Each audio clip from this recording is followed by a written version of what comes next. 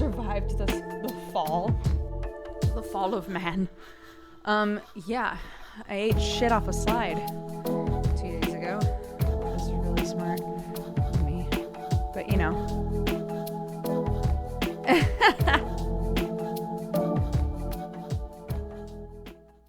So for anybody keeping score about how the Thorne household has been doing body-wise, Sam messed up his clavicle and then messed up his back from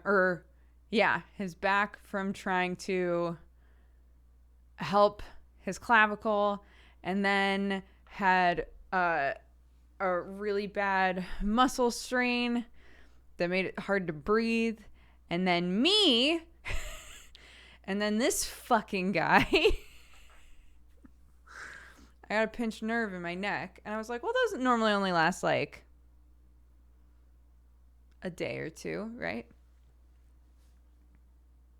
So I woke up the next day and I was like, I'm feeling pretty all right. This was 2 days ago. I'm feeling pretty all right. You know, I can't complain. And there's a really small playground that's normally completely empty. That's like not too far from us. And Clarke was begging to go to the playground. And I was like, okay, here's the thing. Daddy's already working and trying to sort stuff out for your birthday. So I will take you, but I cannot lift you. I can't pick you up. I can't do any of that shit. And she was like, okay. But you know, a toddler, so she'll forget the second we're there. So we get there. She's playing. Everything's fine. I've had to remind her a couple of times, like, I can't really do that right now. And it's no big, right? Again, it doesn't hurt that bad.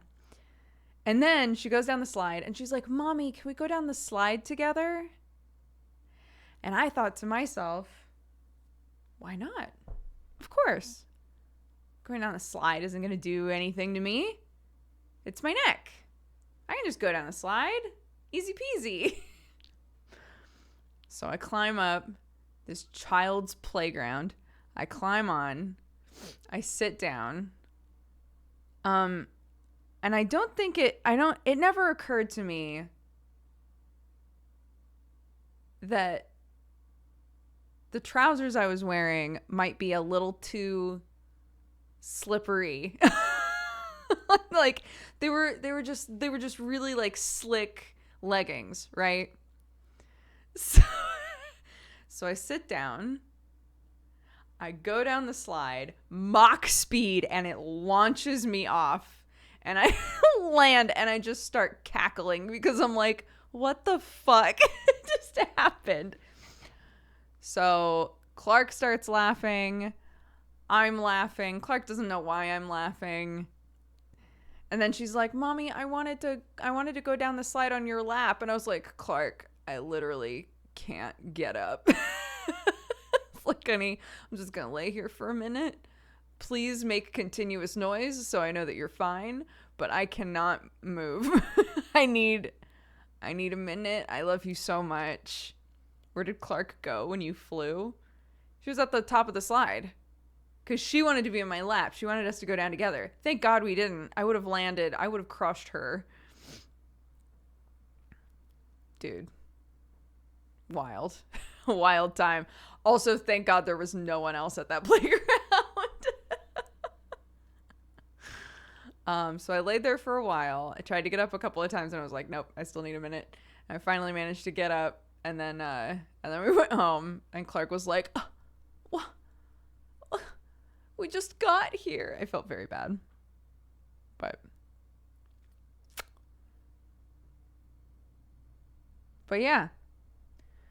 So that's me. So it went from a thing that was pretty bad and then got really, really manageable to a thing that was really bad again and is now like kind of manageable again.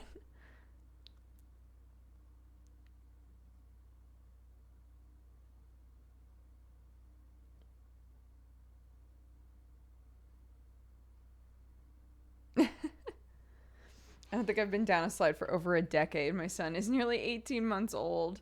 Can't be long now. If you're like their primary playmate, they really want you to play with them at the playground, which is very fun as long as no one else is there. What did Sam say? Here's the wholesome thing. I finally stand up. I look at my phone to tell him, like, let me hit you with a good anecdote. And I have 2 texts from Sam that say, I just want you to know that you are the best mom. And then follows it up with, and the best wife. And I was like, that's very sweet, honey. Can I tell you about what just happened? And I told him the whole thing, and he just goes, oh no. Like, I should get a best mom award for eating shit down the slide.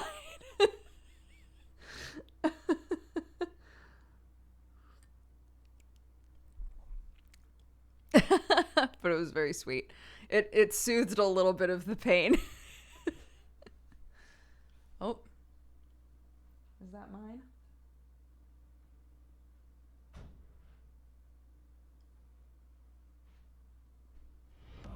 Welcome, you fine cat-loving. Oh, it's Sam. It is mine, but it's a different mine. As Gary, thank you very much for the gifted subs. And Get Greedy, thank you for subscribing. Welcome, you fine okay, darling? cat-loving, coffee-drinking burrito babe. Did you know she was down in bed with me? No, I actually left her in there. But I did notice that she wasn't in there, so.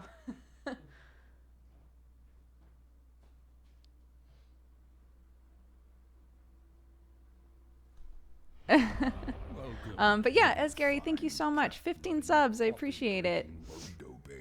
Aratani Eiko, thank you very much for subscribing as well. Welcome to the Cat Gang, all of you.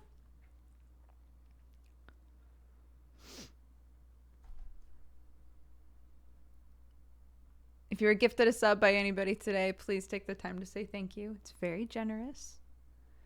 Does Clarke play make-believe all the time? Actually, one of her big gifts from us is I got her, I don't know why I'm whispering, like she's gonna like pop out and be like, but her birthday's tomorrow. So I got her a little chest and as many like dressing up accessory kits as I could find. So she will be able to dress up like a doctor, a pirate, a princess, a ballerina, all kinds of shit. And I'm very excited because she wants to do make believe and pretend all the time. So I think that's going to be a good one. Yeah, we've been talking about getting one for a long time, and you guys know the constant like, Mommy, Daddy, I really want a doctor's kit, right? I really want a doctor's kit. I really want a doctor's kit. I want to play doctor. I want to play doctor. And she like wound up making her own. Adorable. And I was like, I'm just going to hold off because all of this is going to be like perfect birthday gifts. So. She could cosplay as A-list. My boy.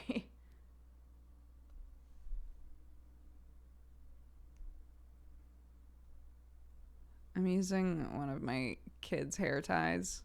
It is too small. It's too small. It feels like my hair is just trying desperately to escape.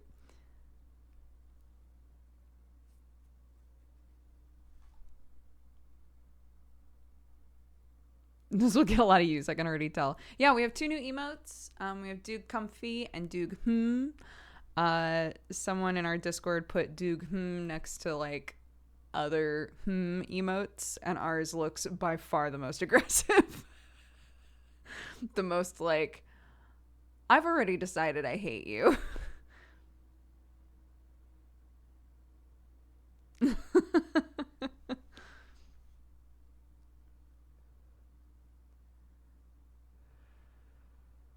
I know, I love them both. They're so cute. I told Danny about the gender guns emote. He was like, "I'll do my best." It's like, I'm concerned about the details on that not really coming through, but I'll try it.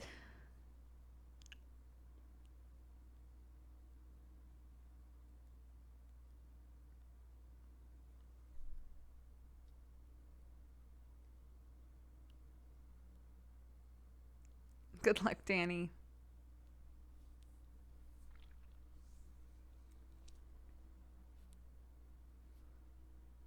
Let me open our channel point. Everything's paused, as it should be. Ooh, ooh, ah, ah, ah. We do have a bunch of subscriptions to give out, though. From the past. Oop.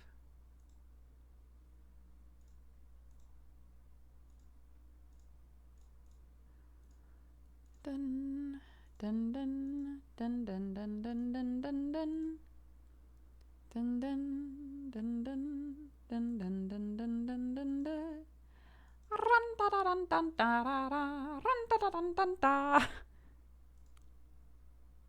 So long, farewell, au Wiedersehen, goodbye.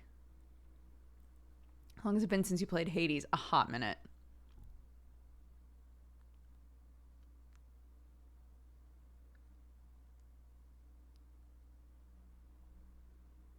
No, not that long, surely. Oh God, has it been that long? Wait. No.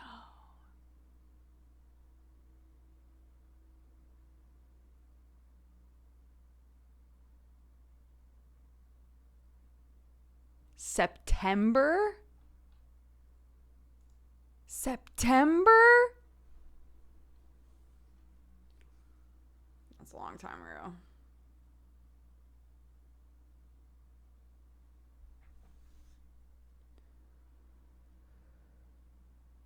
That's so funny. So Clarke, before quiet time, was like, "Can I please play a game with you before I sleep?" And so during the reason that it took me like an extra couple of minutes to come here for pre-show, after pre-show, is because I was like, okay, how about we start pre-show, and for the first 5 minutes of pre-show, we'll play the house game. We'll play the like build a town game. And she was like, okay. And so she was like trying to learn how to place the little tiles, and obviously we weren't giving a shit about like placing them properly or anything. She was just putting them wherever and was like, I'm making Clarke Town. So once the 5 minutes was up, I told her that I would save it and that next time we could keep building Clarke Town together, and she was very excited. And I went to do quiet time easy peasy. So here you go.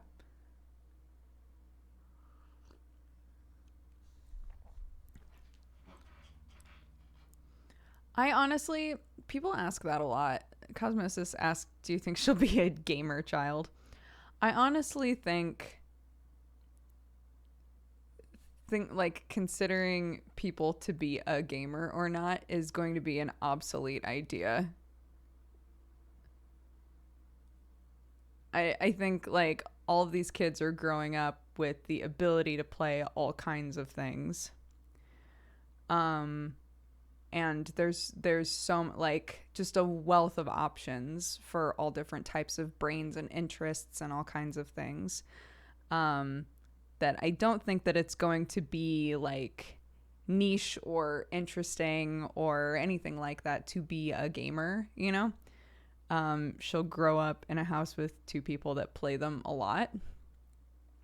But I don't, you know, I think probably most people will play something, so.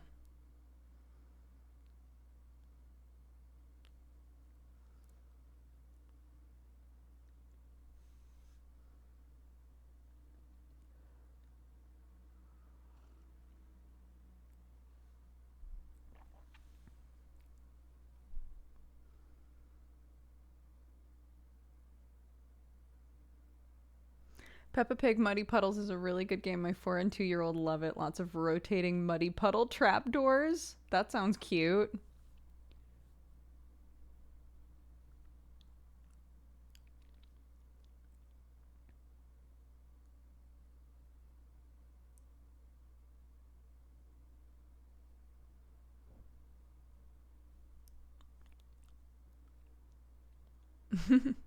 For anybody who doesn't know, our nephew's birthday is the day after Clarke's birthday. So in the future, we'd love to have like, combined birthdays and stuff. But Sam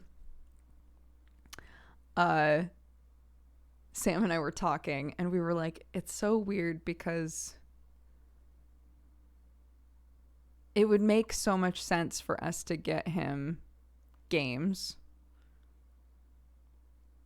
because he's like super into Fortnite and stuff and has a Switch now. We're like, it would make so much sense for us to get him games, but I feel like that's what everybody's gonna do, so we're getting him science stuff instead.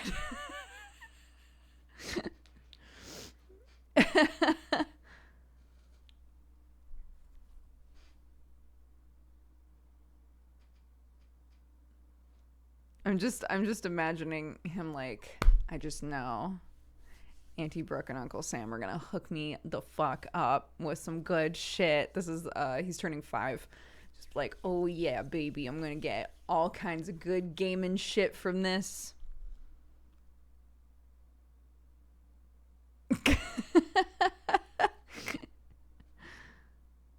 Not today.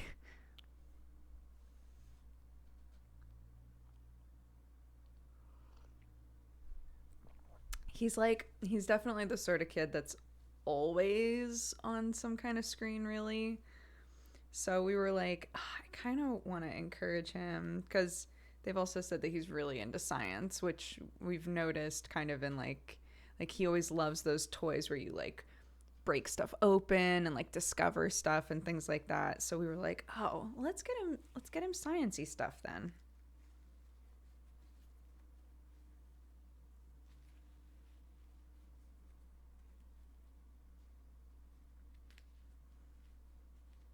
Kids love loot boxes. Yeah, real life ones. When he completes them, he gets V-Bucks. Oh my god. We like include a little note that's like, inside are 10 different experiments. Complete them all, and we will give you a gift card for V-Bucks.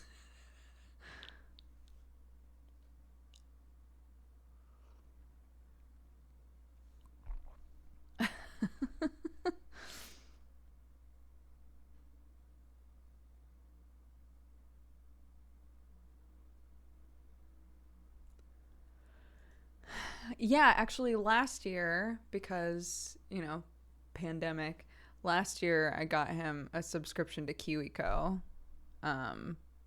So I've already done that, and they seem to enjoy that.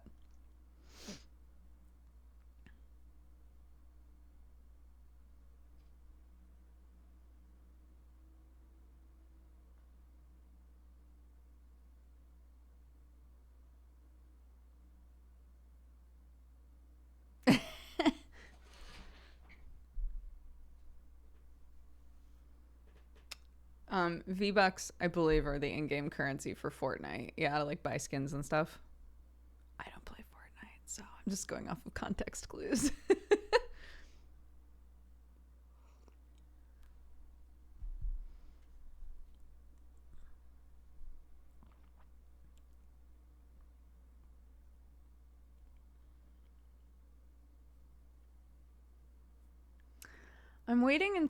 I think I'm going to wait until all of the kids, or at least like 4 of them, or at least like 6-ish, before I try and run a game for them. Their attention span is just not, and I don't think that the joy of like doing a game like a TTRPG of any kind, I don't think that would stick really until they're a bit older.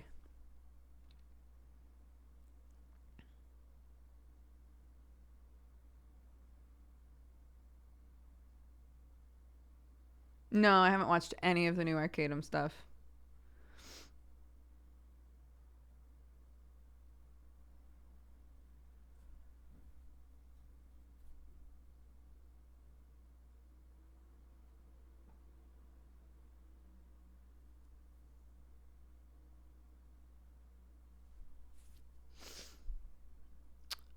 Uh, our nephew? No, our nephew's already in school.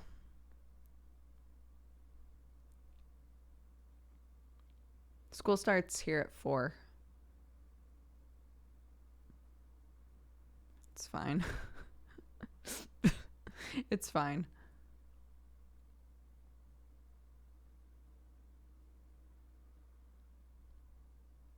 No, they are not. No, none of the kids are allowed to play with my mother and father-in-law until they're much older.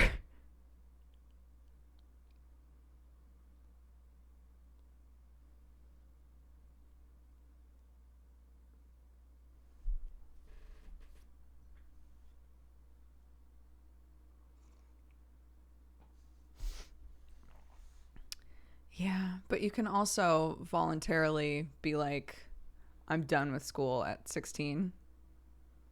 If I recall correctly, any UK peeps, feel free to be like, no. I think at 16 you can say, actually, I don't have any interest in college. I would rather just go to a trade school, and you can like start doing some kind of training for like a job that doesn't require university.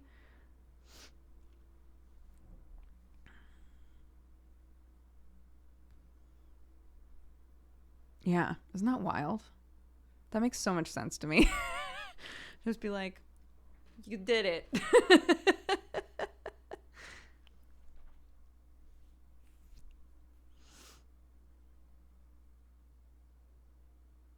No, that is not a thing in the US.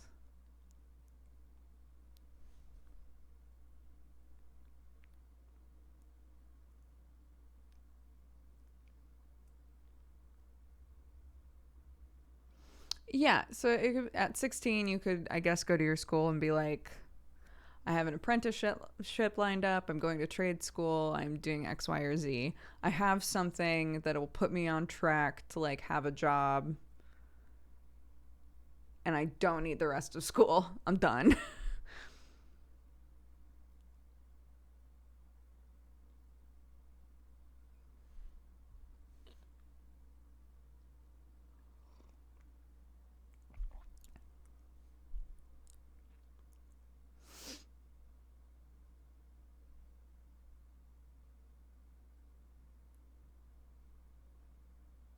Yeah, at least people are saying it varies from state to state, but in Oregon, it's definitely like I mean, you can drop out, sure. Lots of people drop out. You're not supposed to, but you can just stop going.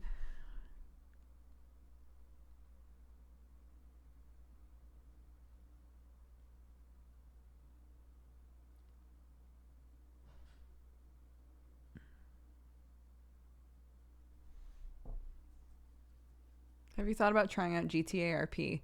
It seems so intense. I have, and actually, like, we've had a couple of different friends reach out and be like, hey, if you ever want to be whitelisted, if you ever want to do GTA RP, like, you could totally come onto our server, which is very sweet. Um, it seems like a lot. So I've never, like, really seriously considered it. I think we talked about this a little bit, but a while back I was like, I think the server that Sam was on at the time, it might be the same one, but they were looking for like money or donations or things. And I had like spitballed on stream, like, oh, what if like I made a character who had a coffee shop and Dodger Coffee like shot the server some money and we like branded it as an actual Dodger Coffee shop on their server. It never turned into a thing though, but it would have been cool.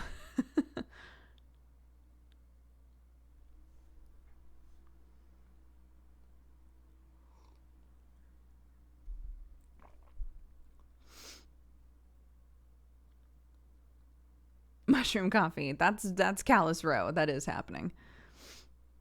I'm putting together there's like an actual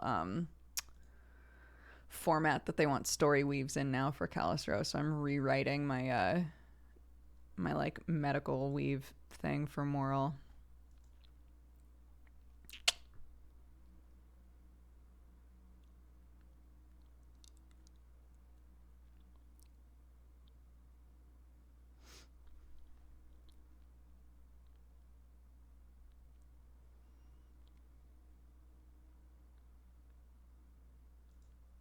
Oh, I love me a frappuccino. Absolutely. Did you have a nice chill day yesterday? Mostly. I was in a lot of pain yesterday, but because I'm a busybody, I kept like trying to do shit. I went outside and we decided not to get chickens today. We were going to get chickens this morning, and decided against it because my back's a mess. And I was like, if I'm having to bend down and shit to like do chicken stuff this morning, it's going to be awful. So we decided to push it for a couple of days. But of course, yesterday I was like, well, at the very least I could wash the coop because I haven't washed the coop yet, and I should do that and get that all done and ready. And that way, when we get the chickens, you know, it's all like ready to go and it's all nice and pretty for them. I took off like 2 panels on the coop and was like, nope. Nope, never mind. I'm not going to do that. So, I like my jumper. Thank you. I got it at Old Navy for very few dollars. It was very nice.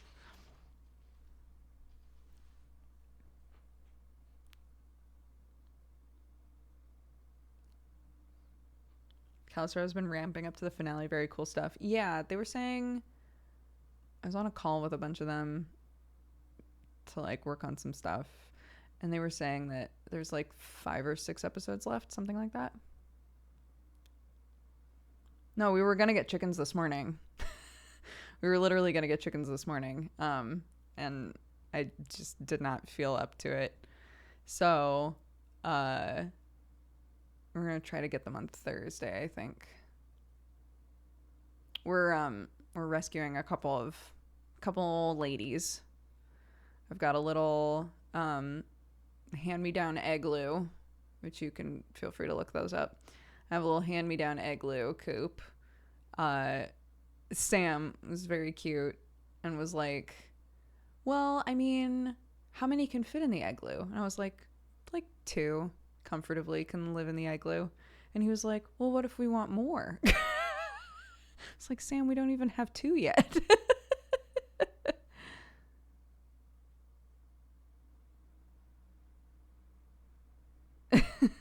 I was like, if we want to have more, I think maybe we'll wait until we have a bit more space to work with, and then we can always get more old ladies.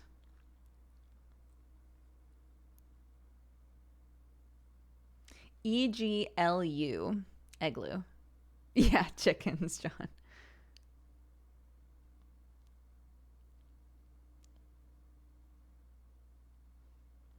Yeah, I'm very excited. So it should be fun.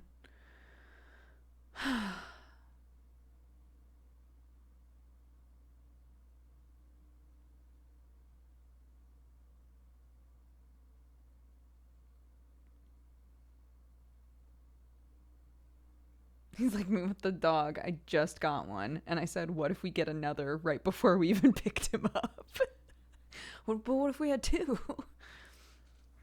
No, it's always good to like start small and understand the amount of work involved. Because like, I mean, even just with a couple of chickens, that's going to be, you know, every day another thing with poop in it to scoop and clean. You know, making sure the ladies are happy and healthy. The first, like, I think it's the first like week or 2, you're encouraged to just leave them in their run, like not let them roam at all. Which is good because we're still kind of trying to figure out how to like barrier off, like temporary barrier when the chickens are out, like something that we can put up really quickly and then take down really quickly. So, do worms like chicken poop? You are not encouraged to put poop in the worm farm. No. If we had an overabundance of worms for some reason, we could feed the worms to the chickens, but we cannot feed stuff from the chickens to the worms. Well, you can like dry out the eggshells. They're down to eat eggshells. But from my understanding, it's best to like put them in the oven for a bit and kind of like dry them out a ton.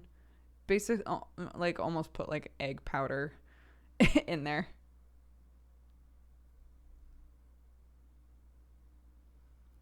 Yeah, I have a little worm farm. We have our little wormies and they're so cute.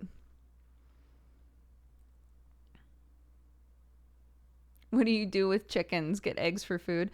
So they're age wise, they're point of lay. But you never know when you're getting chickens that have been like in a home previously. You never know what sort of situation they have. They might not lay eggs. That's totally fine. We're just excited to have a couple fluffy ladies, a couple sassy fluffers. But yeah, you just hang out with them. They balk a little bit. You can snuggle them if you want.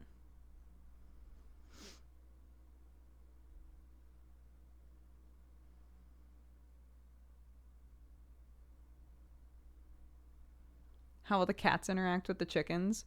Oh, I'm not worried about that.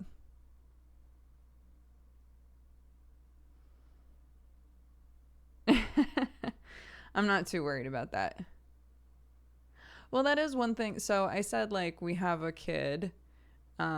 So chickens that have been handled or around people a lot or seem to be like comfortable around people would be preferable. Uh, because, you know, I want our toddler to be like very involved with the chickens, and they were like, got it. So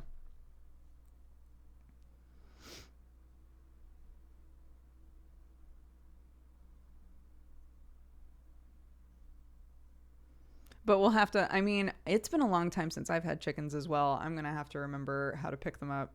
You basically just like swoop in and grab their wings. Like just kind of like grab the whole thing and hold their wings up against the body and pick them up like that. But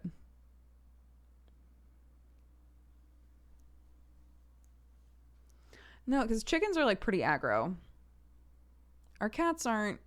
Our cats are like indoor lazy babies, you know? Like they're not. If we get to a point where we feel comfortable letting the cats out, which currently I don't let them because I know that lots of other animals are in and out of the backyard, because when it snowed, we saw tracks, like foot tracks all over the place. So, two things. Number one, how did they get in? Can my cats get out? Right? And number two, I don't want like other cats showing up and picking a fight with my cats. So we just don't let them out. But also, yeah, I don't think that either of the cats, if they felt like if these chickens were like, go the fuck away, they would 100% leave them alone.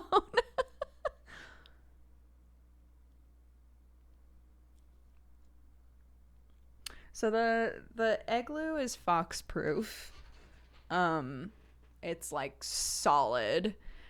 The only issue with the igloo is you have to make sure that you're cleaning it a lot, because it's like plastic. It's like a sealed plastic container for these chickens, which makes it really easy to clean. It's very compact. It's very nice. But you know, you have to be aware of like condensation in there, right? So I'll just have to be very good about cleaning it. But the run that comes with it is staked into the ground basically, and then the actual igloo itself, yeah. So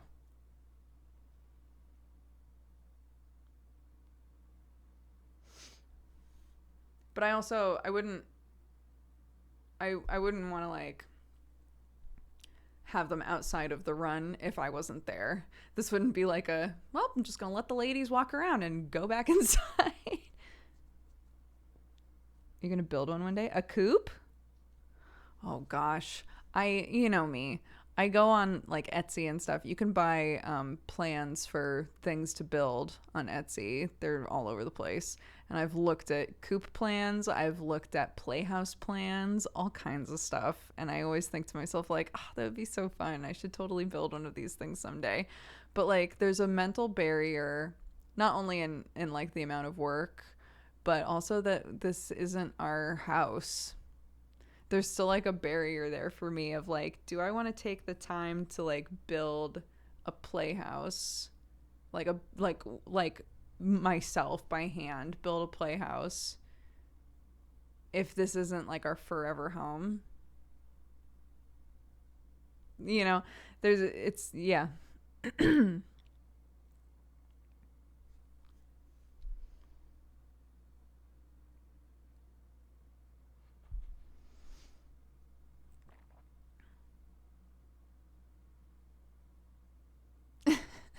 My daughter's named most of the chickens that live at the bottom of our village. The names range from the delightful Fancy Pants to the frankly upsetting Scab.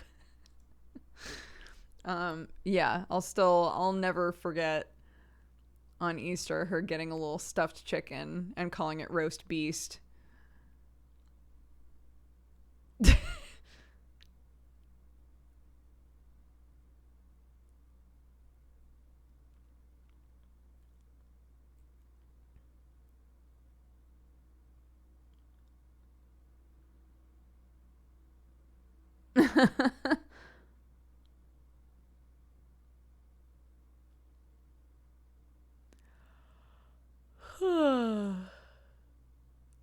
Oh my god, my friend's chicken coop is called the Starship Enterprise. That's so cute.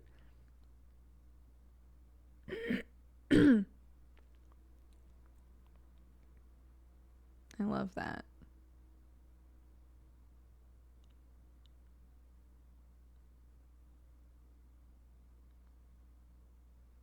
My friend named her cats Salad and Priest.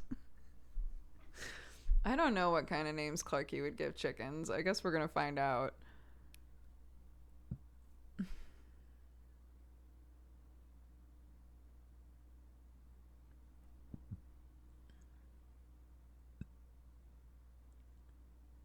The Starship Voyager. Okay, look. One day, you've convinced me. One day,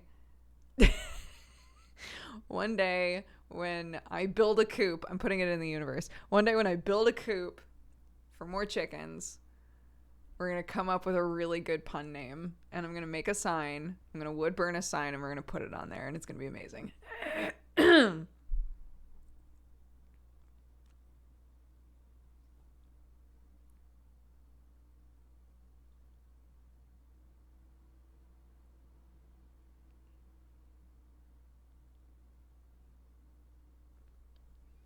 I have a cockerel named Merlin. He's a beauty, but his brain is Hey Hey from Moana.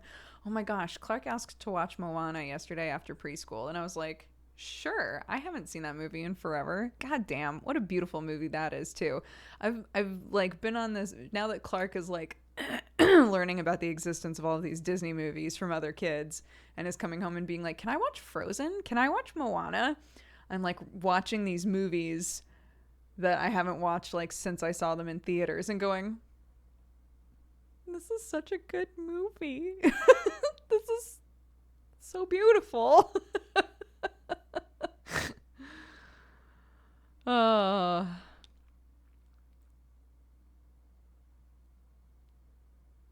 you're watching it with your kid now. I know. It's pretty wild. But hilariously, she doesn't really understand what's going on. Oh my God.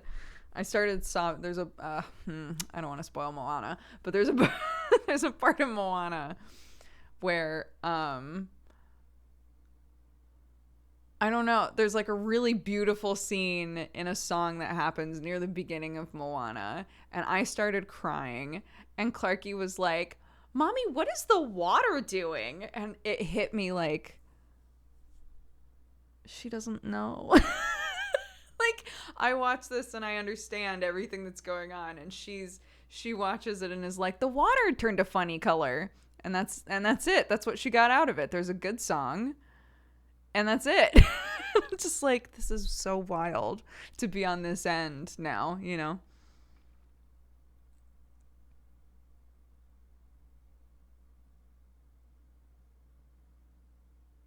I've never seen Coco.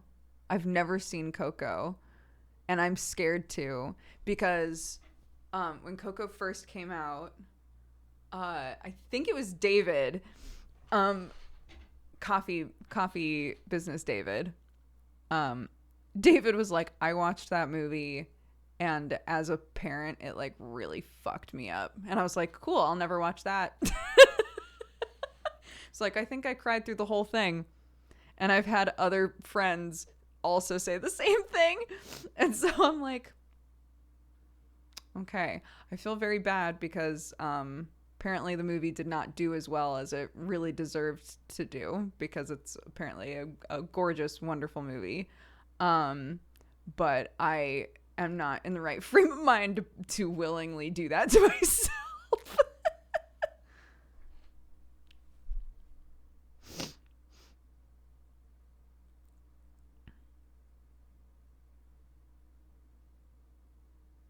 Coco's emotional. It's about family. It's about family. No, that's what I like when I was when I was talking to Chad after I watched Frozen.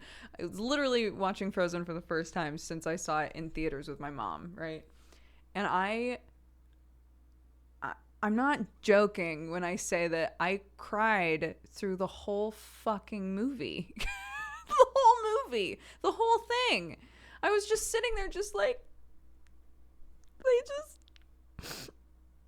just want a relationship with one another. And they don't understand and they can't communicate. Clarke's just like, what's happening to you?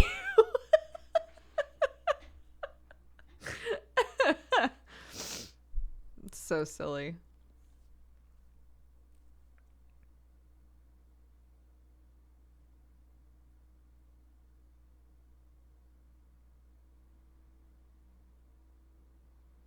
Mom's eyes are leaking. Oh, so silly.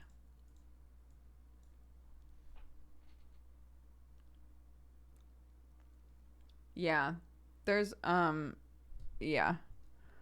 Sometimes the things that make me cry like really catch me off guard.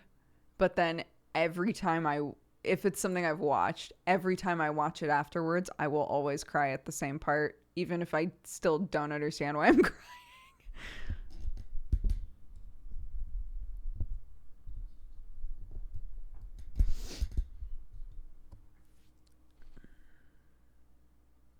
Inside Out caught me off guard. Yeah, I watched Inside Out on a plane and sobbed next to the people who were sitting next to me. It was like it's the worst.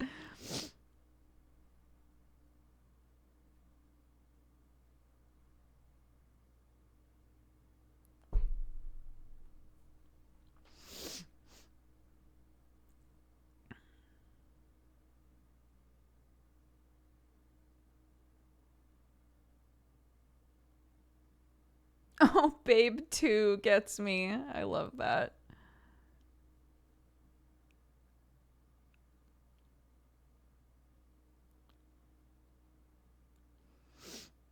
Worst part is when it happens in a TV show. It's usually all upbeat, and then there's this one episode. Yeah.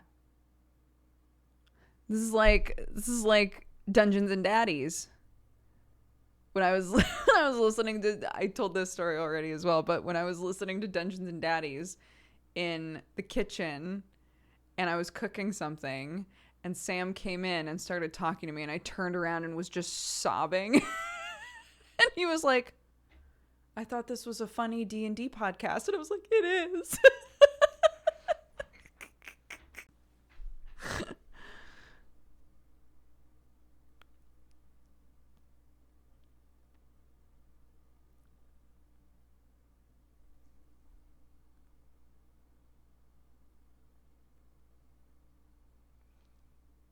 Yeah, there are parts of Dungeons and Daddies that's very sad. but overall it's very funny. It just catches you off guard when it gets really sad.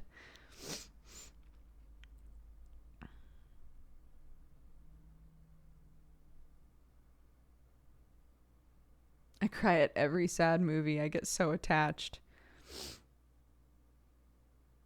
I don't on purpose watch sad things.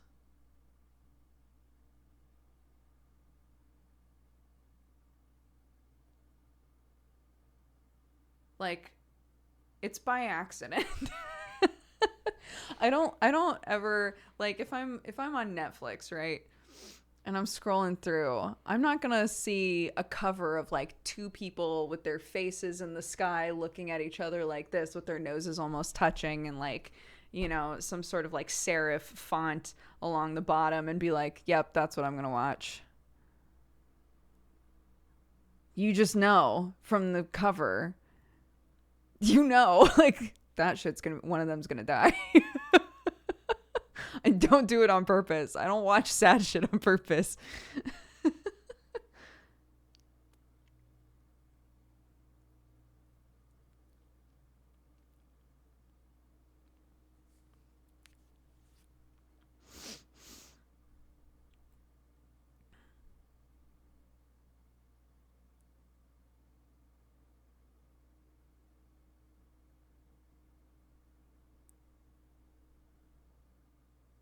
Oh.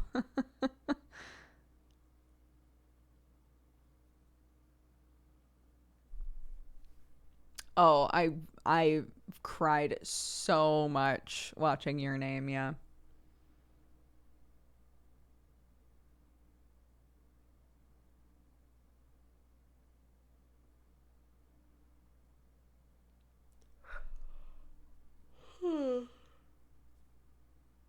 Oh my gosh.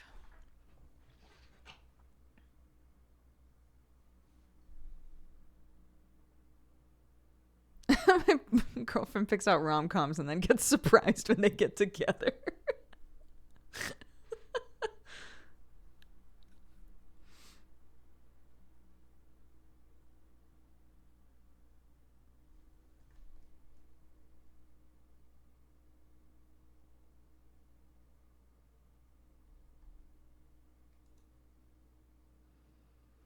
Before Your Eyes.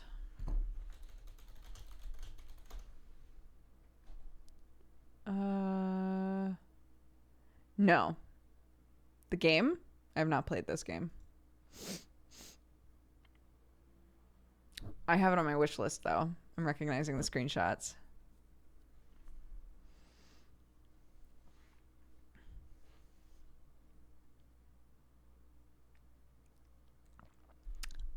Yeah. It's the ultimate BM that Watson gets a stream named after her and refuses to show up.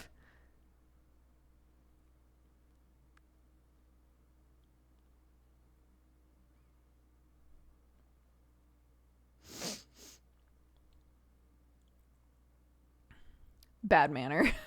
BM, bad manner.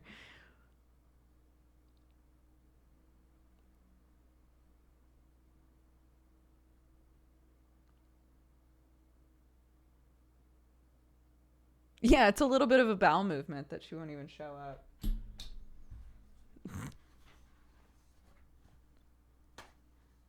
I'm so really upset that I can't find my other pair of glasses. Where could they be? It's not like we go anywhere. Did I leave them at the grocery store? Goodness gracious. I'm going to mute myself real quick.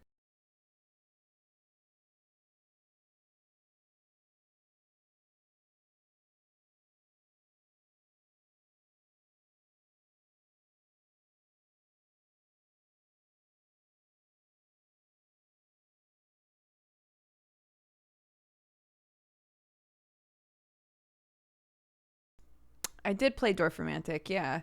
So that stream, when I was trying to stream and it didn't work, I came back like 3 hours later and did a short stream and played some Dorfromantic, yeah. Yeah, I mean, I've got these ones, which are my primary, but I really like the other ones.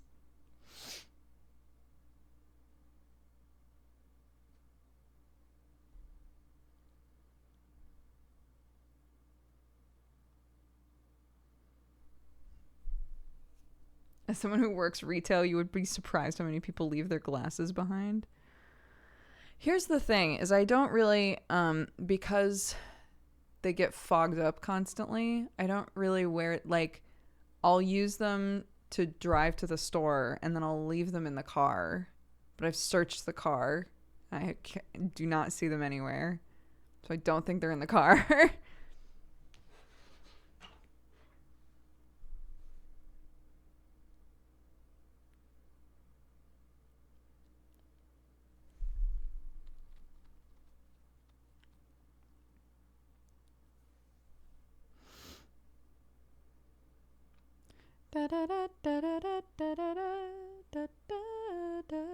I found an entire bra.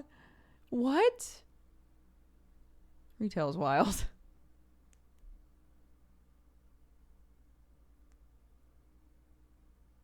You need glasses to find your glasses? I have glasses.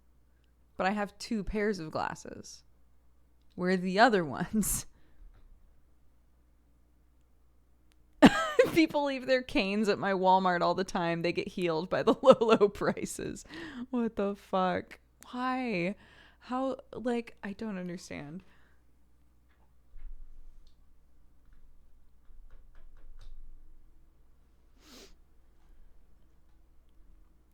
Lube, I want to believe that when you say you're guilty of that you're talking about leaving a bra behind water.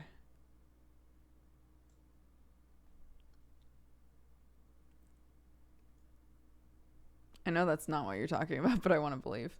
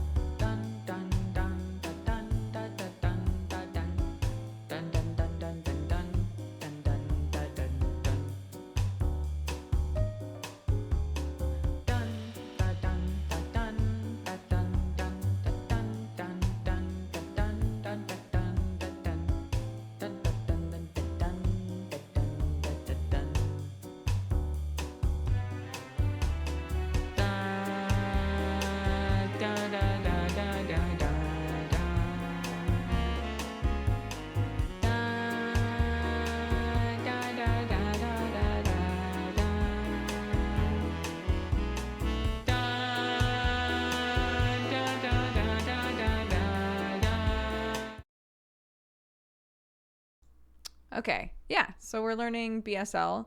I totally forgot that Arnar wouldn't know that. Yeah, Arnar, welcome back. We practice BSL on our ad breaks now.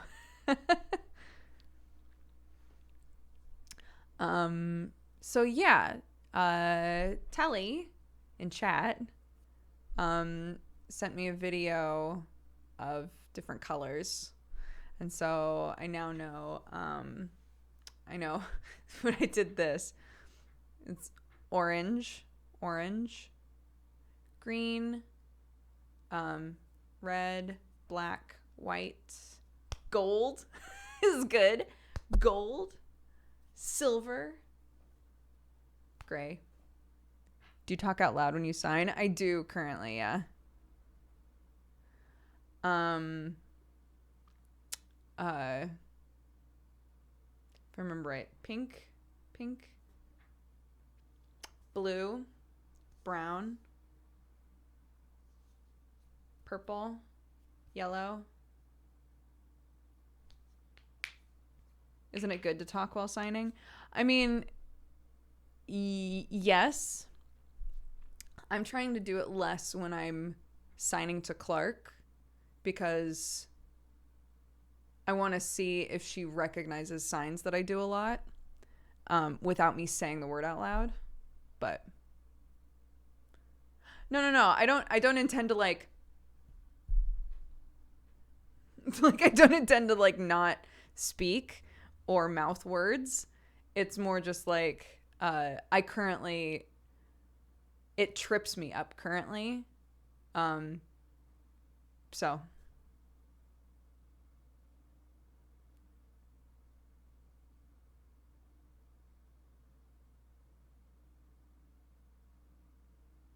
Clarke, my daughter, Clarke.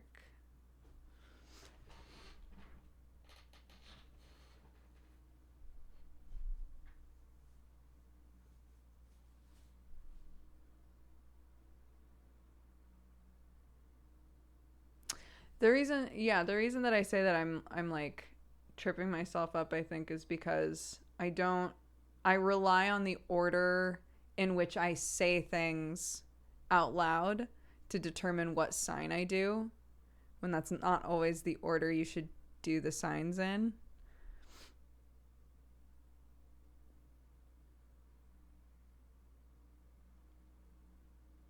No, so Telly in chat, Telly Rose is has been teaching me some BSL.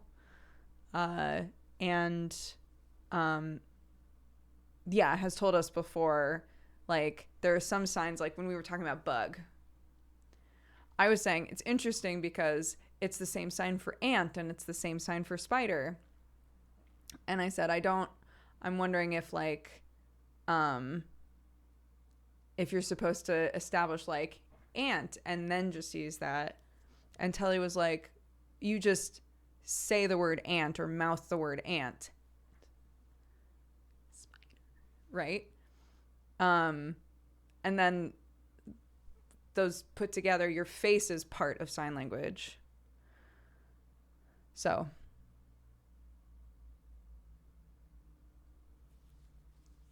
yeah, it's very interesting. I'm a new baby signer. I'm learning a little bit at a time. I appreciate all the help.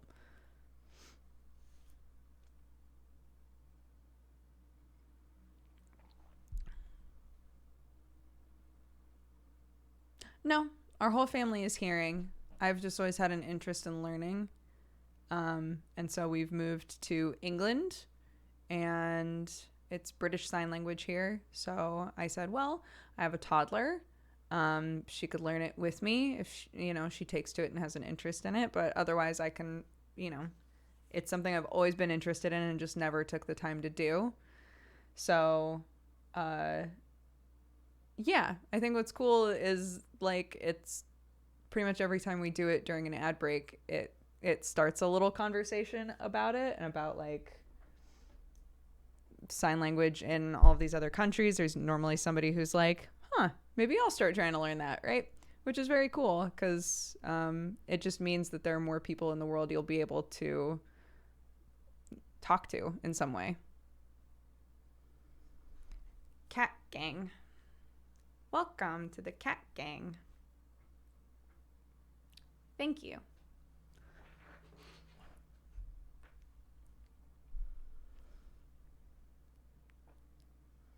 We moved to England because Sam wanted to be with his family. Sam lived in America for years to be with me. And when we got married, I we lived together. I know that he misses them. So when we got married, I told him that if he wanted to be with his family, I was ready to go on an adventure, and all he had to do was say when. And we had our kid, and Sam has a lot of siblings, and they're all having kids. And, there's also some like medical stuff going on in his family. So he was like, honestly, I would love to be back there. And Clarke can, have cousins that are her age and play with them and get to know them, and and I can be with my family. And I said okay, and then we left.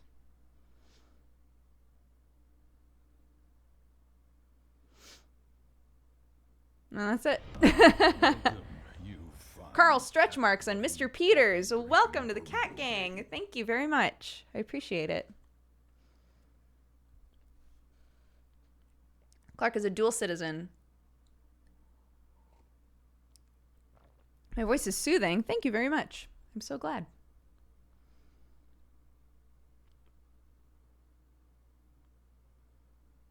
Yeah, we moved here, and then I was going back and forth getting my shit sorted. And then once I came back for the final time, COVID started hitting.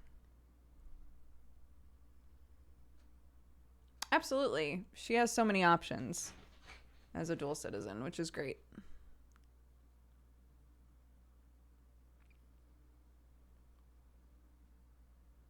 That cup looks huge. It's pretty big. It's a pretty big cup. I'm also small, but it's a big cup. Yeah. Sam said, "Can we move?" And you said, "I'm already packed." Basically.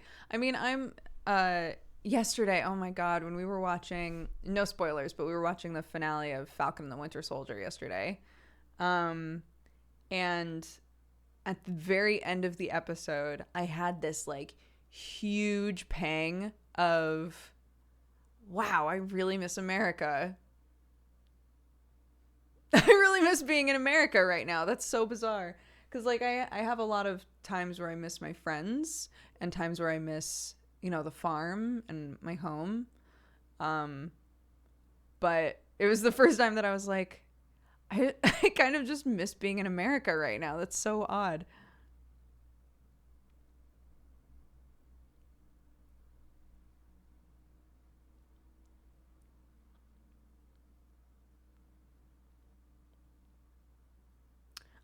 Sam is conversational in a lot of languages. I am not. I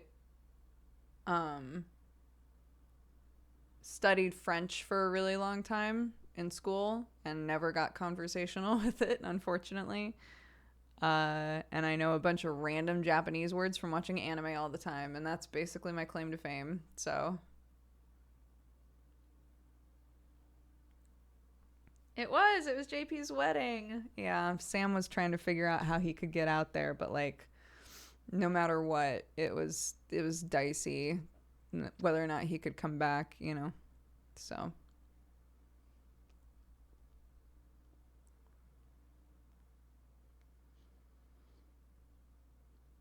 oh gosh. He worked in the Alps for a long time, so he knows some French. He knows a little, I'm sure that it's left him by now, but he was living in Hong Kong for a while. And he went to, if I recall correctly, he went to school with a bunch of kids that spoke Arabic. So he learned like a lot of greetings and things in Arabic, and he studied Japanese for a while. Is Sam 5,000 years old?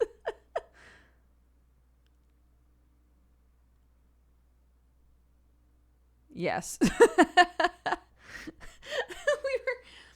we were in bed and I was like, if they could make you a super soldier, would you do it? And he was like, yeah. And I was like, yeah, me too.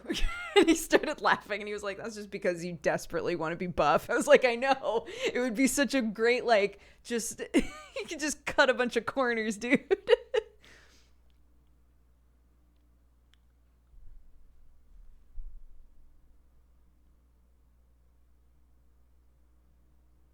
I forgot Sam had a life before he became a gaming caveman.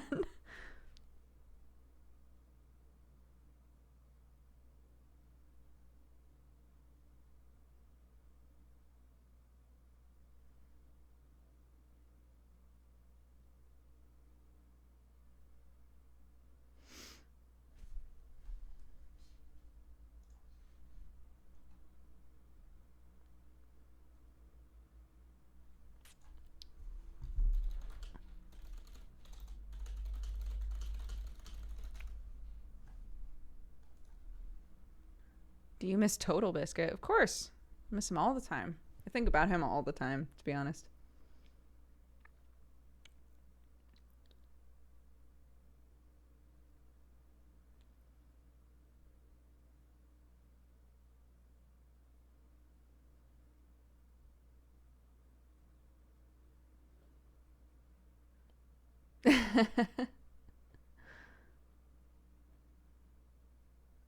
I know. Basically, anytime somebody uses lull in chat, I'm like, oh, it's John. Yeah, dude.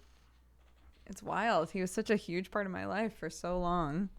Yeah, I think about him all the time.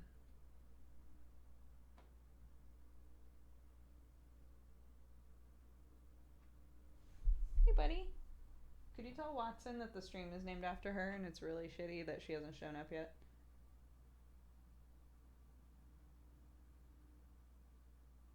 He's like, no, I will not do that for you.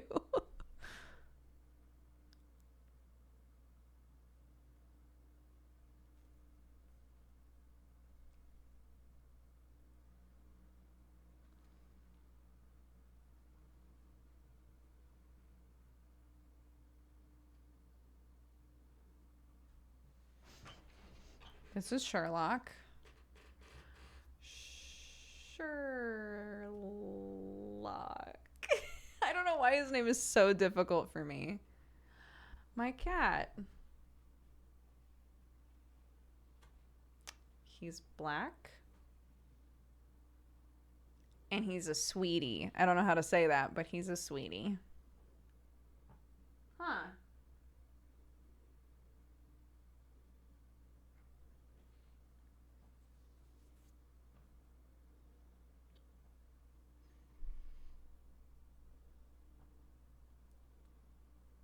Yeah, white.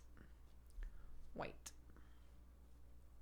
And also, Telly included in the video that was sent to me, because remember I was like, I think this is shirt and this is jumper, and Telly was trying to explain to me what jumper actually is. It's basically like you're pulling a jumper over some gigantic boobs. Jumper. Jumper.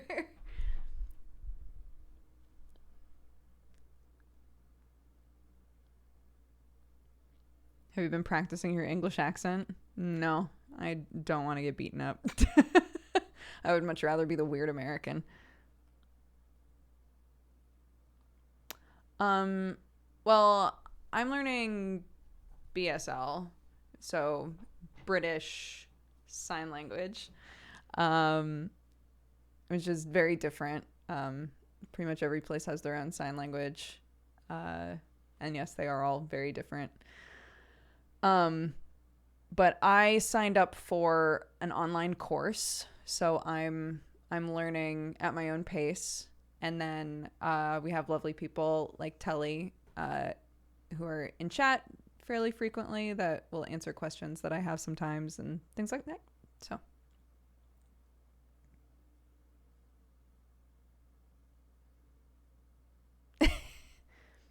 do people ever ask if you're from America? A lot of delivery people. People will like deliver a package and I'll be like, thanks so much. And they'll go, are you American? I'm like, I sure am. Anyway, bye.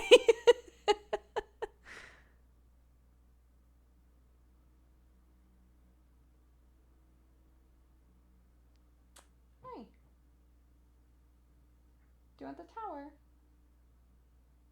I can move it for you. Would you like me to? Okay, hold on.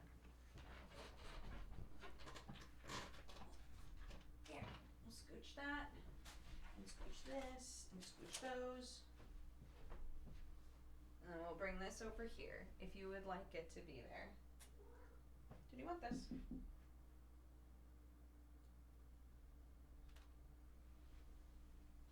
Oh.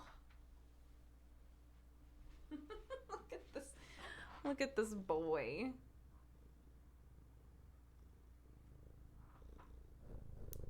Ooh.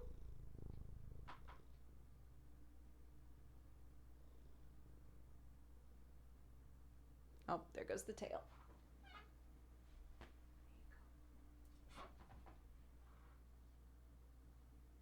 Always watch your cat's tail. If it starts to flick a bunch, they might be irritated.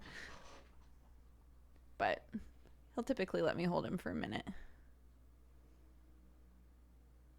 My sweetheart.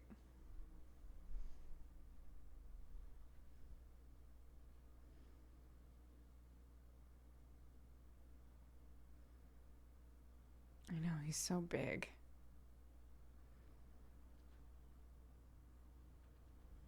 Oh, Michael, that would be very sweet. If you're looking to practice and you want to make a wooden cup, sure. I can pay you for it. Hit me up. How many cats do you have? 2.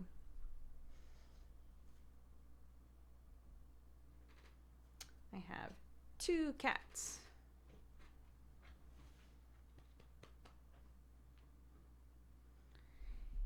He's huge. Thick boy. But apparently he's healthy. So, what are you going to do?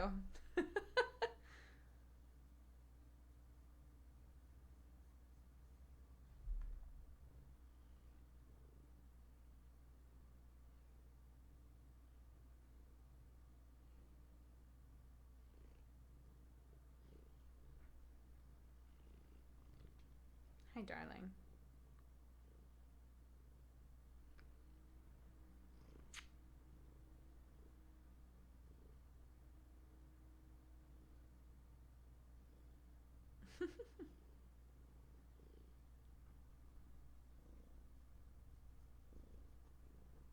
Hi. Hi, buddy.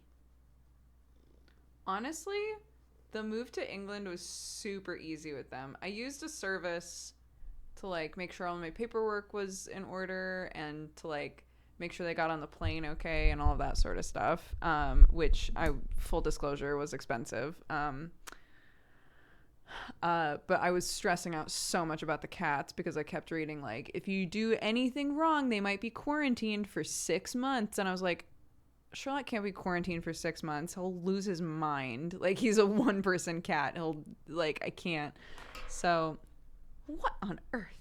Here, try again. You got a 6. Try again. Oh no, it went on the floor. Oh, it was a 20 though. Nicely done.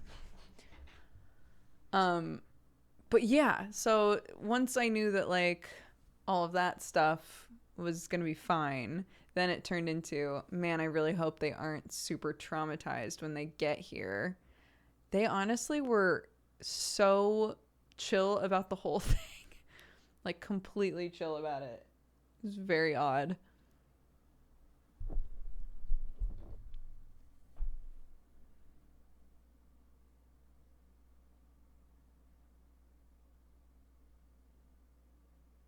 What would you do if you came home one day and Sherlock started talking? Oh God, that would be awful. Because I know that most of what he would say is, I'm hungry. I'm hungry. Is it time to eat? I'm hungry. I'm really hungry. I'm actually dying. I'm starving. I'm gonna die.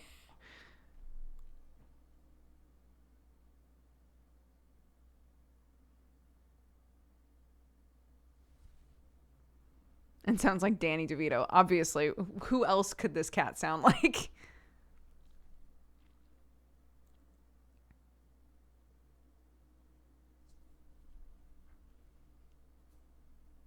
Surely that's all cats.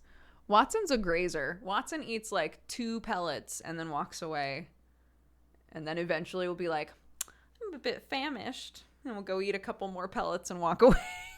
she never cares.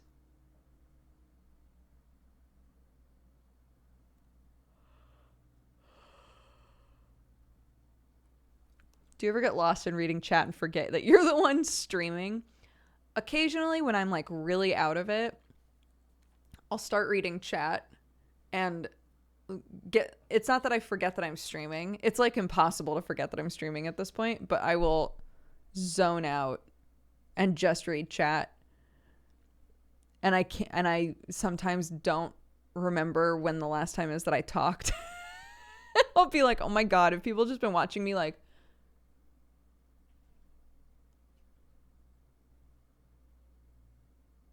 just like not moving?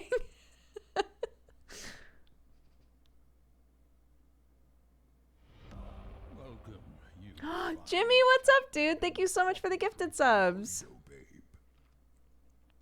There is one time I forgot I was streaming. It was during a super cousin time, if I remember right.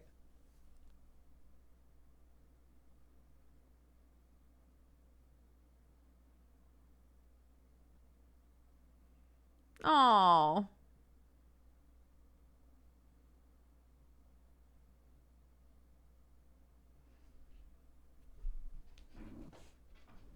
Or the times when you almost fell asleep. That's different, though. Falling asleep doesn't mean that I've forgotten I'm streaming. It just means that I'm literally about to pass out. Also, leaving stream on is not the same.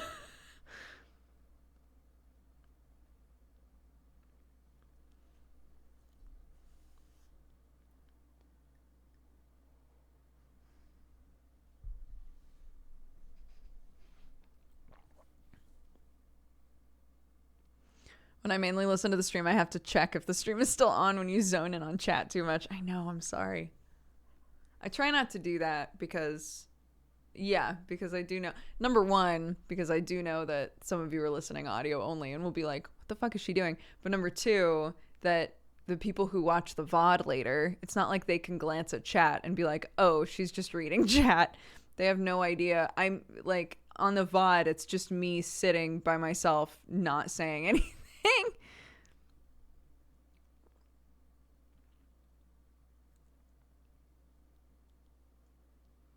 Not ideal. Not ideal.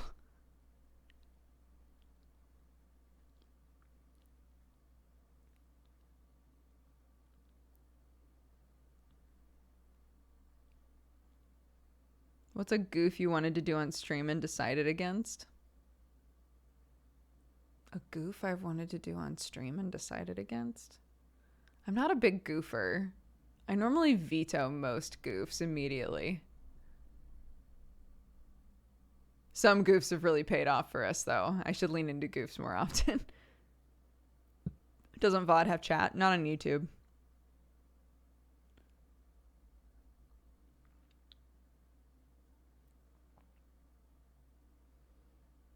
The wig. I mean, I did the wig. I did do the wig. But I noped out after a while because I saw people started getting, like, really antsy about it because I had done the subathon and said, hey, I'm going to do this with my hair at 10,000 subs. And everyone was really hyped. And then I showed up to stream wearing a wig. And a lot of people came in and either immediately knew it must be a wig or were like, oh, short hair. Okay. But then there were an increasing number of people who were like, it's not that I'm upset. It's not that I'm upset about it. It's just that we were promised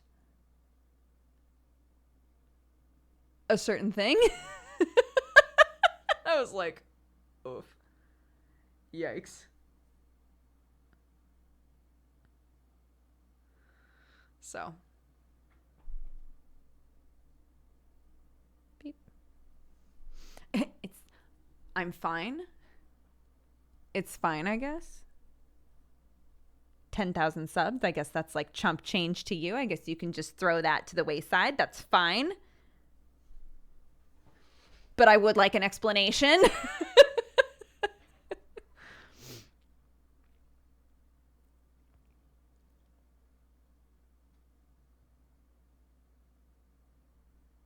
I liked the wig though. Me too. No, honestly, like if we do this foxtail hair and then, you know, I hate it. I do the 10 weeks and I'm like, thank God that's over. Just cut a little bit more off, turn it into a pixie cut. Easy money.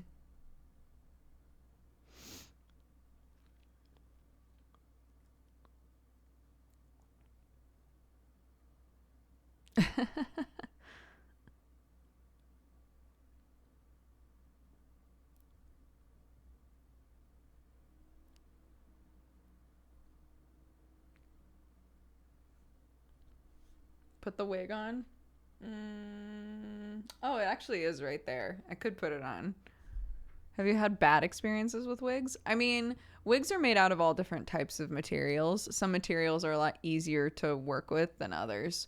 So, yeah, occasionally you'll put on a wig and be like, holy shit, this is very itchy and the hair does not want to do what I want it to do and X, Y, and Z. And other times you'll have like wigs that are really nice and high quality. There's my kid.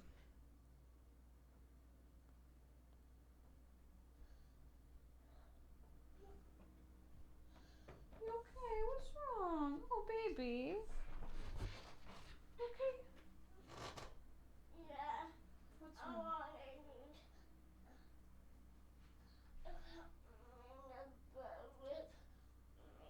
Oh, I see. You were sad because Daddy and I weren't there. Yeah. Yeah. You okay? Can I give you a hug? I'm sorry, baby. Oh. Hi. It's okay, huh?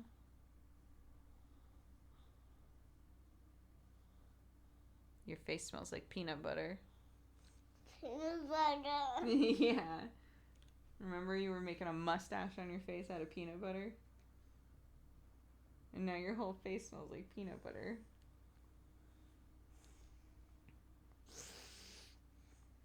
What does my face smell like? Your face smells like peanut butter sandwiches. My face smells like peanut butter sandwiches. Yeah. Are you sure? Smell again. Are you sure? Yeah. You smell like peanut butter sandwiches. It smells like peanut butter. Oh, wow. You okay? I'm sorry that you woke up and you were sad. Daddy didn't want to wake you up, so when you fell asleep and it was time for him to get up, he just got up and went to his office. Huh. Yeah, but now I'm sad. But now you're sad. I know. I know.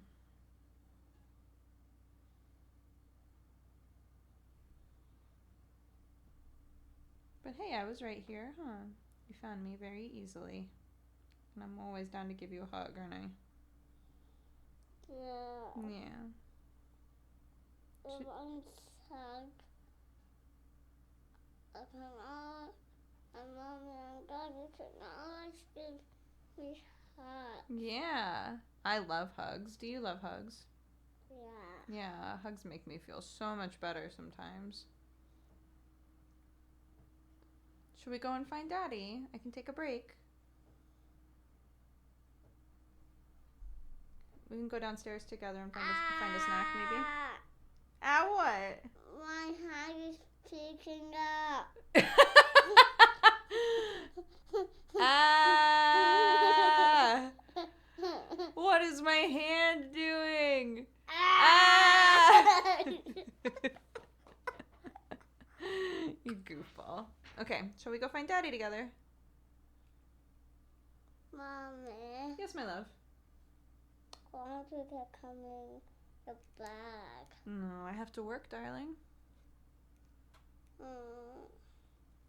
I have to work, baby. Okay. I think I'm okay going back. Why did you move? Yeah. This? Yeah. I thought that maybe Sherlock wanted to use it, so it was over there, wasn't it? Yeah. Yeah, so I moved it here because I thought maybe Sherlock would like to hang out next to me.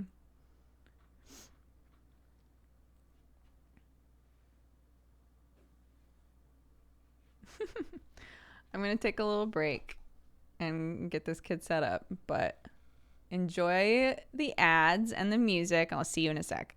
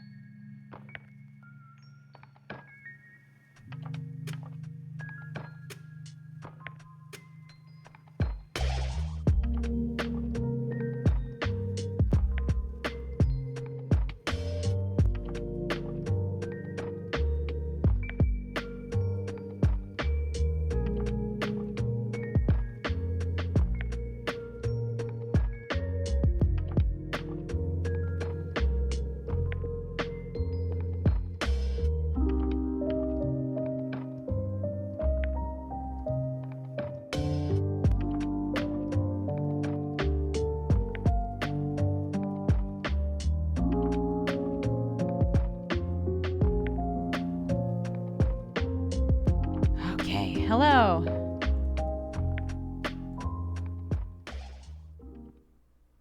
She didn't want me to go down the stairs with her, which was fine, but she also didn't want to go down the stairs without me. It's toddler brains, you know?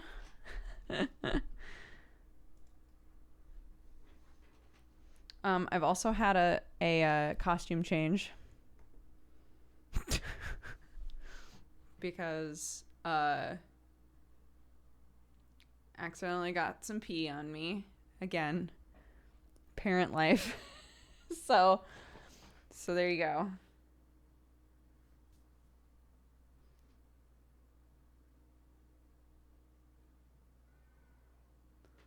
Where's the sweater? In the wash. In the laundry now. Oh, guys, I'm so close to finishing Gideon the Ninth. I'm so close. I have maybe like 50 pages left. I'm very excited to finish it up because I'm pretty sure the Guardian is showing up today at some point.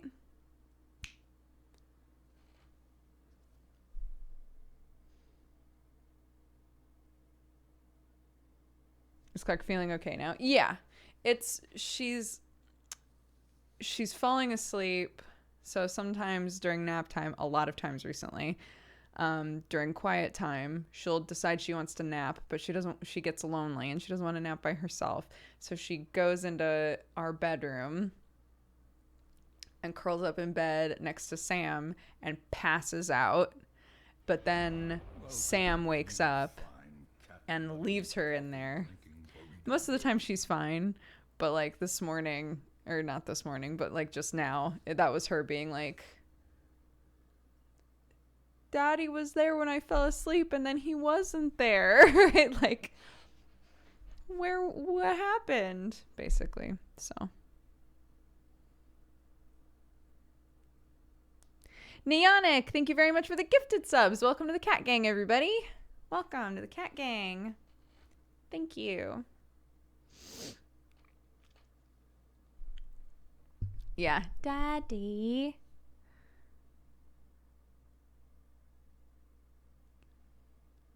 The betrayal. So that was her coming in and saying, like, I want you to climb in bed with me. And I was like, I can't do that right now, honey. I am working. So this is either going to be like, you go back to bed on your own or you're up now. Which she's at the age where she can be up now and it's fine, right? She doesn't need like a huge nap. She just naps a lot because she's my kid, I guess.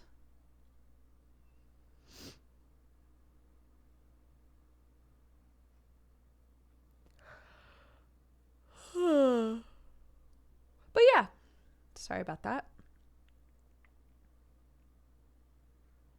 My little kiddo.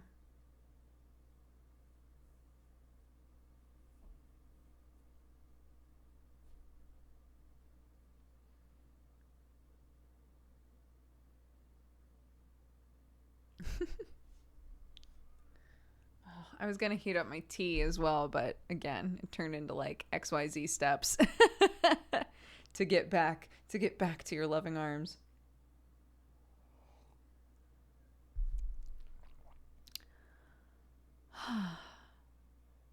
Sherlock isn't real. He can't hurt you. What is that? A pillow?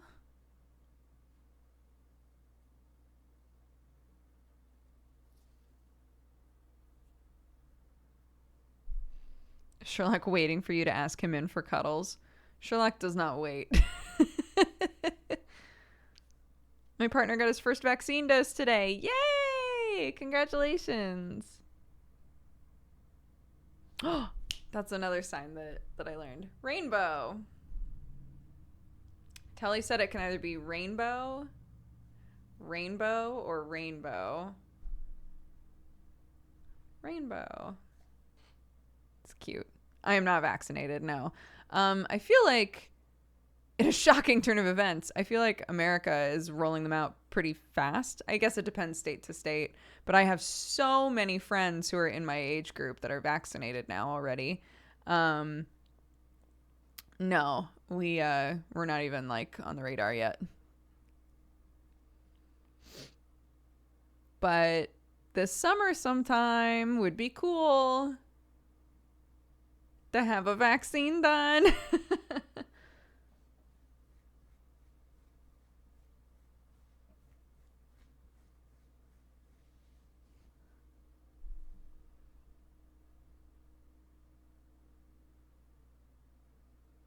Yeah, I think anybody 40 and here in England, anybody 40 and over, I think can apply or like call their doctors and be like, "Hey, can I book a vaccine?" And then it'll maybe go down to 30s and up in the next month or two. So,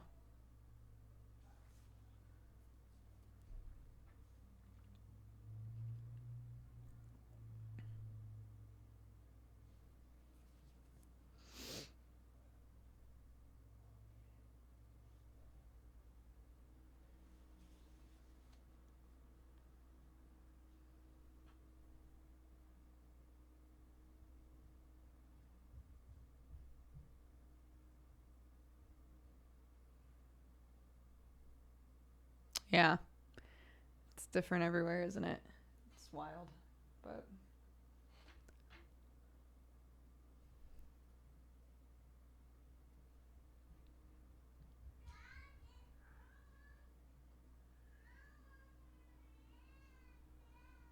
you're really quiet. I'm sorry. That's a nice looking bathroom you've got there. Thank you. It has a tub and everything.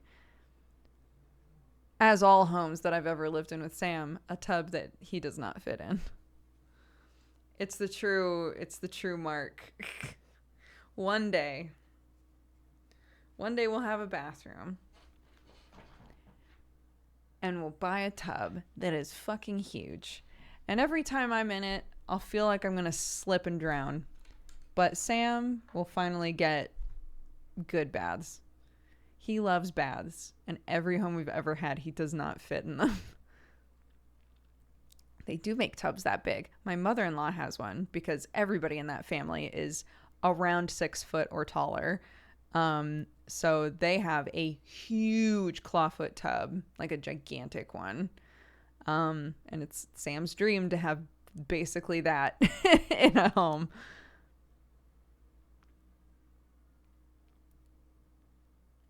No, for real. I would honestly be super down to have one of those, like, somebody said you could just have 2 bathtubs.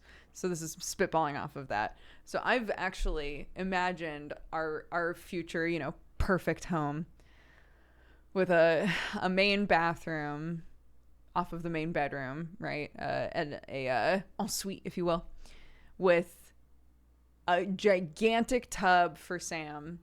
And then one of those tiny sit-in tubs from Japan for me. I would love that.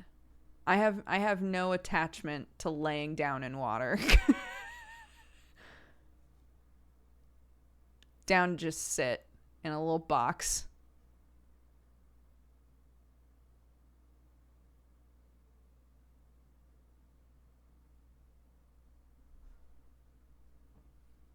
Oh my God. Yes, we could both take baths at the same time.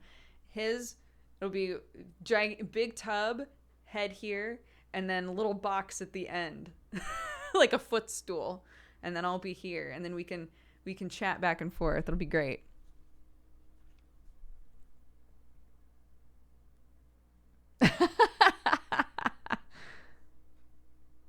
I'd be down for one of those Japanese bathrooms where you just get the floor wet. Yeah, hell yeah.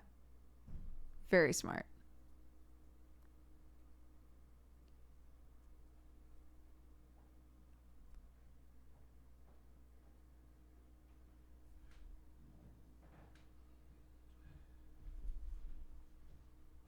She okay? Yeah. You need anything? No, I'm okay. Okay.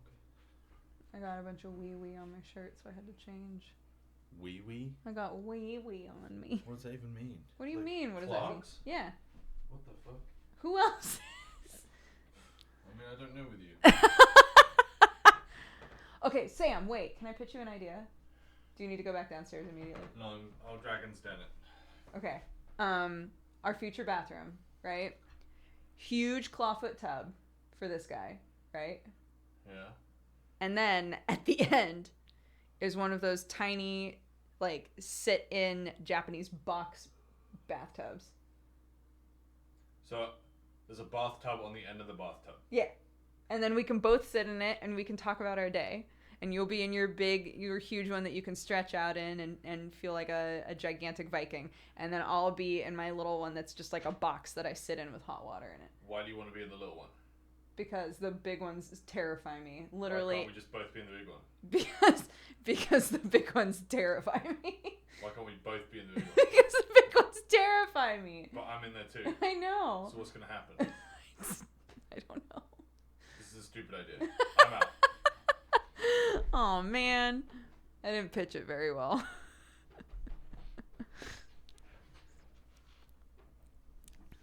They're scary. What if I want to take a bath by myself?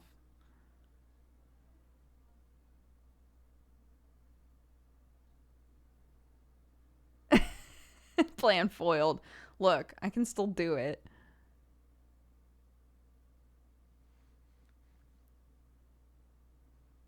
Need a lifeguard. So yeah, for anybody who's bigger and not really like understanding the danger of being a small person in a gigantic tub, you go to lay down, right? And basically, if you're not on your guard the whole time, you start to slip under the water. And it's scary. Because your feet can't find purchase. Ideally, the tub is like just the right length that you can kind of like press your feet up against the other side. That cannot happen for you. It's not relaxing. So get a tiny one you sit in.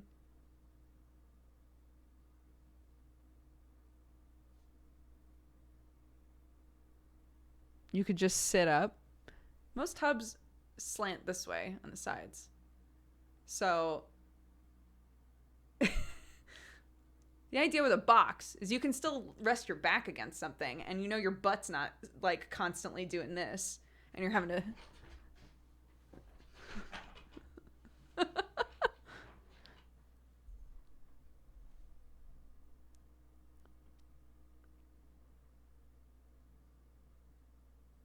anyways.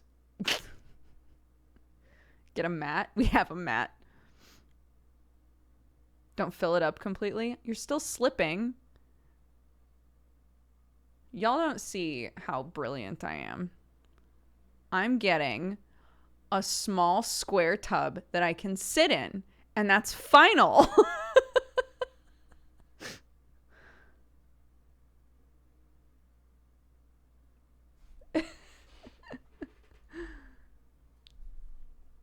I have seen those, yeah. The little buoys that you put around your neck and just float. According to Sam, I'd love to see him try and stop me.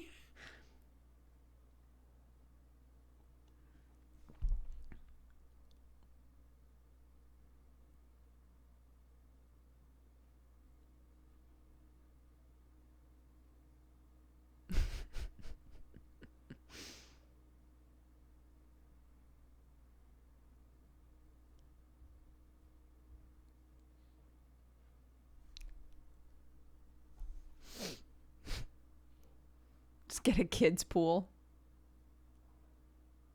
We do need another kids pool. We had one at the last place and it we left it outside a little too long, I guess. Didn't have any water in it or anything, but it got really gross.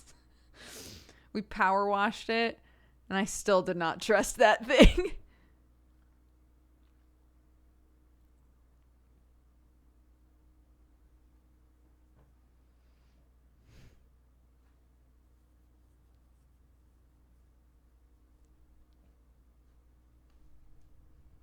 do get gross super fast, yeah. It's been very wholesome watching your stream. Thank you so much.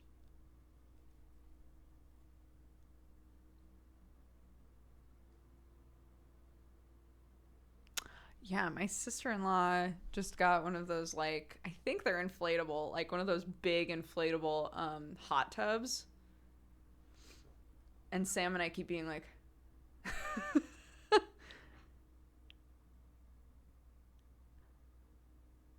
according to the government, you can have 6 people in your backyard right now.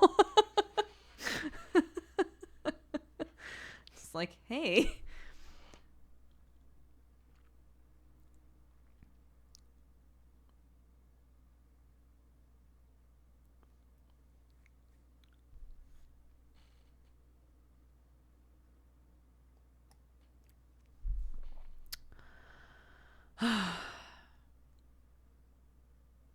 I went from looking really comfy to looking like at any moment I'm going to a jazzercise class.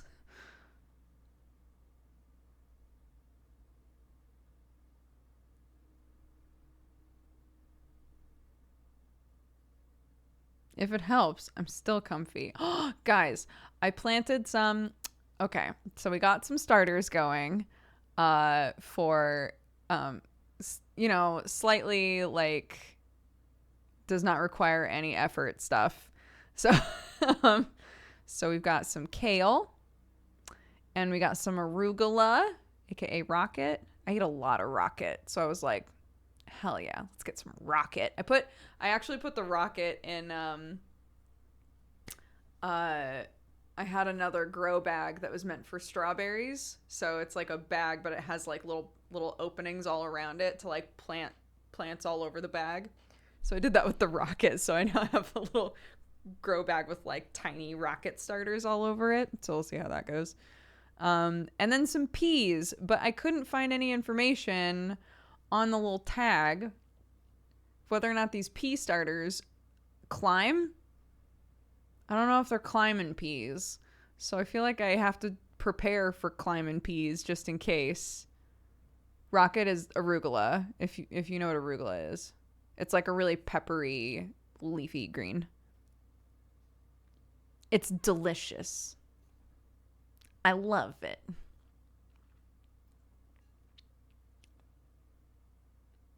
I don't have any root vegetables going right now. No, not yet. I'm doing things like kind of slow.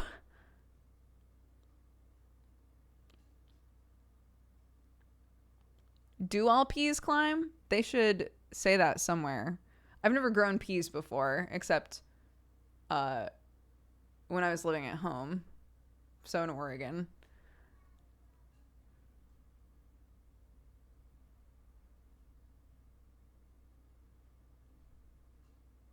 I'm putting rocket on my burger right now. It's blasphemy, but it's so good. Dude, I'll put a little rocket. You get have your toast with your eggy and, maybe some pickled onions and maybe a little bit of rocket. Ooh, put a rocket on some homemade pizza. Girl, I love arugula. I love rocket. It's so good. Sam hates it. So all of it is for me.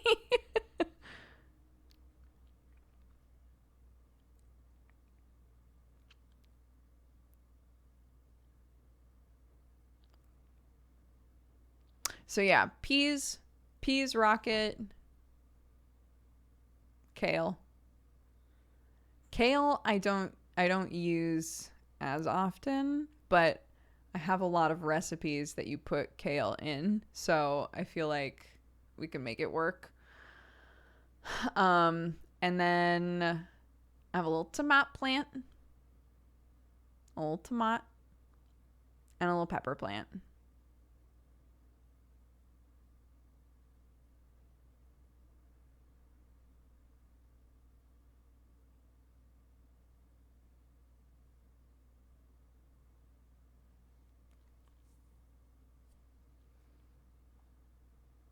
None of these ones have names. I found that I'm really sad about the ones that died. The ones that didn't make it through the winter. I feel really sad that I named them things. I've started a little oregano plant that I've named Jessie. So Jessie has been reborn as an oregano plant. But a lot of the things that either didn't make it through the winter or are not things that last longer than a season, I was like, man, it was very fun doing the tomato race though. The Jessie versus Crendor tomato race was very fun.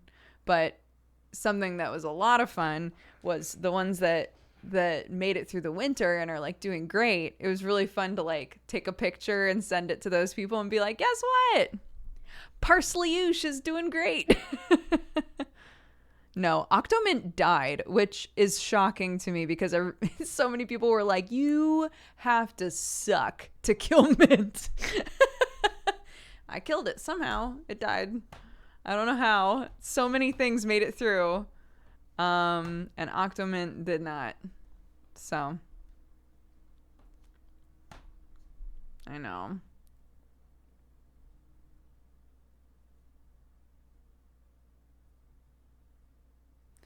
Yeah, I'm basically like recreating the situation that I grew up in terms of like daily tasks, right? Composting and have a little garden and gonna get chickens and etc. etc. I've also picked up the torch from my dad and currently have like 8 halfway done projects in the house. I finally applied the polyfilla to the ceiling in the bathroom. And I have the paint for that, so I can paint that and just be done with it.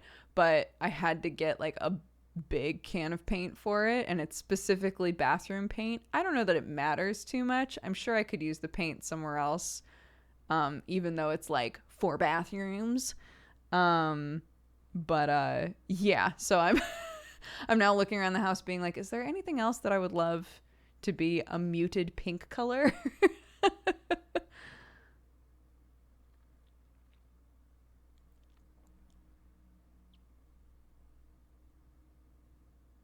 Yeah, I think it's just supposed to not be as susceptible to moisture, right? So I'm sure it's fine as a paint anywhere.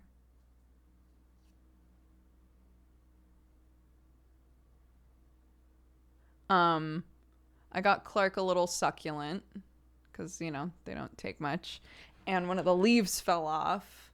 And she was like, oh no, it's broken, and got really sad.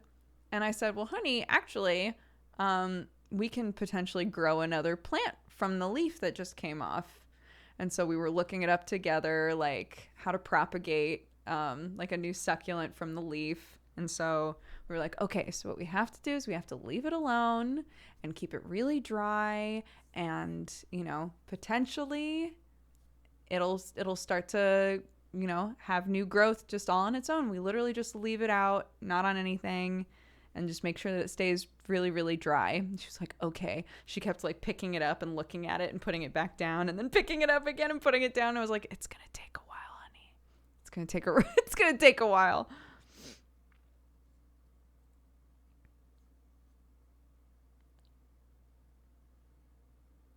But yeah, so we're now, I guess, trying to propagate succulents in this house.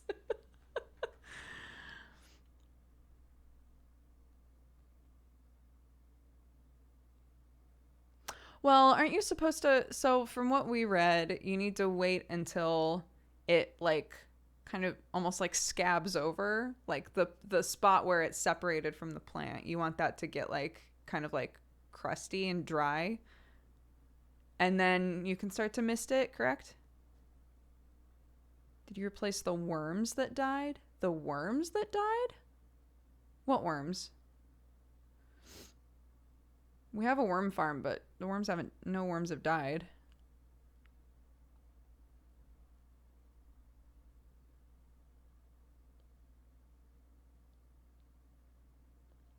I haven't killed any worms, I don't think.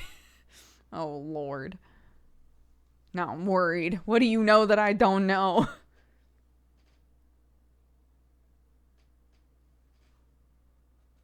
What do you use the worms for? Composting. So we have a vermicomposter.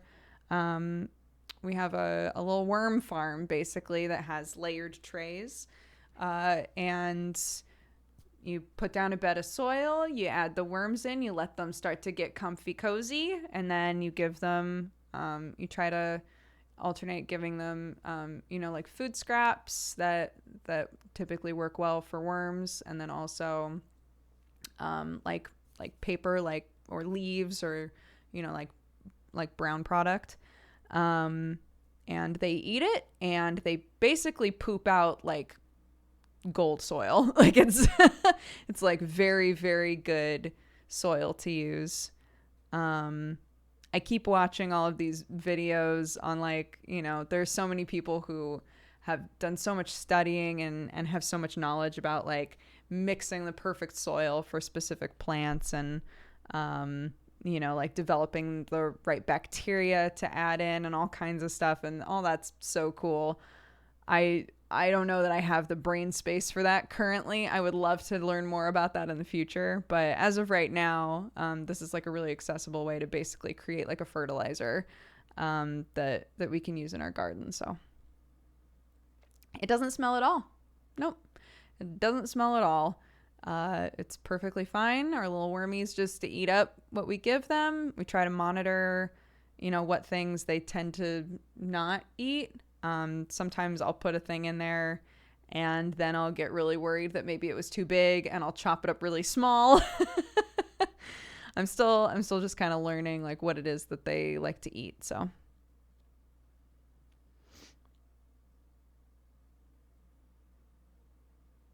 but yeah.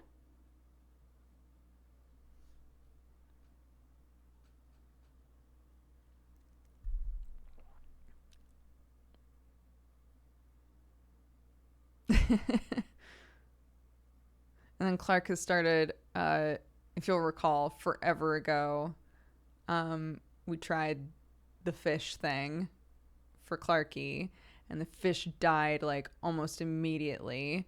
And I felt so bad. And a bunch of people were like, it probably wasn't you if the fish was gotten from, it was a gift from my sister-in-law, for Clarke. And a bunch of people were like, if the fish was gotten from a pet store, it might have already been sick. Like that happens all the time. It's nothing you could have done. So I felt really bad. But she's been watching lots of videos of fish lately, and so Sam and I are like, oh my God, we still haven't like figured out a fish for her. I really want to get her betta fish because they're super chill. They like smaller containers.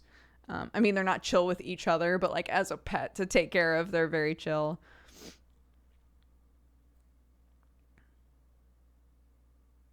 Right? Yeah. The very first betta fish that I ever got was alive for my entire college life. And it did not give a fuck. It just chilled. It was it was incredible.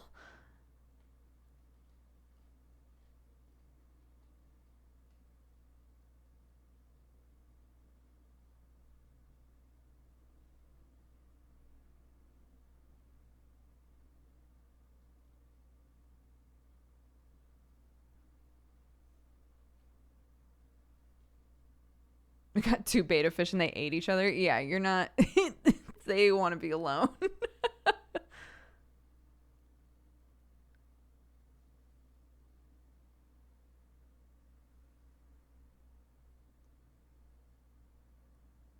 I also really I would love to get frogs. But again, these are all. We're currently like, what if we got fish and also frogs and also chickens and also like I think we really need to just do one at a time and establish like the amount of extra work involved in giving adequate or better, hopefully better than adequate care to all of the animals that we have. So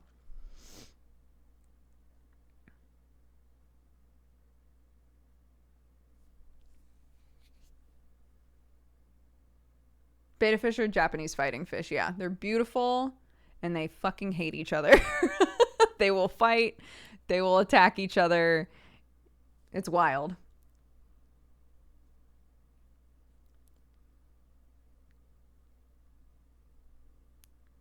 What is it with people suddenly being so into toads? I don't know. But frogs and toads are pretty tight. It's probably Naruto. Surely Naruto is still on the pulse. The pulse of what the kids want.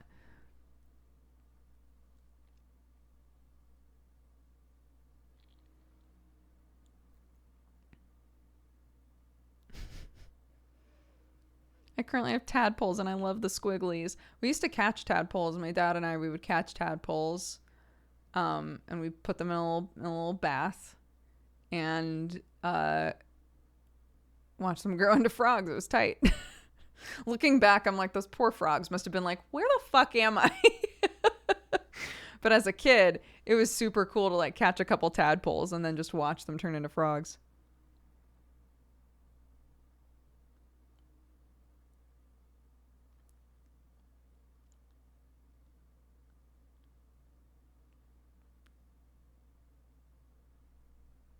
Why are we here? To suffer.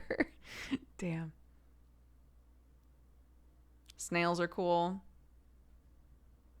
I would love to have a lizard again.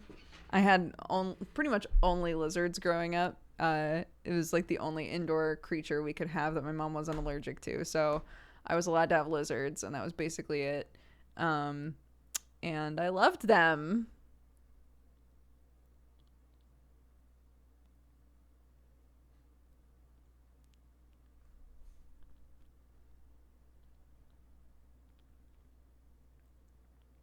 My sister-in-law has a snake that I have not met because pandemic. I haven't met the snake. I haven't met her little lizard boy. She has a little lizard. I want to meet those creatures so badly. Nancy has a snake, yeah. She takes pictures of it all the time. And my mother-in-law will be like... I told her, because my in-laws were like... I don't know what she thinks we're going to do when she eventually goes on a trip. Because Nancy is high risk, so she was able to get vaccines like super fast. So she's like all sorted. She's good to go. And yeah, so they were like, we don't know what she thinks we're going to do when she like eventually pieces out. Like, I'm not taking care of that fucking snake. And I was like, oh, I will.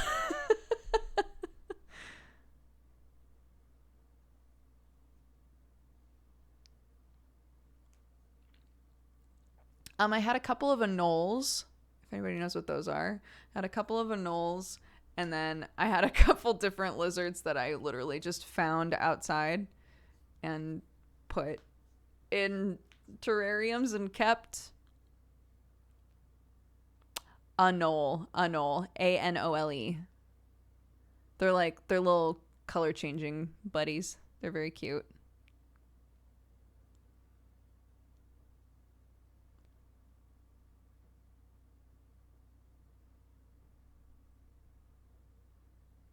Yeah, I tried to start my own worm farm at one point as a kid, but it was like in a jar, and my dad was like, honey, worms really need air, and I was like, oh, I felt really bad, and so I let them all go.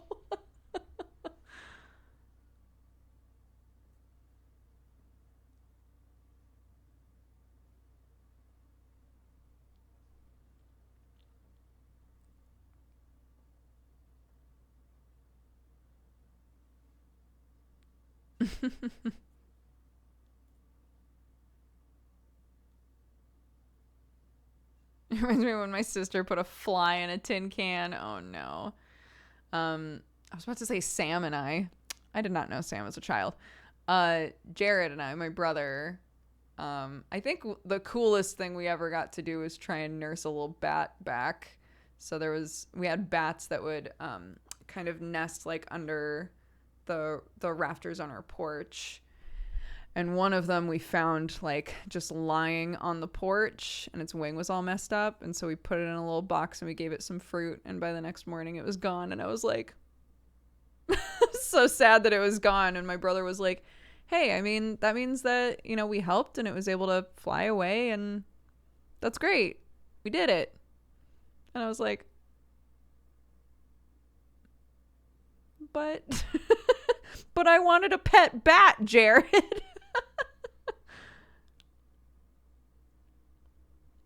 I knew a bunch of you motherfuckers were going to be like, or it got eaten. Yeah. You think adult me doesn't realize that?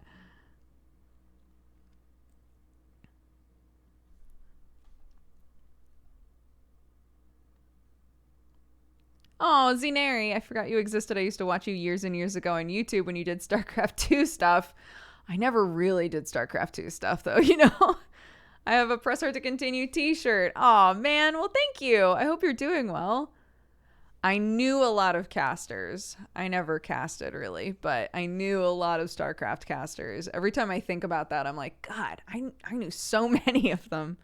But yeah. I choose to believe it flew away. So do I.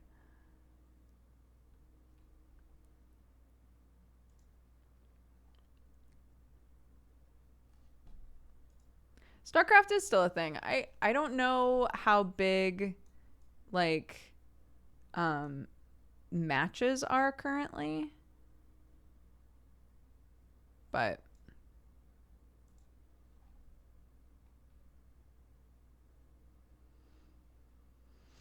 what happened to Press Hard to Continue? Do you still go by that alias? I never used Press Hard to Continue as an alias. It was just the name of the channel. But basically YouTube created a situation where I wasn't making any money off of any of the videos that I made. And while I do agree that like money shouldn't be the top priority when doing creative stuff, I also just didn't enjoy editing at all. So if it was like, I'm going to edit a news show and hate the process of editing, but at least like I got to make the video and I got some money out of it. If I'm not getting any money out of it and every time I sit down to edit, I just want to like pull my eyeballs out. It just didn't make any sense to do it anymore, really. And I adore streaming. It's very fun. It's really interactive. I can talk forever. It's a skill that I've developed over time to just sit in a room by myself and talk. So yeah.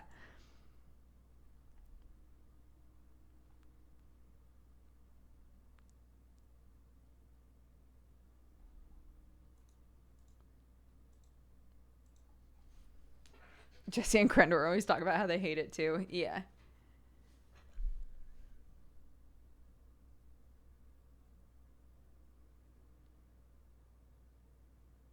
Yeah, I haven't posted anything on Press Hard to Continue. Well, like I was doing Vlogmases.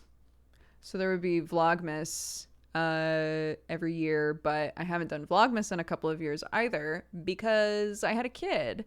And it's become harder and harder to figure out like what does a vlog look like if I don't want to make the vlog about my family, because I'm really adverse to like making content that is Clarke, because she's not old enough to like consent to that or understand what that is.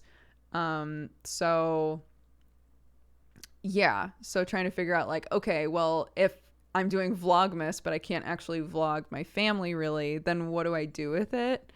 And yeah.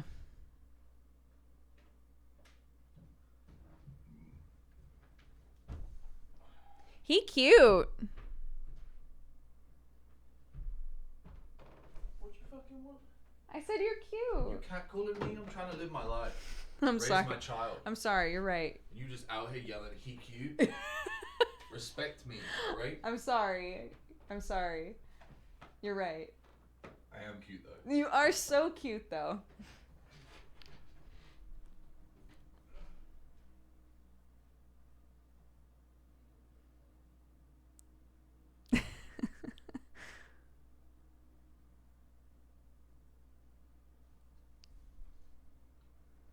This is wild. I only ever knew Dodger as a streamer and from the one time she did tabletop. Yeah, so I forever ago, a lifetime ago, started a YouTube channel while I was still in college called Press Hard to Continue. I did a news show about the games industry that happened like 2 or 3 times a week. And then I was exclusively a YouTuber for years.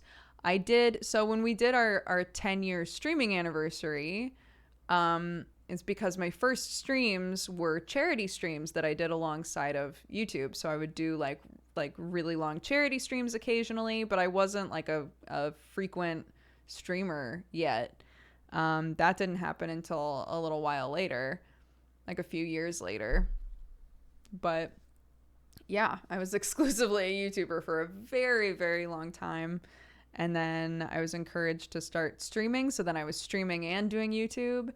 And then it just didn't feel worth it to try and do both anymore. Unfortunately.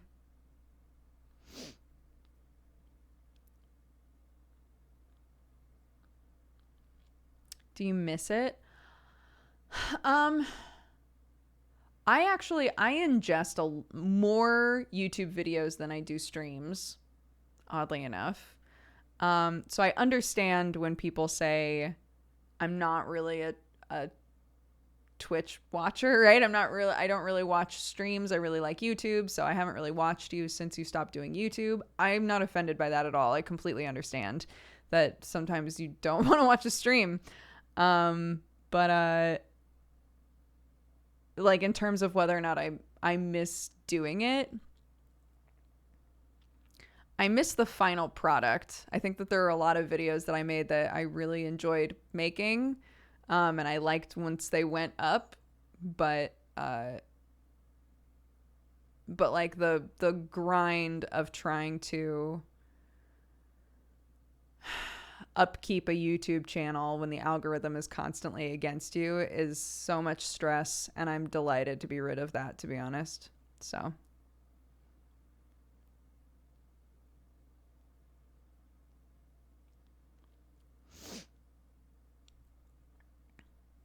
that's true.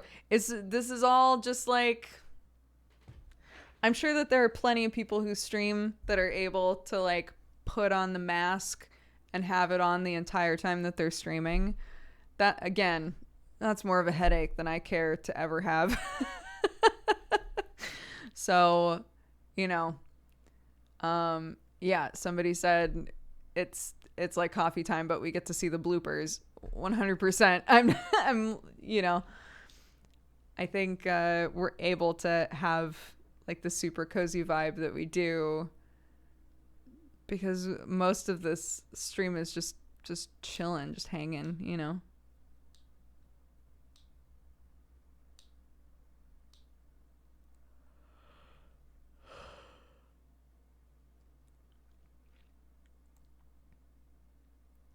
Well, I mean, we spent like the first year or two just sort of, this sounds awful, but just sort of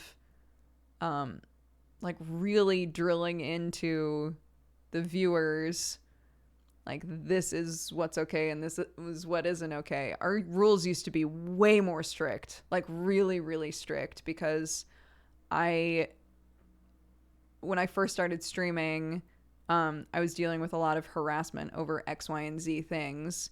And I was like, I can't deal with that spilling into this. I can't deal with that showing up in chat. So we were like really strict with sexist shit, with stuff that was just out of line, rude shit, all of that. We were like really, really strict.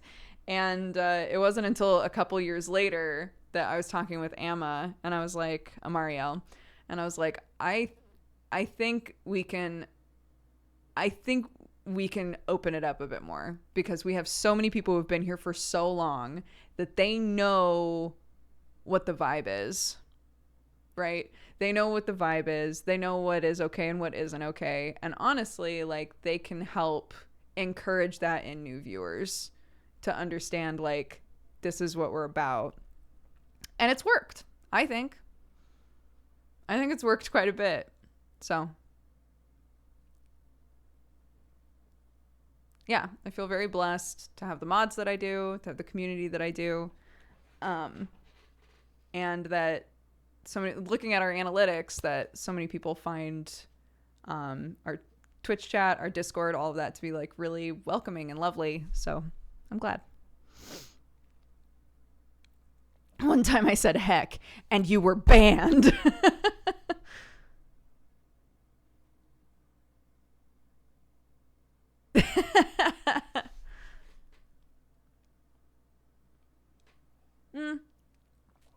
It's hard because, like, even, I mean, look at Sam and I.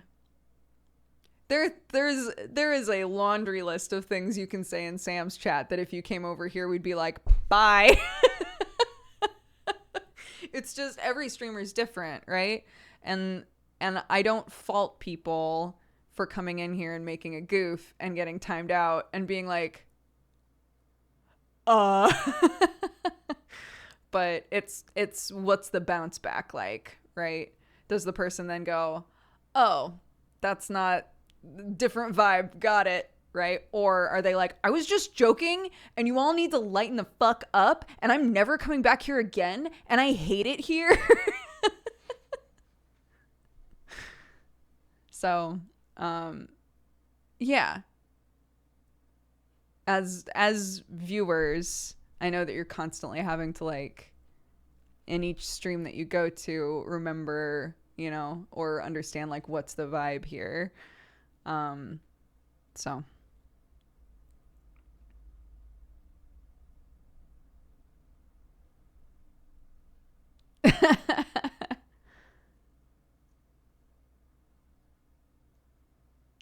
Yeah, you can do exclamation point Sam or exclamation point Strippin. I can't remember which, but he's twitch.tv/Strippin, Strippin, and he's lovely and very cute, as we just established.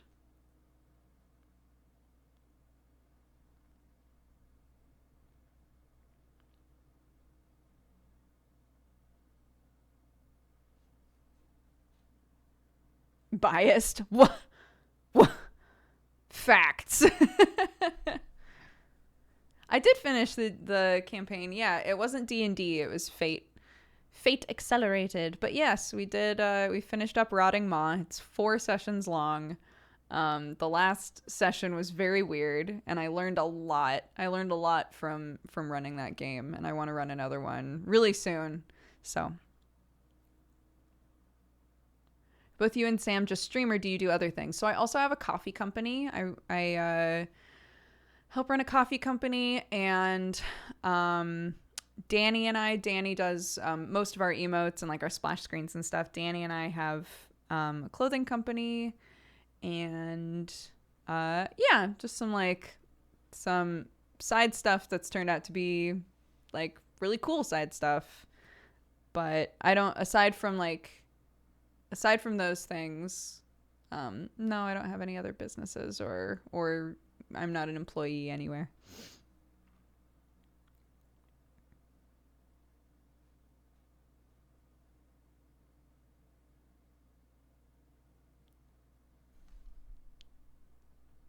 Oh, Goat Man, if it makes you feel better, a lot of people have echoed that same sentiment of kind of stepping back from Jesse and I, since everything with John, but I totally get it. And yeah, I'm doing great. I have a kid.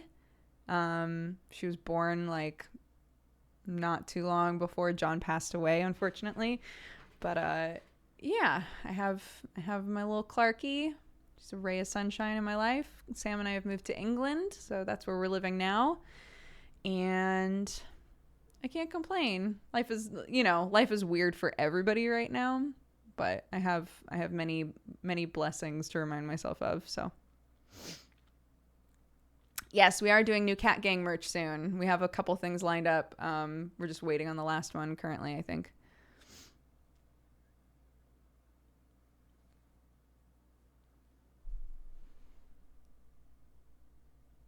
How's your obscene coffee mug collection going?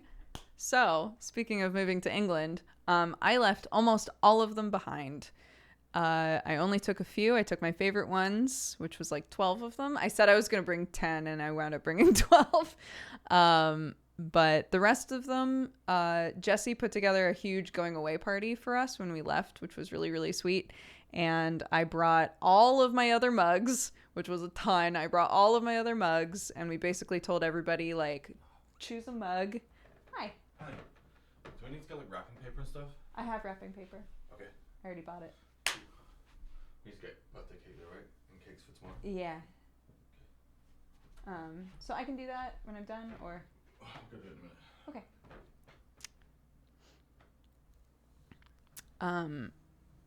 But yeah, the rest of them we brought to our going away party, and everybody was encouraged to take a mug and use it throughout the night and then take it home.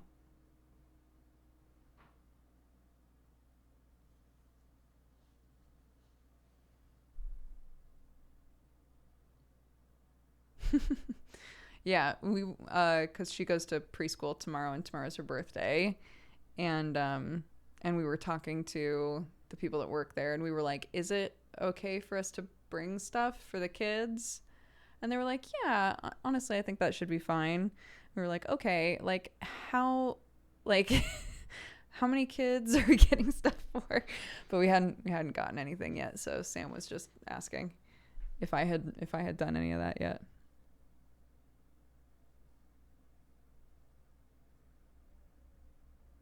Because Clarke's been, I don't know, for like a month now, keeps being like, can I have a birthday with my friends? Can I have a birthday with my friends? A birthday with my friends? A birthday with my friends? Which is very cute.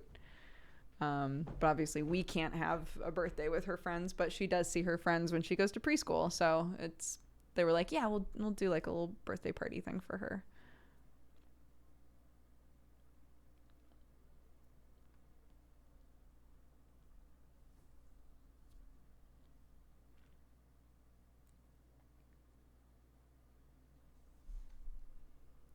Everyone but Max.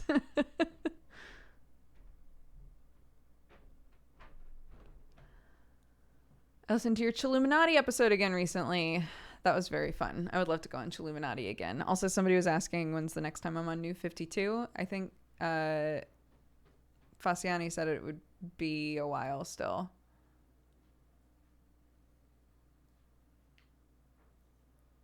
Jesus Christ, it feels like she was just born. Yeah, she's turning 3. Isn't that sweet? I'm not sure what the episode is called, but it's about Tomta, or garden gnomes.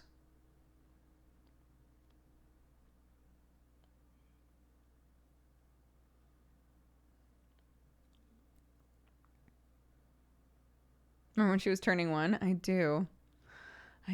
My phone's been like, hey, 1 year ago, this shit happened. And I was like, she was so small. That was when she turned 2.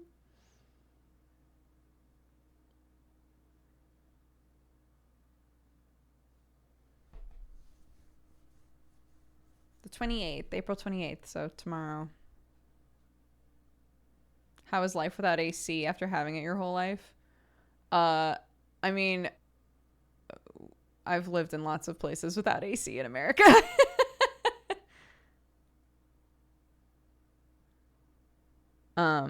But we got little portable AC units last year. It's England. You don't really need AC. Do you live in England? Do you experience this shit? The summers here are fucking crazy. So hot. It gets so disgustingly hot. And these houses trap heat and you just want to die every day. It's the worst. So, yes, we got a couple of AC units because I feel very bad for Clarke. So we put one in her room. And then the other one will figure it out.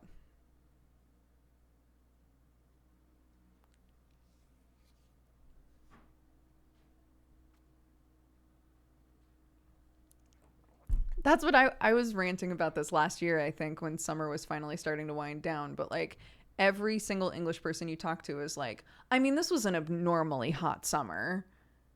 It's not. It's not anymore. This isn't abnormal anymore. It's every summer is like this. And every single person is like, oh, I mean, in a week, it's basically going to be over. So why would I bother buying like a little AC box or anything? And then it goes on for like 3 or 4 more weeks. And they're like, well, I mean, it's nearly done. And they're just miserable. And everyone's just awful and miserable for weeks. Just being like, I mean, it'll only be another like week of this. It's fine. I'm like, Jesus, okay.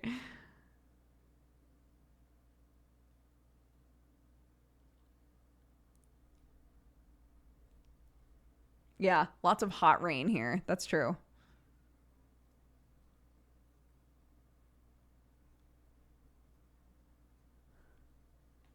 Any minute now.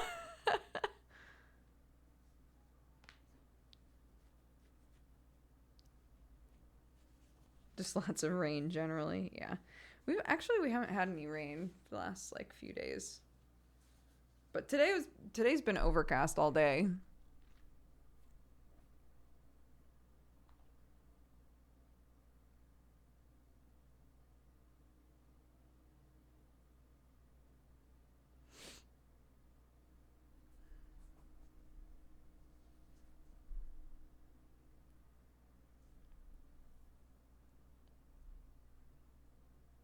What's one from the UK that you love the most that's better than the USA version? Uh There's some really good Indian curry here.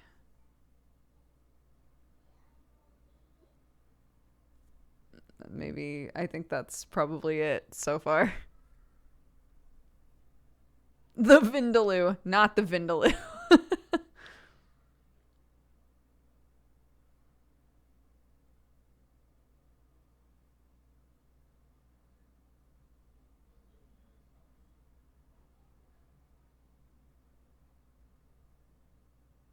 I mean, here's the thing is like I never really ate fish and chips in America. Obviously the fish and chips is better here, but I never ate it in America anyway. I think like the last time I had it at an American place was when I was a kid. So, yeah.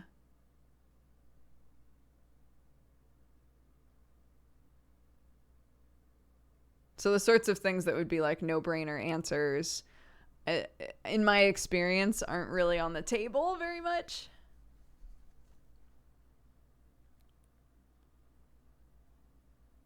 Chips and curry is also a good Brit food, right? But they're asking like, what's something that you ate in America that you think is better here? We don't eat curry with things really in America. Like curry pizzas, not a thing. Um, you know, curry ketchup, not really a thing. Curry dipping sauce, not a thing at all. What about candy? It's candy, isn't it?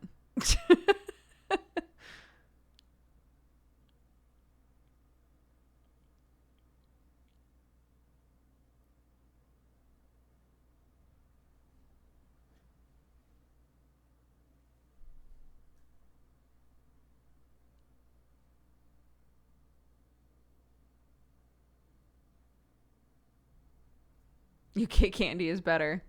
That's fine if you feel that way. Candy is candy to me for the most part.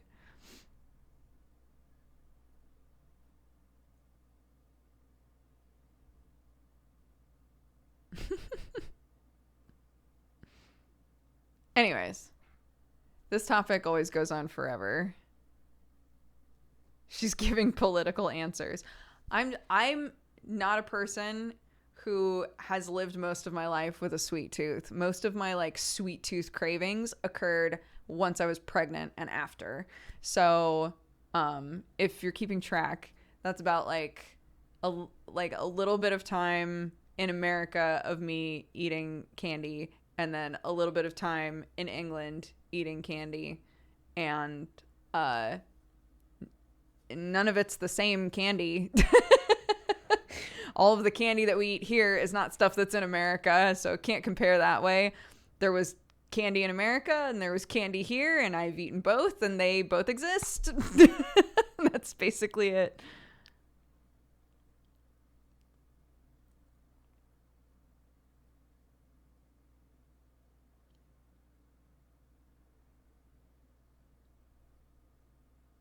I didn't have weird cravings when I was pregnant, but while I was pregnant, I also, in my first trimester, went through a long period of time where pretty much everything that I enjoyed eating was disgusting to me. That's the worst. Do not recommend. There's apparently like things that can happen where all food tastes like pennies or like copper, or if you want to be gross, like blood. So I'm really glad that didn't happen to me. But yeah, pretty much like all vegetables, because I love vegetables. I eat them all the time. Pretty much all vegetables tasted disgusting. And at the time, I basically wasn't eating meat anymore. But the only thing that tasted okay to me in that first trimester was meat. So...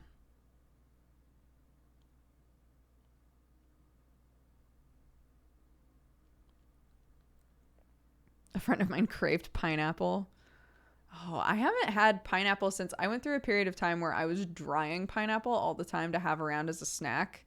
And Sam just kept eating all of it. Like the second that it was in the jar, he would just eat all of it.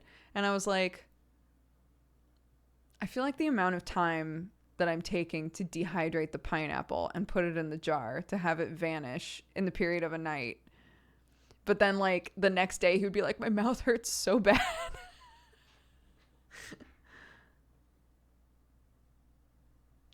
How was postpartum for you? Like, emotionally? Physically, it was fine. You know, the normal sort of awful shit going on with my undercarriage. But overall, it was fine. I feel really bad for everybody that I know that's had C-sections, because the process of healing from a C-section is so difficult. But yeah, physically it was fine.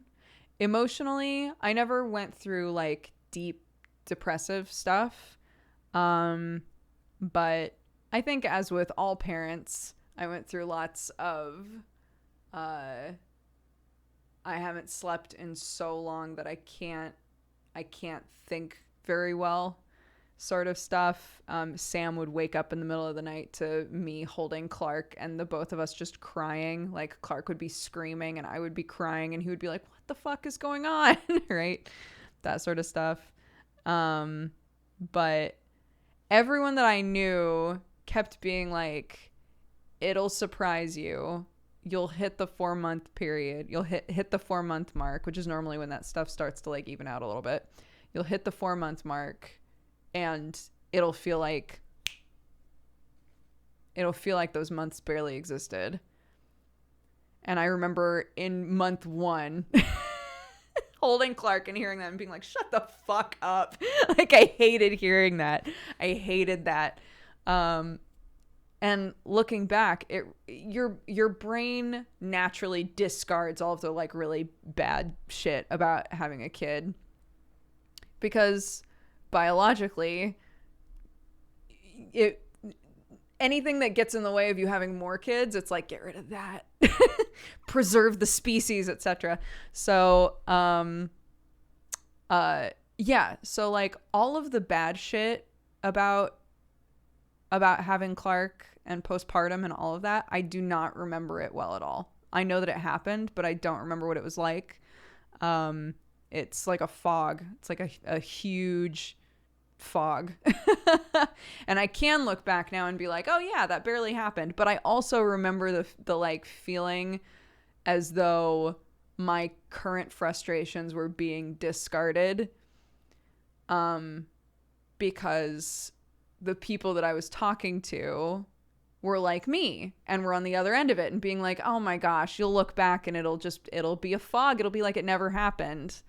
And like, sure, that's true. But I think one of the reasons that like moms sometimes feel like they're, not even just moms, parents, that parents feel like they're floundering when they talk to other parents is that, the other parents that are giving advice are typically on the other side, right? And are able to like casually be like, oh, I mean, it's a blip. It's a blip in a beautiful lifetime of your journey as a parent. And it's like, yes. But right now, if you're telling me I'm looking at 4 months of this, I don't know what I'm going to do with myself. So, yeah. So I think sometimes it's really difficult. My mom looks back and is like, you were the perfect baby. You were wonderful. Nothing was ever wrong with you. You were just so chill and lovely and sweet. And she'll say that about all of her kids. And then I'll talk to my sister, and my sister's like, you were the worst. You were the worst. But like, my mom's looking back and her brain's redacted it, right? She's just like, no, all of I loved it.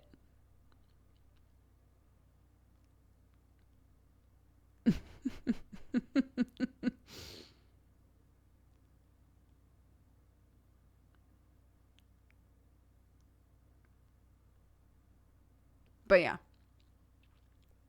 I understand as much as like,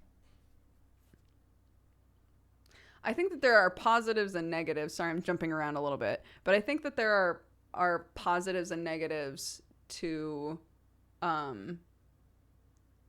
like discussing the sort of like mom forum mentality.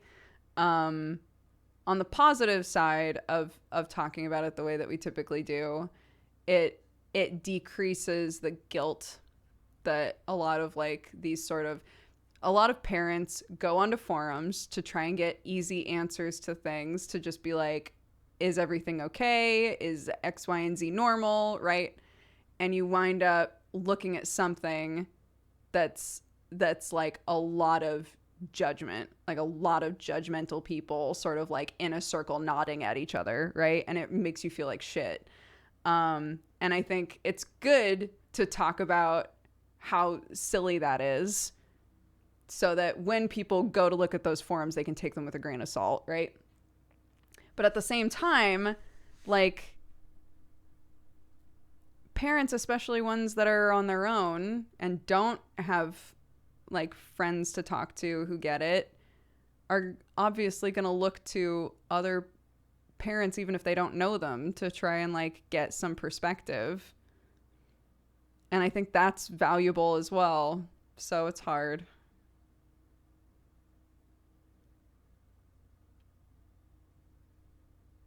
Is it worse to Google your symptoms or your child's behavior?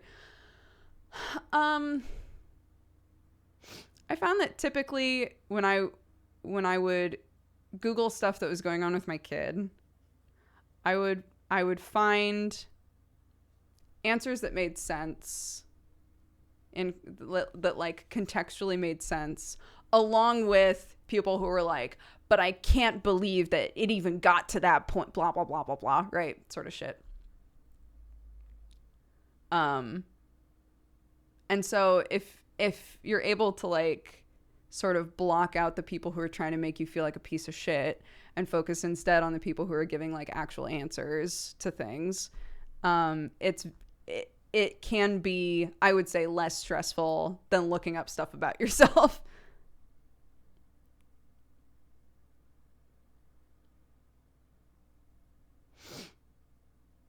Did Clarke always sleep in her bed? We never co-slept with Clarke. We had heard way too many cautionary things from doctors, nurses, everybody that we knew, that it was a bad idea. And so we never co-slept with Clarke. We had a bassinet right next to the bed, and Clarke slept in the bassinet.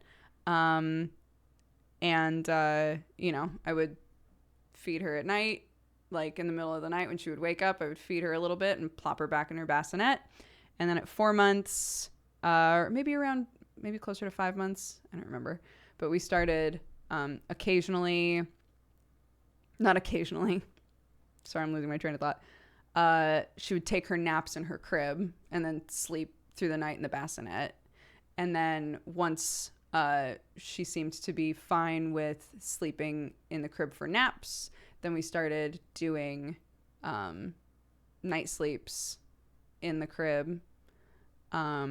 And then she would wake up in the middle of the night, and I would feed her in the middle of the night and then put her back to bed. And normally it was just one feed.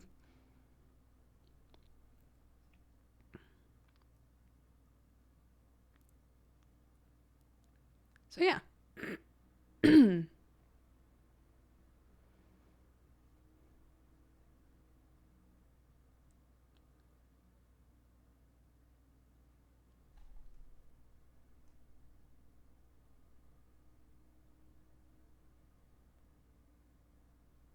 Oh, absolutely Southern Vices. I'm really sorry that you went through that. I think the more that people talk about it, the better.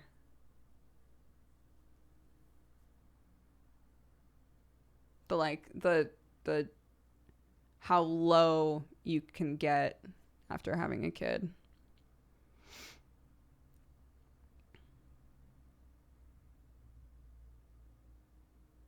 And it can, like, both parents can get affected. It's not just like a hormonal shift for one parent. It's also like it's a big dynamic shift. It's, no sleep for who knows how long. It's a lot, and it's going to affect everybody differently. So my ears are so red. I guess so. This one's fine. This one's pretty red though. Yeah. It feels a little hot. I wonder why.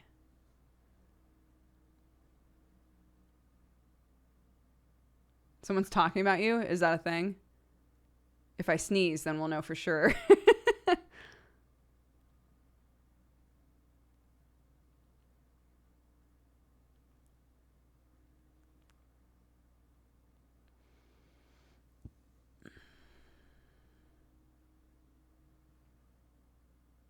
I haven't heard the sneeze one. It's a Japanese thing. So if you ever watch anime and somebody's talking about a person and then they smash cut to a person sneezing, like the person that was just being discussed in the other scene, they smash cut and that person sneezes.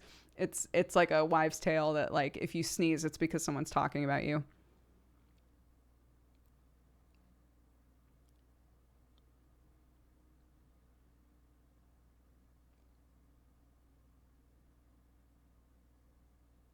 Oh no. Oh no. Oh no, no, no, no, no. Oh no. Oh no. Oh no, no, no, no, no. Guys, what should we play today? Can I be honest with you? I really want to play more Monster Train. I know that, like, the sort of games that I want to be playing right now are the sort of games that make people be like, well, that chatting section was really fun. Bye. But it's like, it's literally, I've been playing Binding of Isaac constantly off stream. I've been playing Dorf Romantic with my kid. I mean, like, all of these games.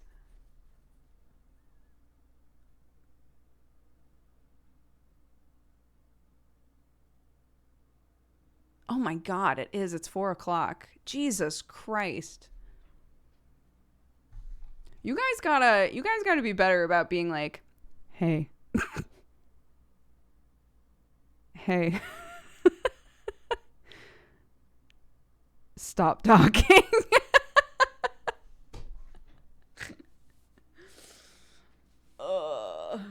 I'm the worst. Hey. Anyways, okay.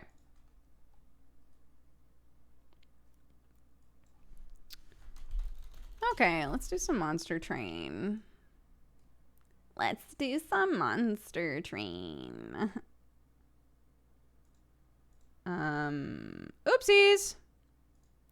Oopsies. Bam, there we go. Okay. We're going to take another quick break. I'm going to get something else to drink and maybe a little snacky wacky. But thank you all so much for watching. If you're going to head out after this, that's totally fine. I hope you have an amazing day. I hope you come back and hang out. It felt, again, like we had a bunch of people swinging by that haven't been here in a long time or haven't been here before. You're all lovely. Thank you so much for hanging out with us for a little bit while we chitty chatted. I do this pretty much at the beginning of every single stream. So if you liked these vibes, catch these vibes, then come by again. I would love that. But in the meantime, enjoy the music or enjoy the ads, depending, and I'll see you in a sec.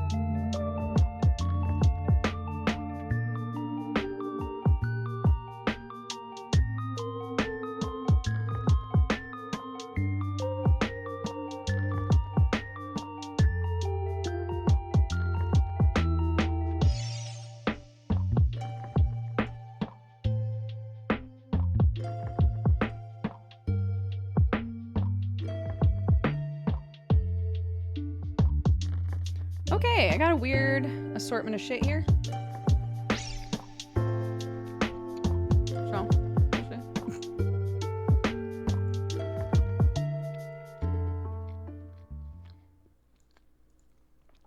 So there was this weird container in the fridge that's just like a bunch of like fried goods.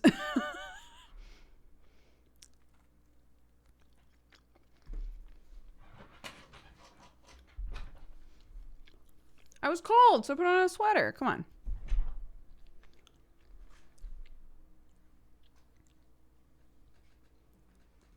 Tongal, I think I couldn't recall if we actually did the raid or not. So I gave your points back. If it was a mistake, that's fine. Use them for evil.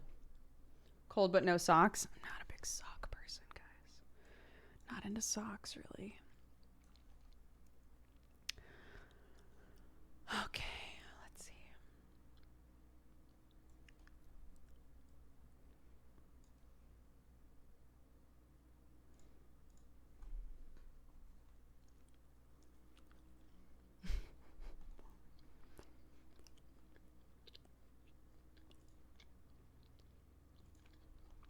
Here's the thing.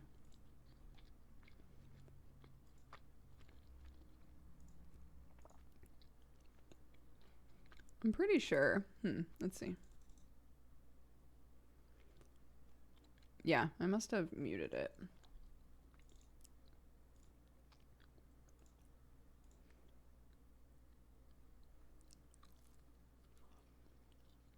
I bet all of this would have been just fine with like 5 to 10 minutes in the oven.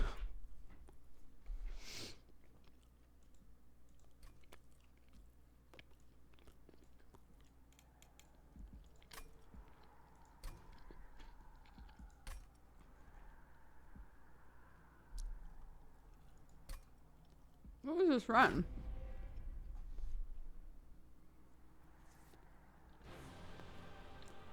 Oh no.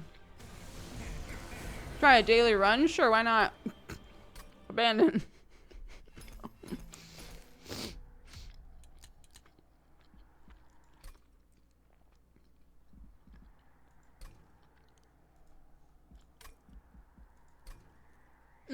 Daily challenge.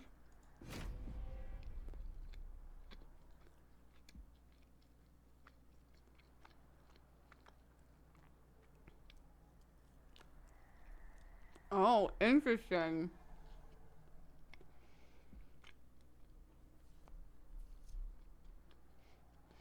Whoa, this shit's wild. Okay, yeah, let's go.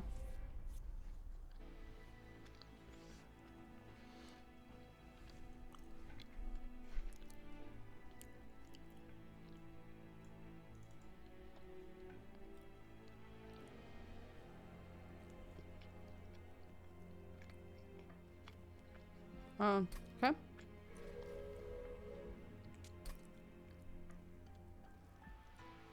What the fuck?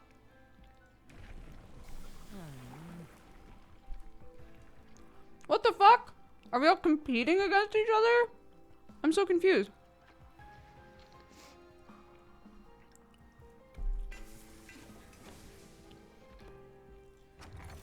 Interesting.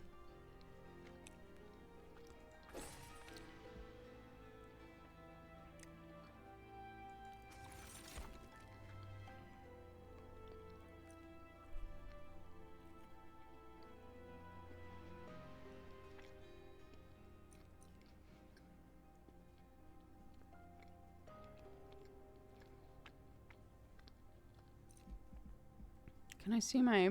Oh, yeah.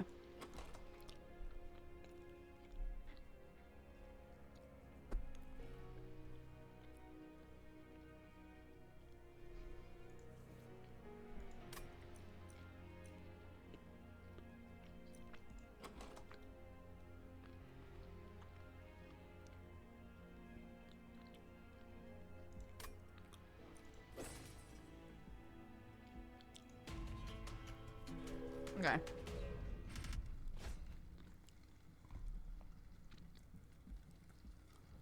How weird. Okay, there we go.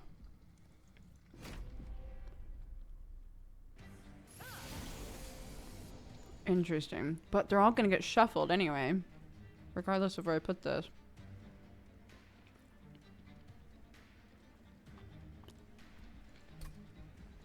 Also, why is this not in full screen? Exclusive? Why is it called exclusive? That's so weird.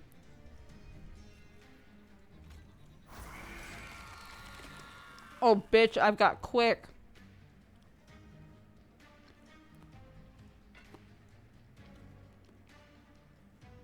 Oh, I have to extract 2 to use that. I see.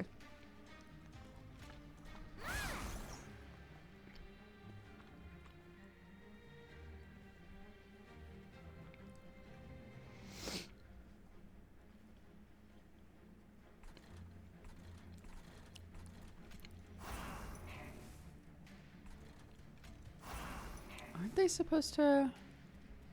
Oh, I didn't take it. I didn't take the steward thing. Right.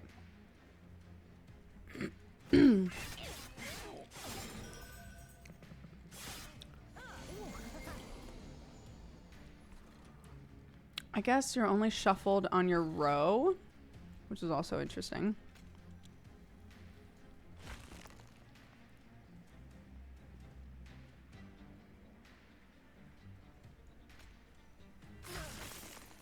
What?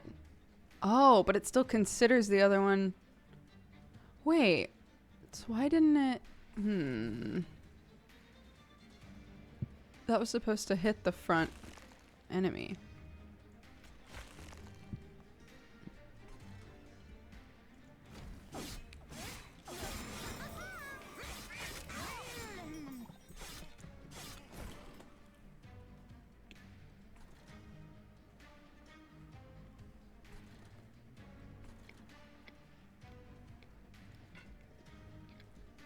All right.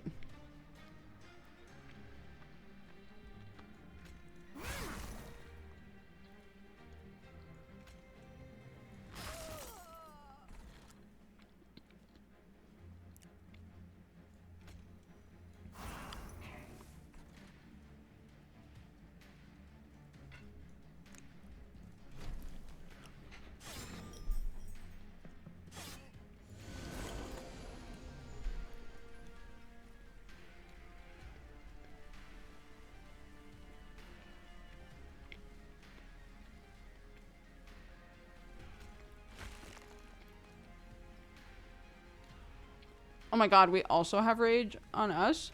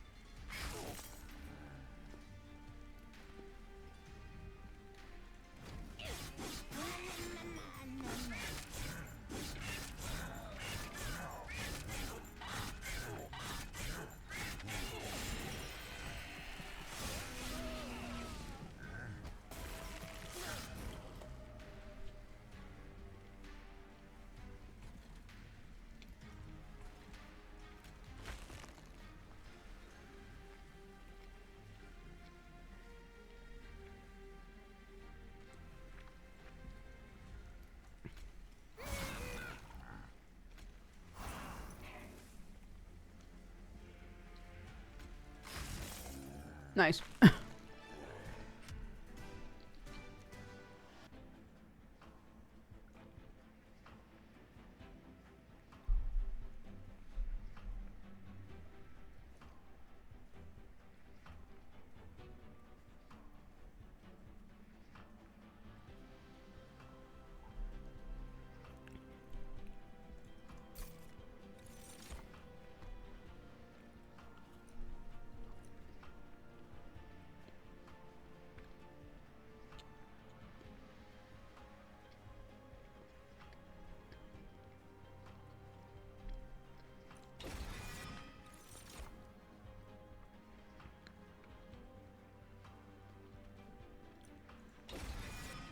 Okay. I like the new faction a lot, actually. I've been using it a lot, yeah. Well, using it a lot. When I play...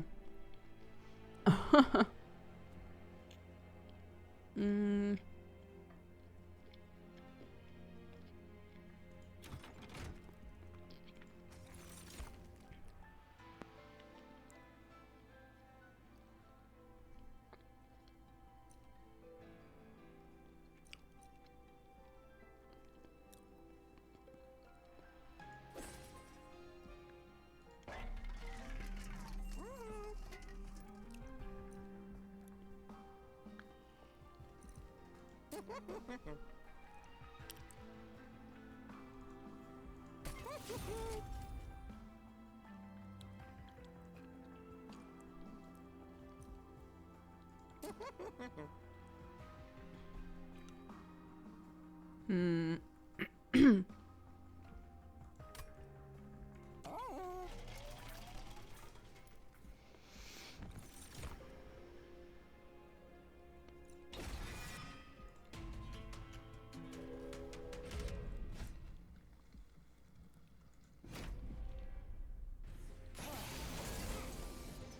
Yeah, it's a good game.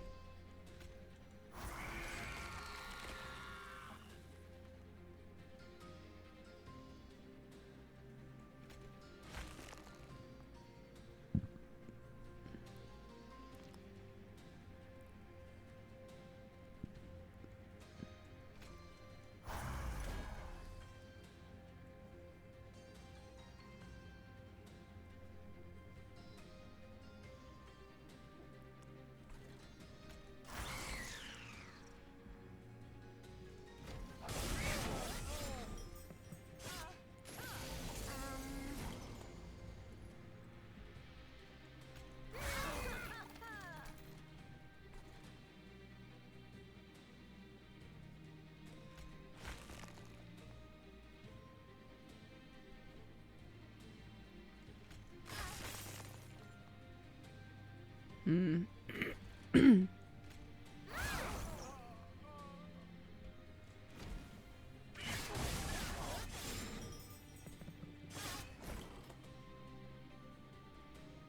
Hmm.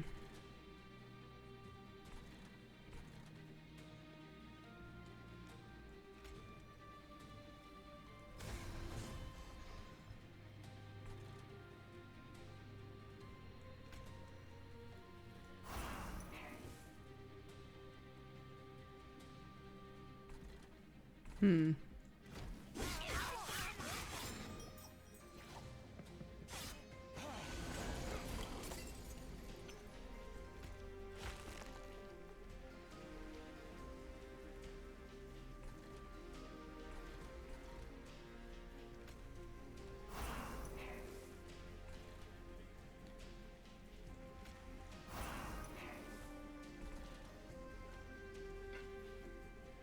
Oh, not enough.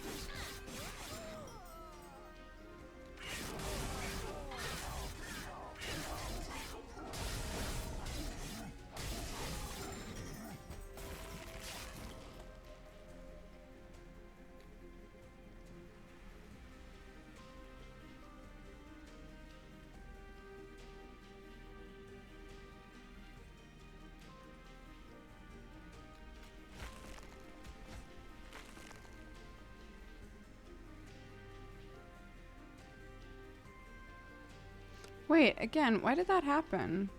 Oh my god. Oh, spells are happening to random targets. That's why. Holy shit. Well, he's dead. It's fine. That's why I keep applying Reap to other creatures. Oh my god. Okay. Woof.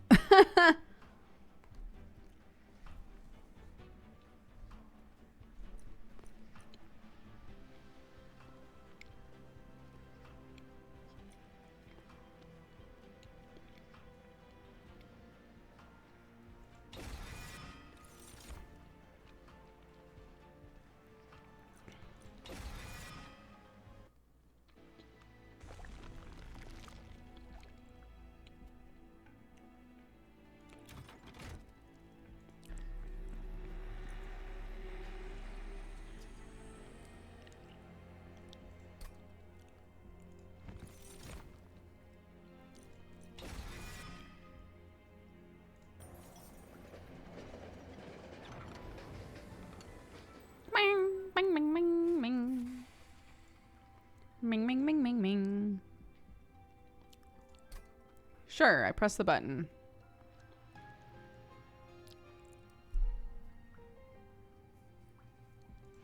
Rage effect.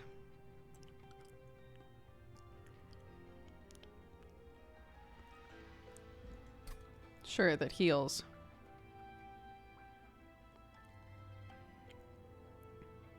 And pull.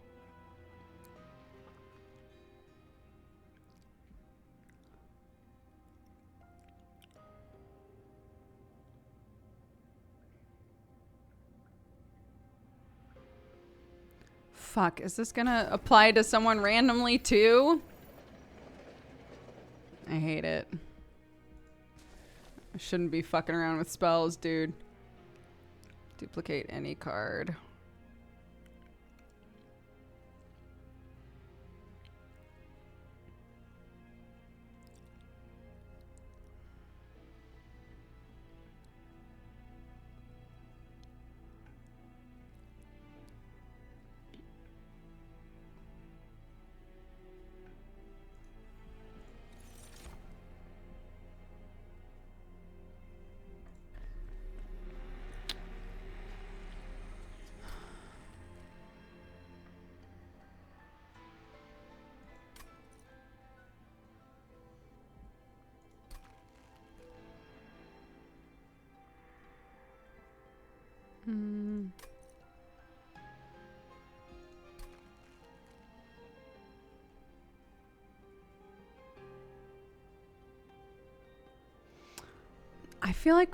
I feel like we did this before. Where I was like, I'm gonna put piercing on an ability that says it only hits the front enemy, and it continued to only hit the front enemy.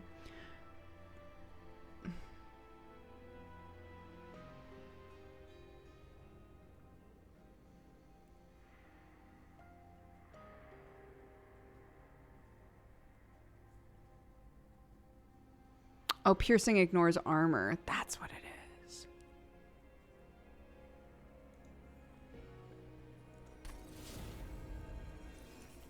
That's right. Piercing is different in this game. That's why I keep getting...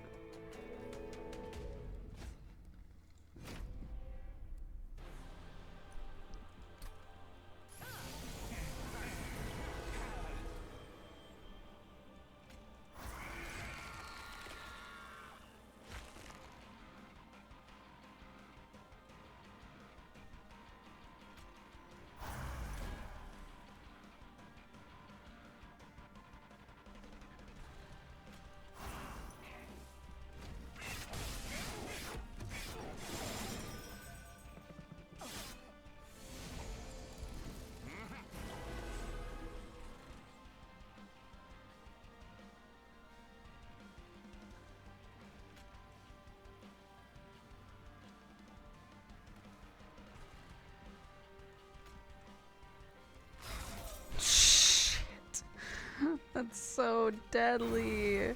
That sucks, dude.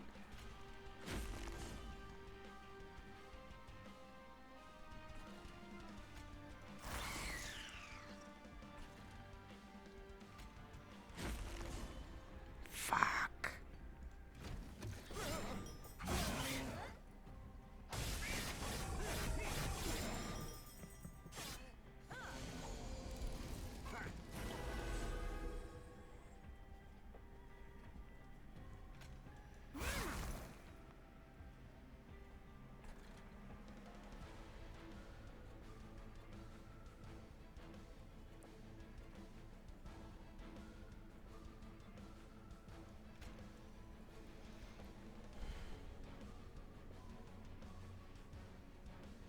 This is so rough.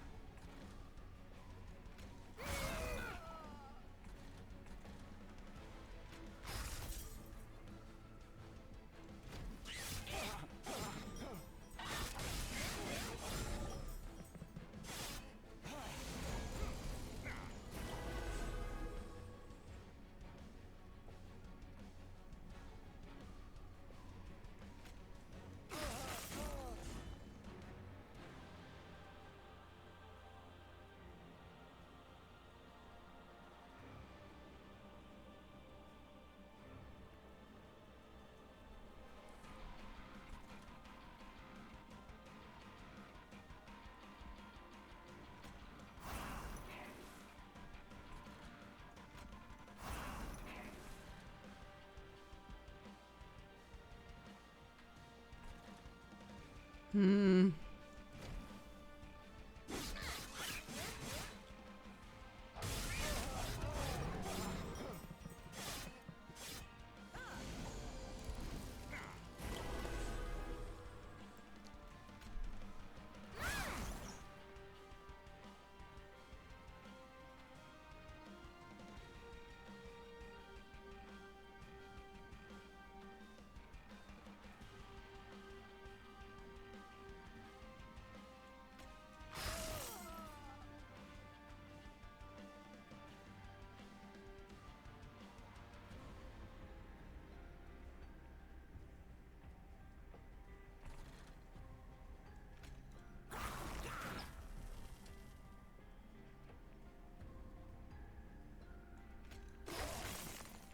Man.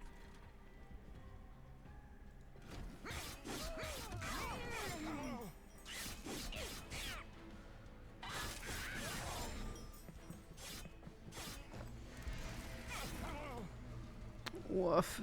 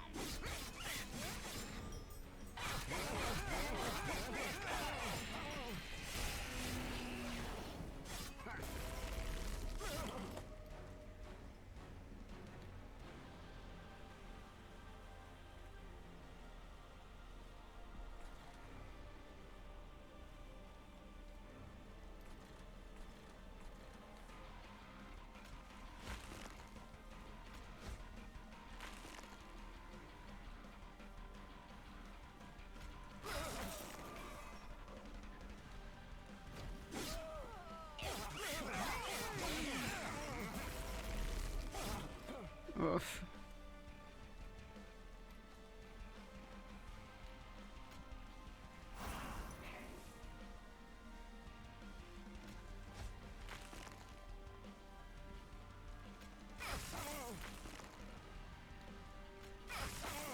Ho ho.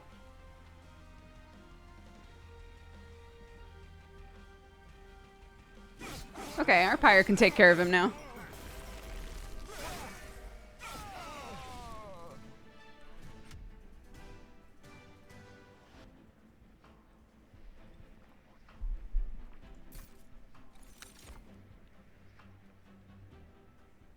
I don't want spells.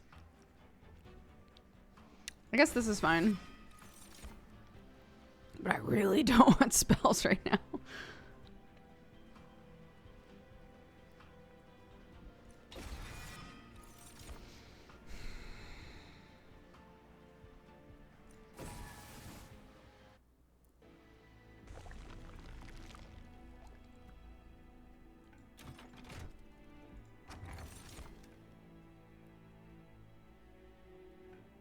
Ooh.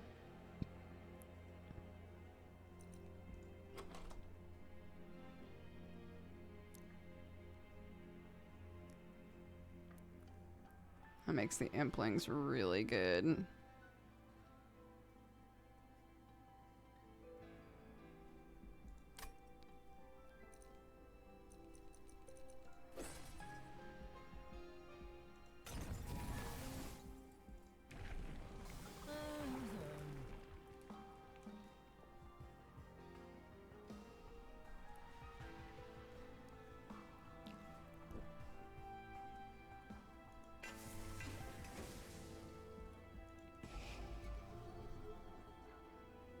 That was the wrong thing to do. It's too late.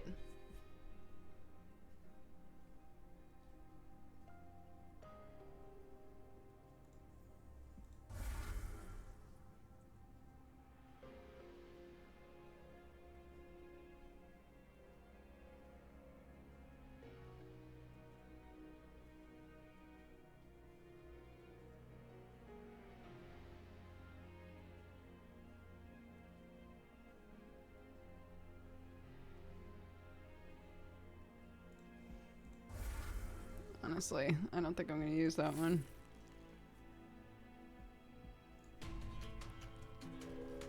Okay.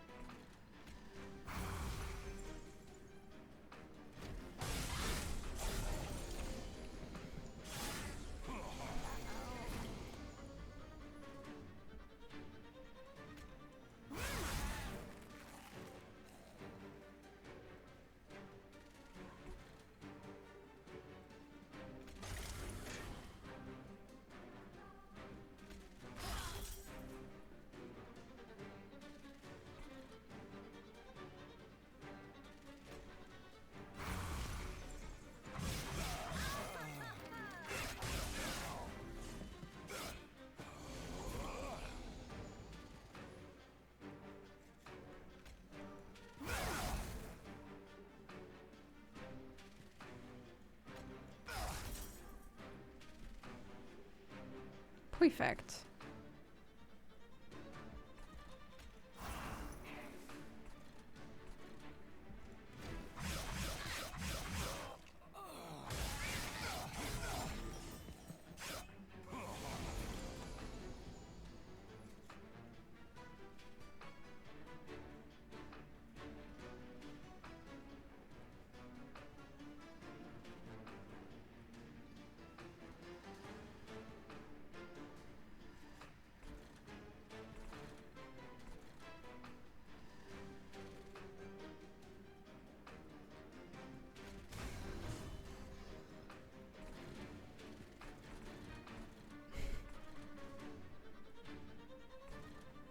I mean, I guess I could try this. That's so much damage, though, if it goes to the wrong person.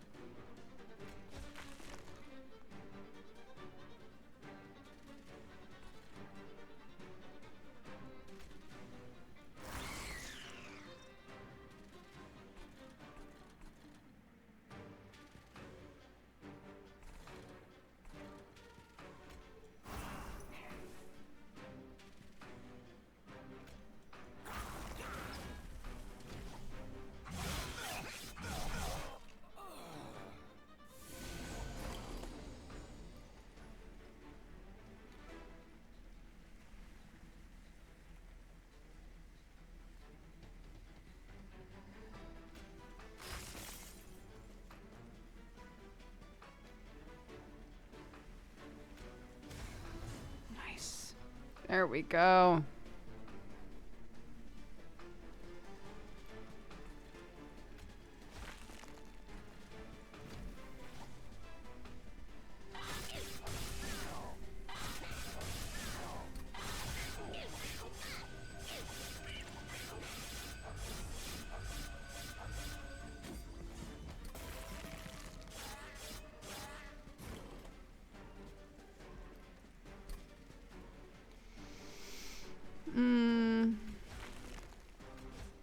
Doesn't really matter. Oh, it did matter. God damn.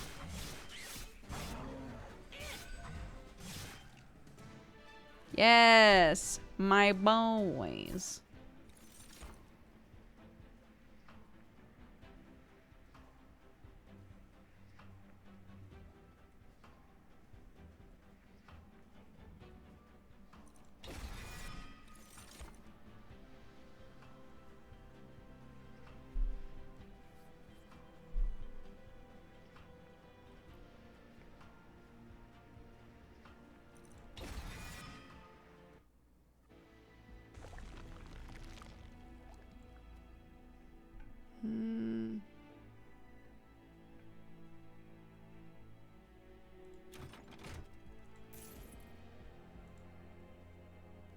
There's only 2 of us left.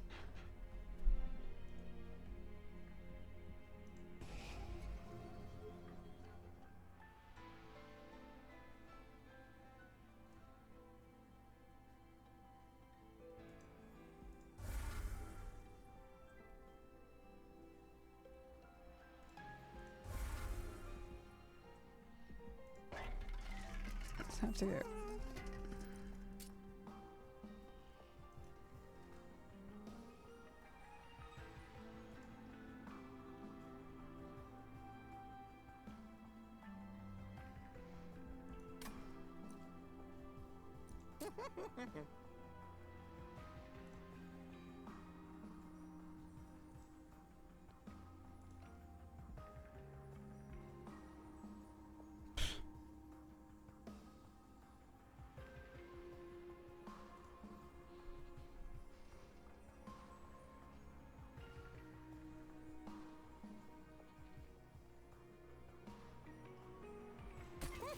Sure.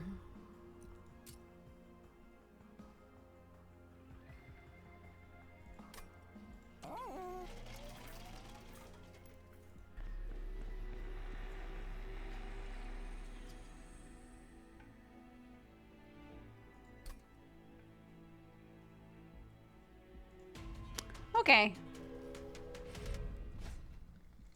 No, not this bitch.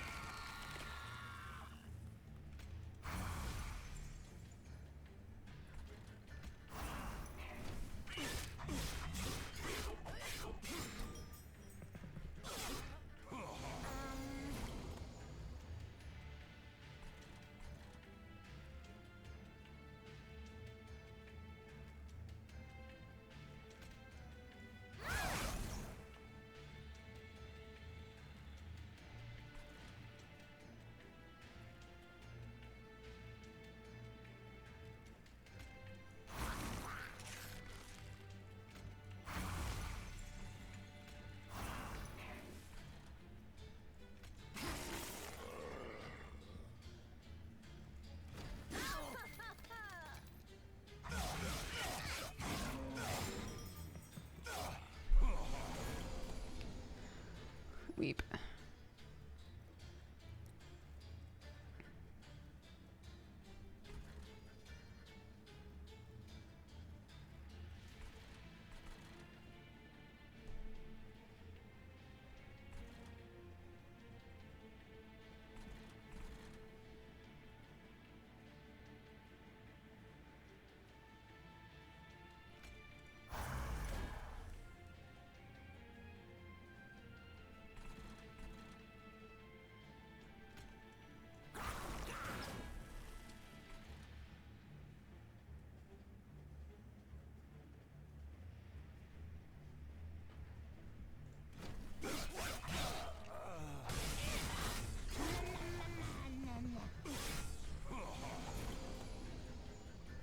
No, this is a really cool game called Monster Train.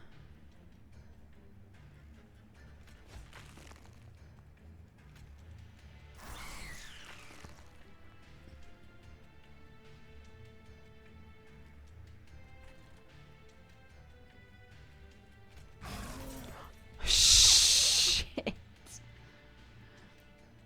Well, fuck.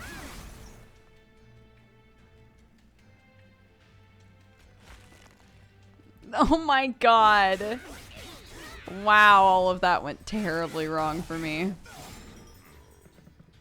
Wowie, wow, wow.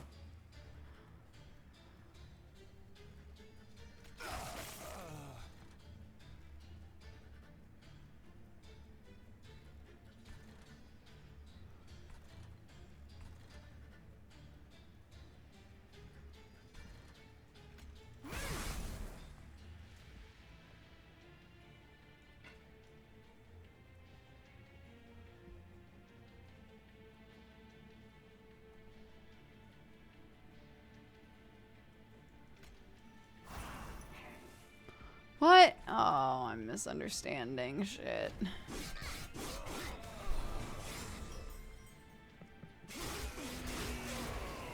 Shit. Now this bitch.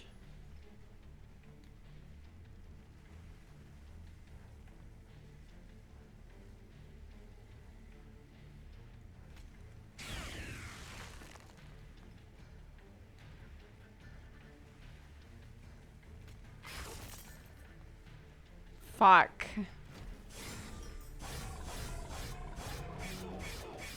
The shuffle is killing me, dude.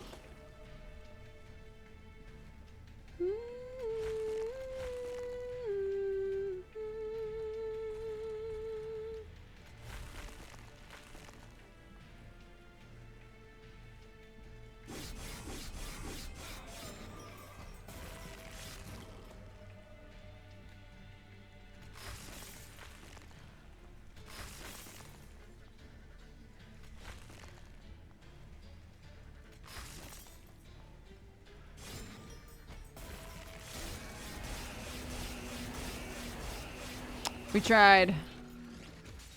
Yeah, I mean, it's a daily challenge, so.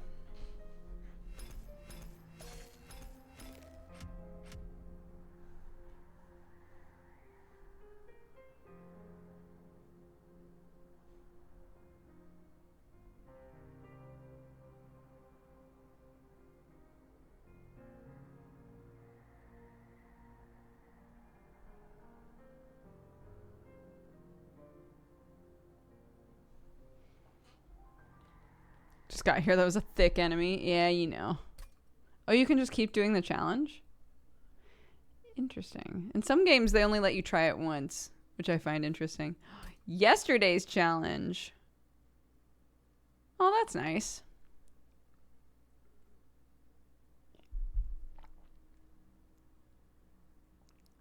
Oh.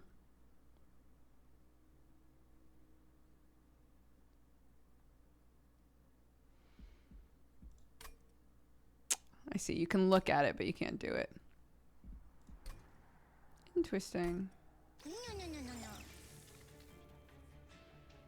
Oh yeah, I forgot. I have this little guy now. What's your thing? Right. So this is the only one that I haven't unlocked a second thing with.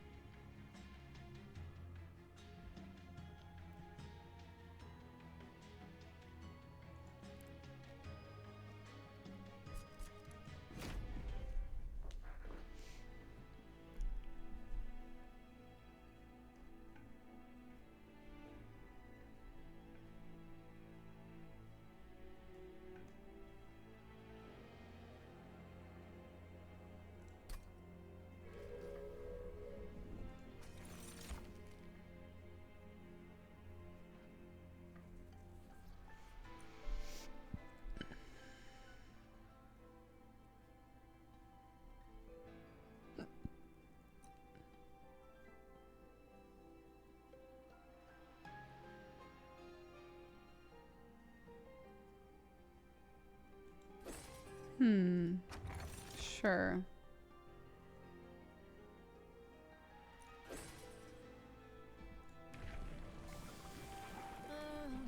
Demonic Lumiere. Yeah, basically.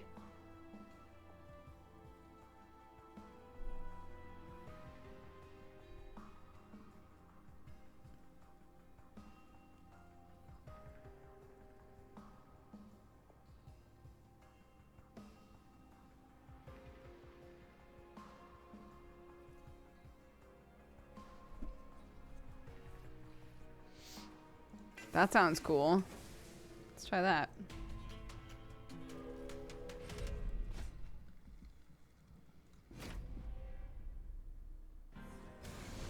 Resolve sounds like...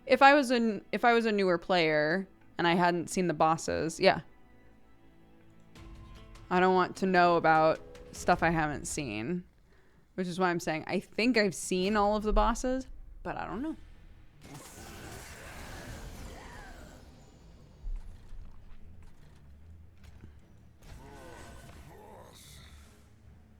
Who's giving them haste? You? You?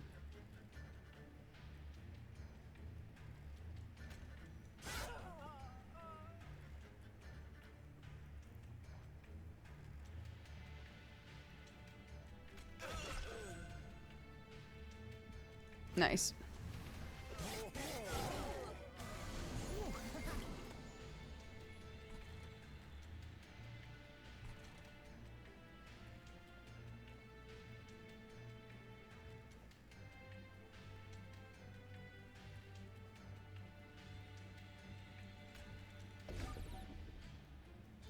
Oh, they still have haste. Fuck.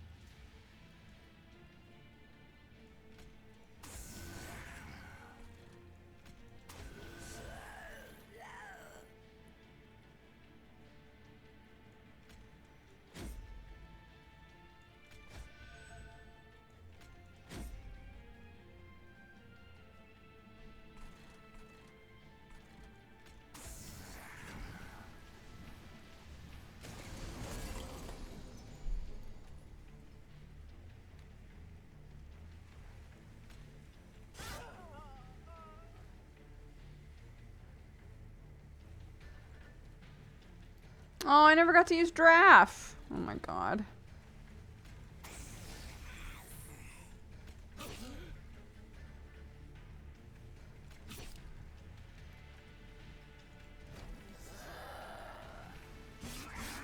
Oh my god, they're both burnout 1. I have to put him on the same... Yeah, okay, never mind.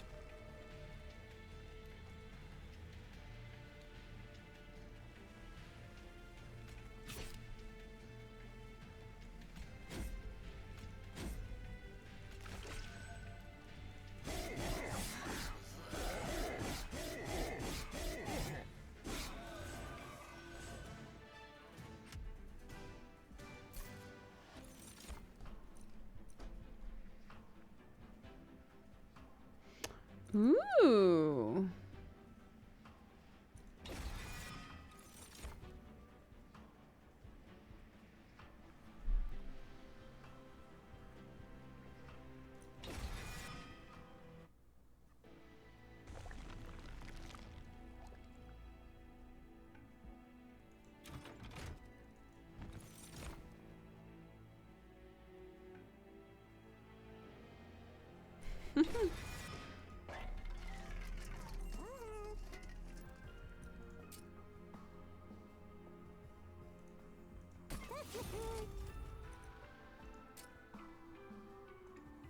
And consume, no.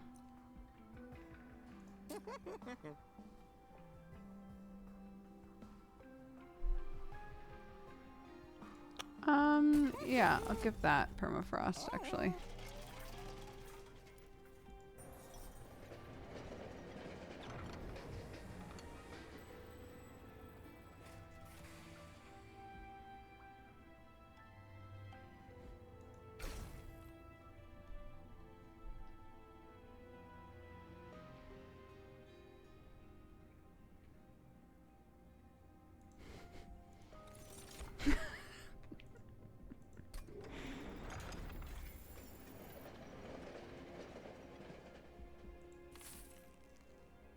I should have gotten the blade a bunch, but I just wanted lots of drags.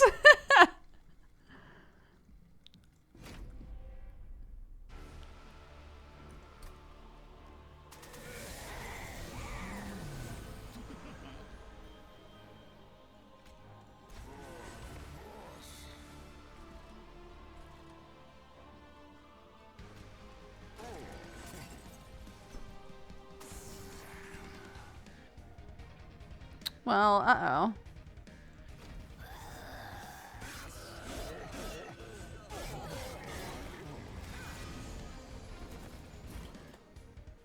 Oh yeah, that's fine.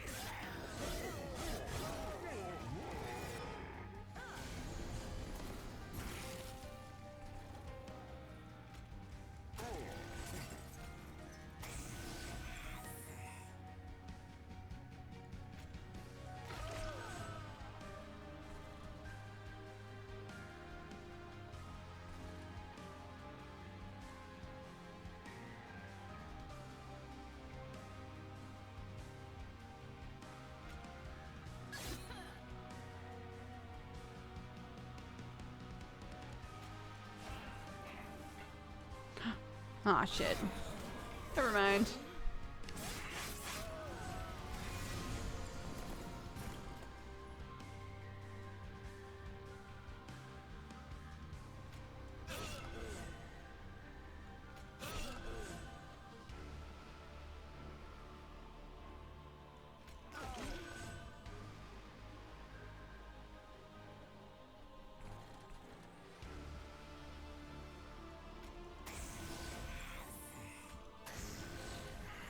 I should just be placing them regardless of if they're getting used or not, because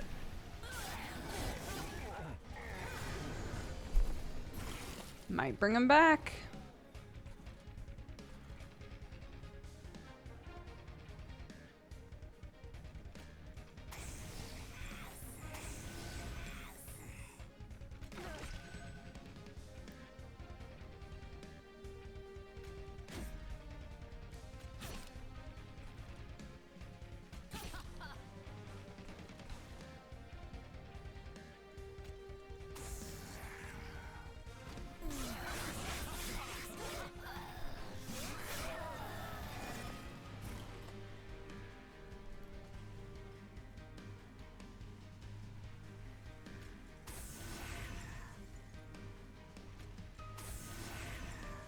Yes!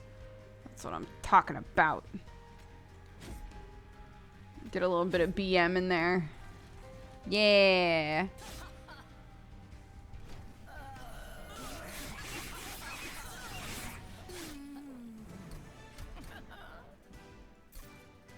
Nice. Oh my god.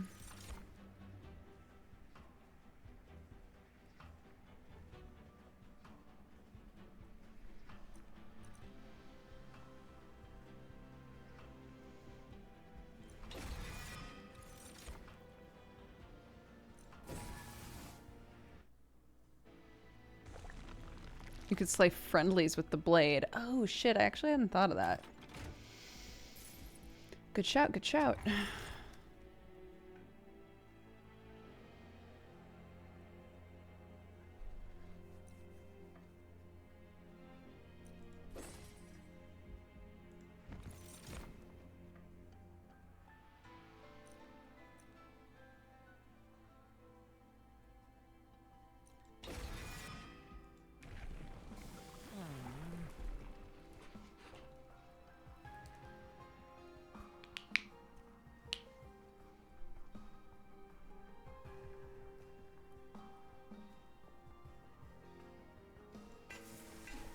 I think I want a little of both.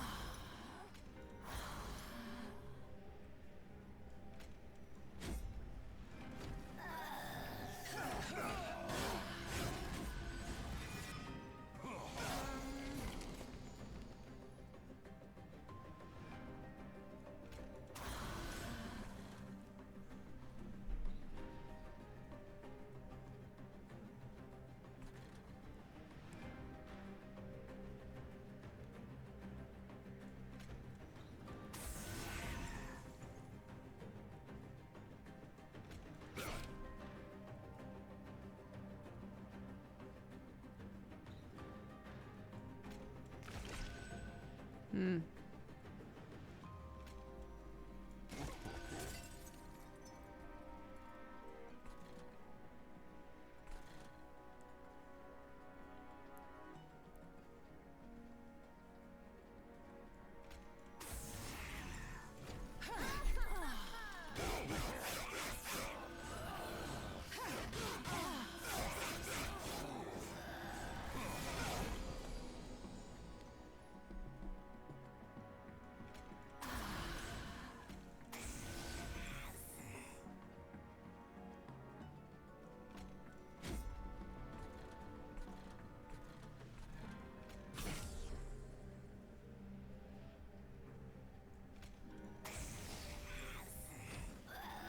Nice.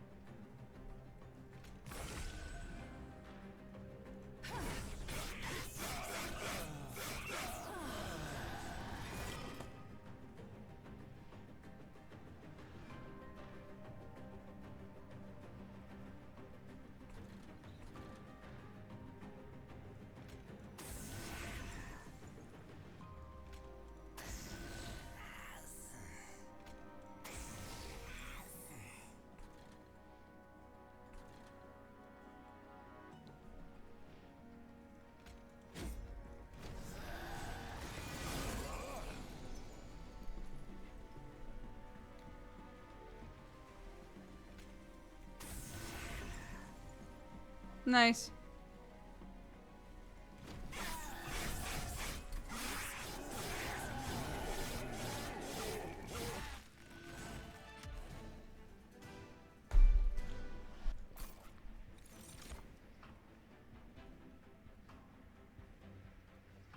God, this is so good now.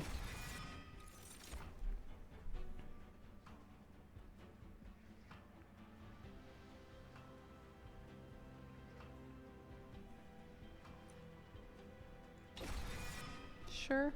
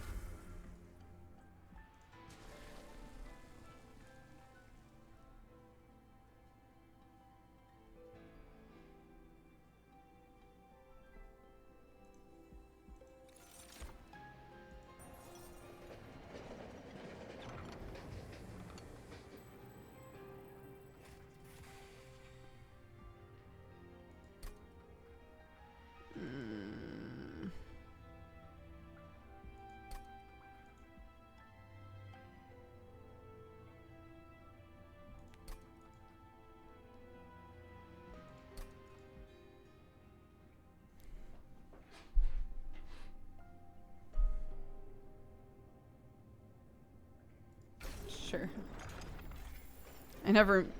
Those never wind up being good. I never make them properly.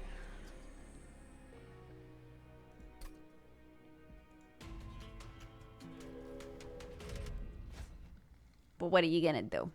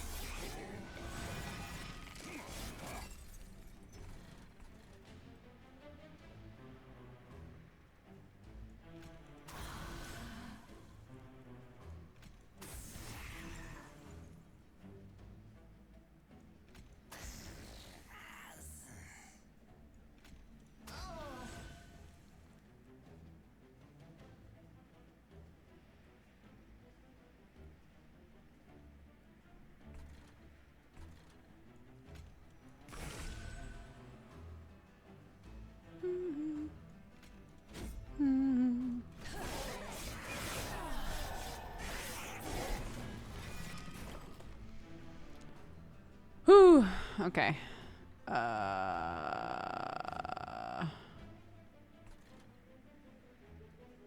Da-da-da-da-da-da-da-da-da.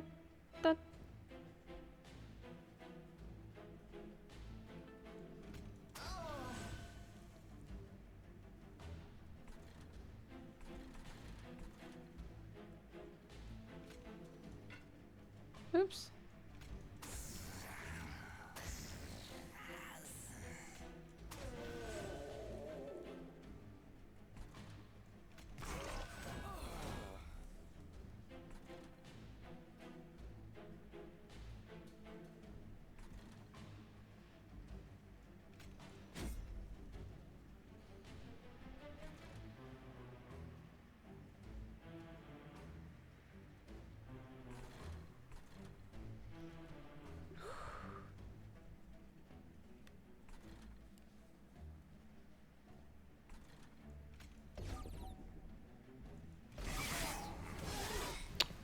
Oh.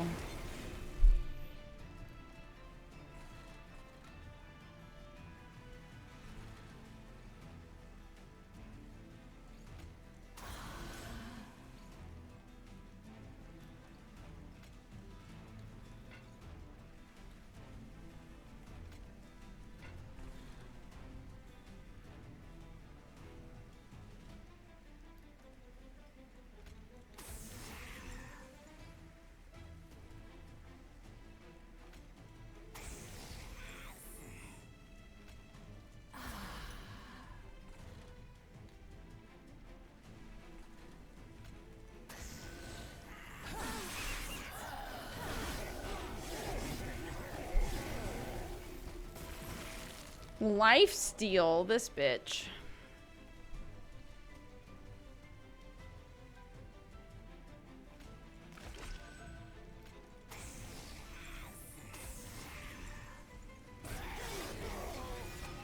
Oh my god.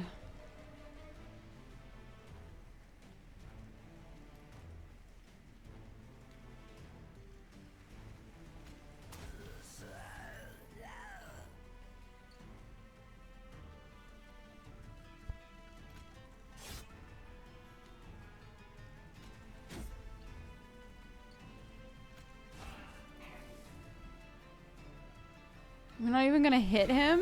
What the fuck? What the fuck? Goodness gravy. I have a texto.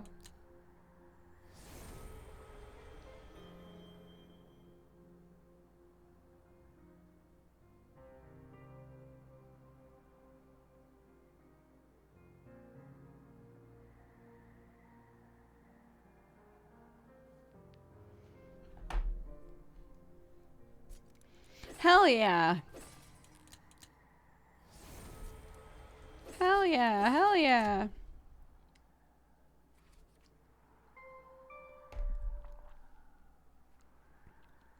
We're making our way downtown. Walking fast, faces pass. And I'm homebound. Ba-na-na-na-na-na. Ba-na-na-na, ba-na-na-na-na-na. I'm sorry, headphone users.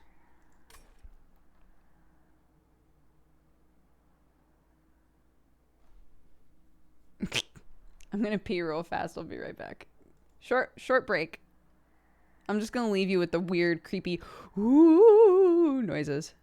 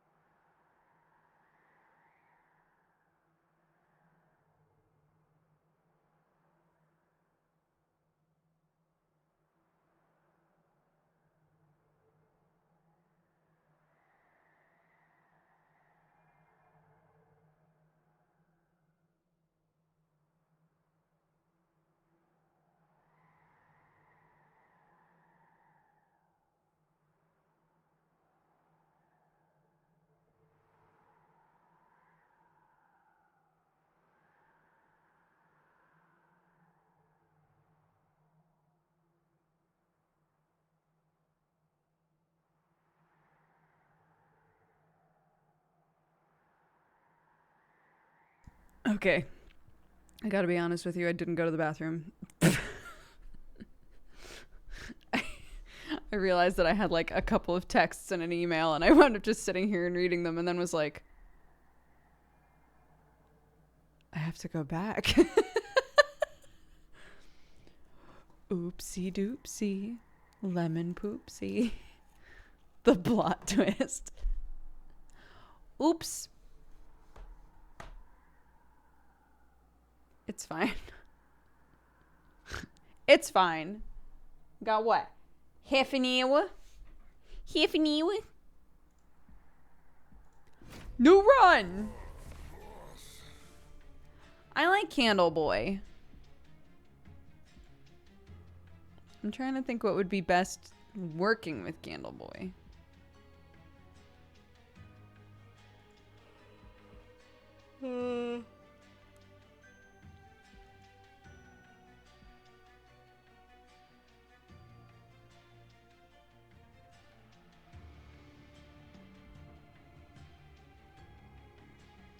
Probably just Hellhorned, right? If you're doing what we did last time and you're just bringing dudes back with like more and more attack, Hellhorned starts off with a lot of attack.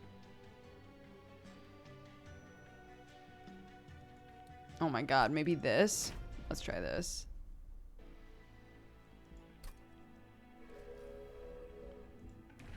I have another sore in my mouth. Did I tell you guys that? I have another sore in my mouth, but it's like right here at the point where your lip like meets your gum line. So it's like in the crevice.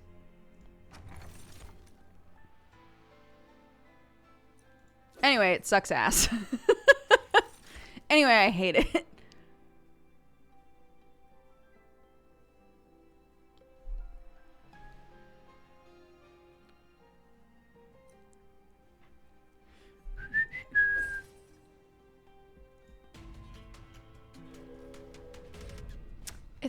It's so weird.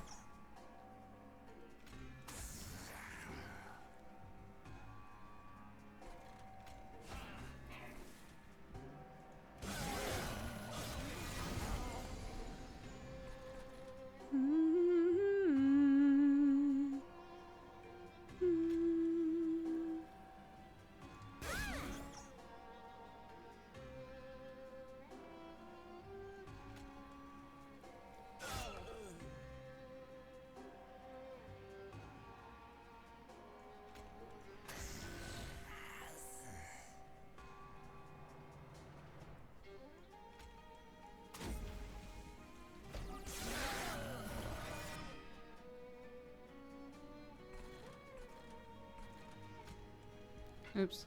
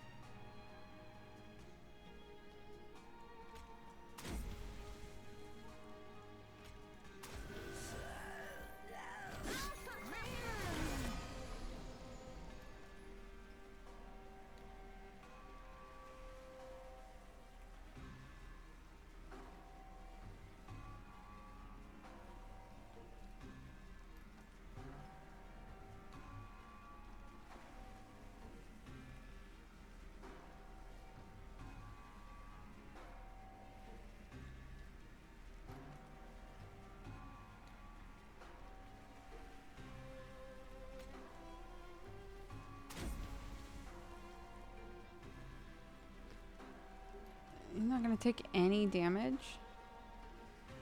None?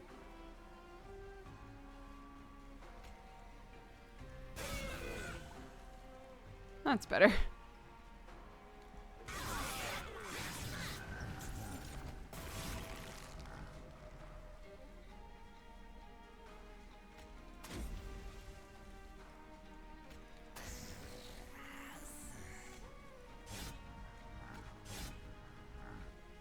Oops.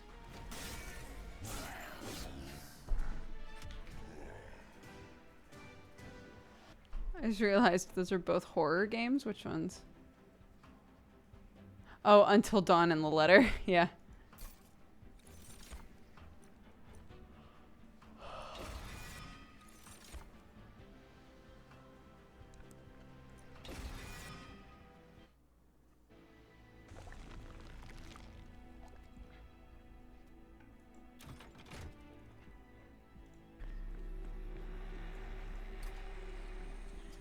Imp.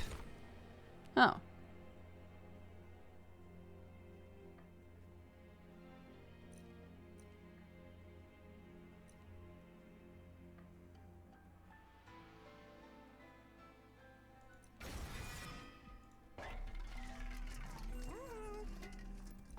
Do I have any with consume? Yeah.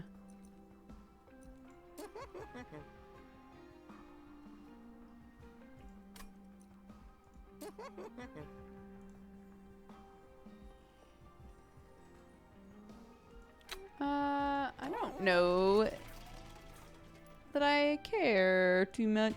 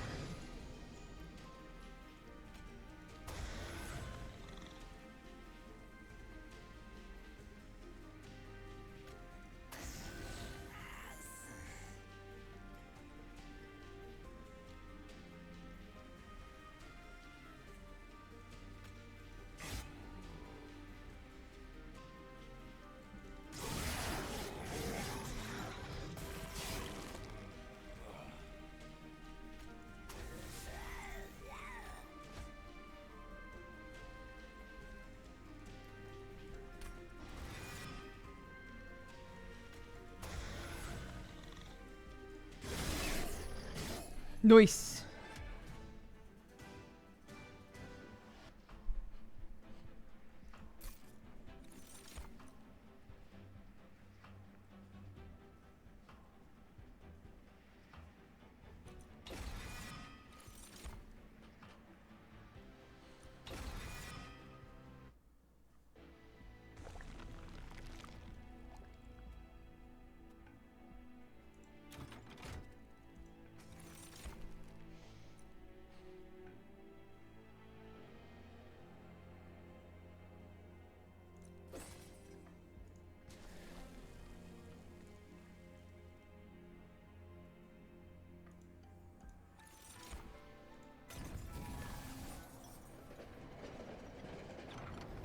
I should be doing this before I duplicate cards just in case.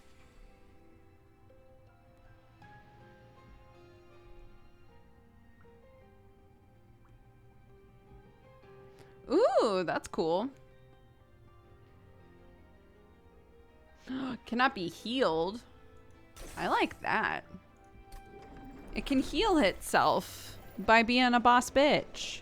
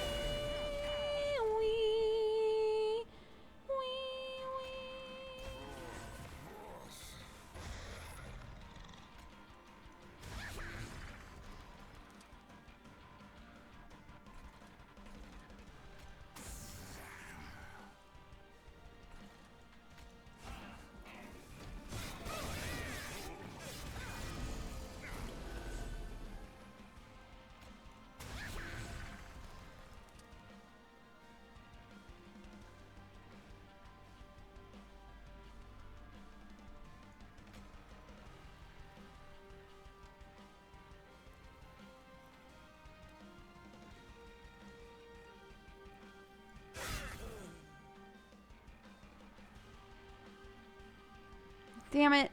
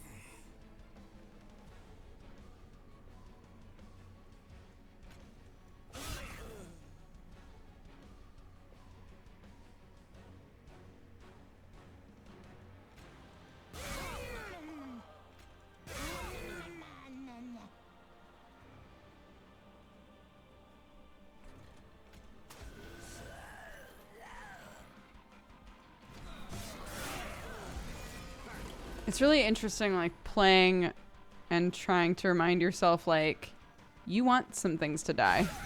You want things to die because that makes them stronger.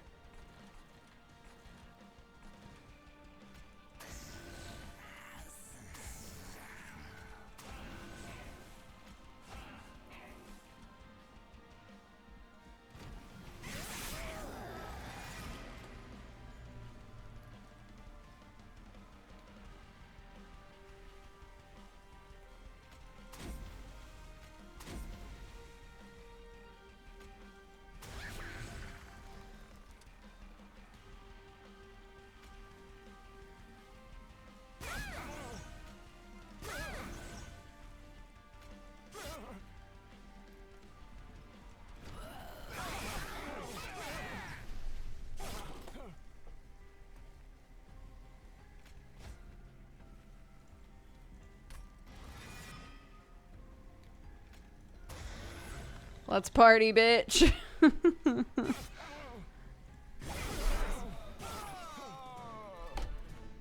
bum, bum.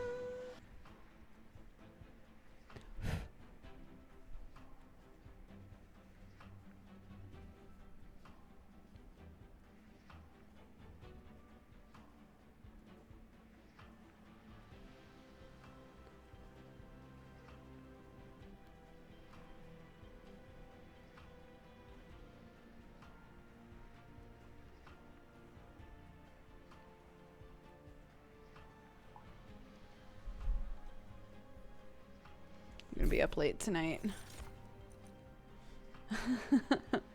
So do super cousin time, and then after that I'm gonna wrap all of Clarky's presents and blow up a bunch of balloons. We basically want her to wake up and come downstairs and just have like a ton of presents and balloons and stuff just waiting for her downstairs.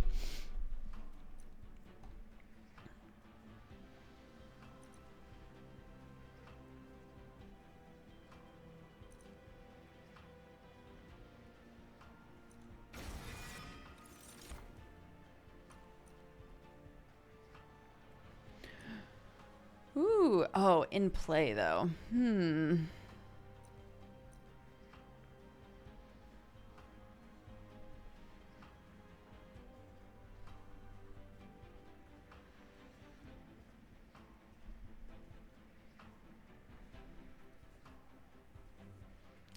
willing to gamble. I've got a decent number of impies.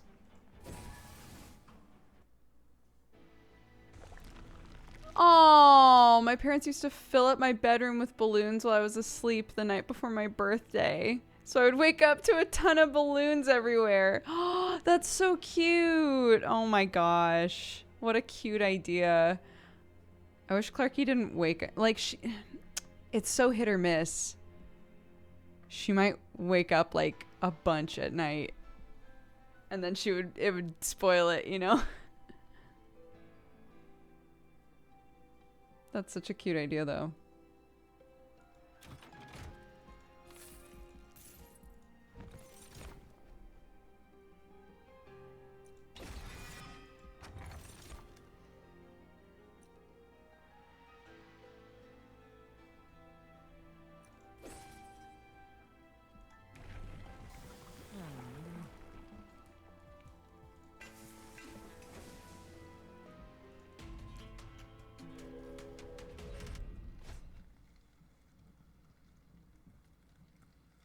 What if they popped while they're just sitting on the floor? That would be pretty wild.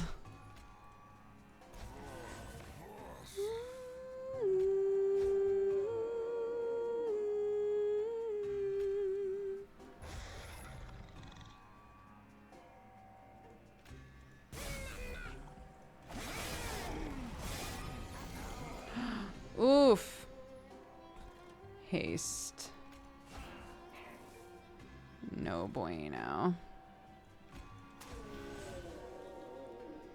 Okay, great.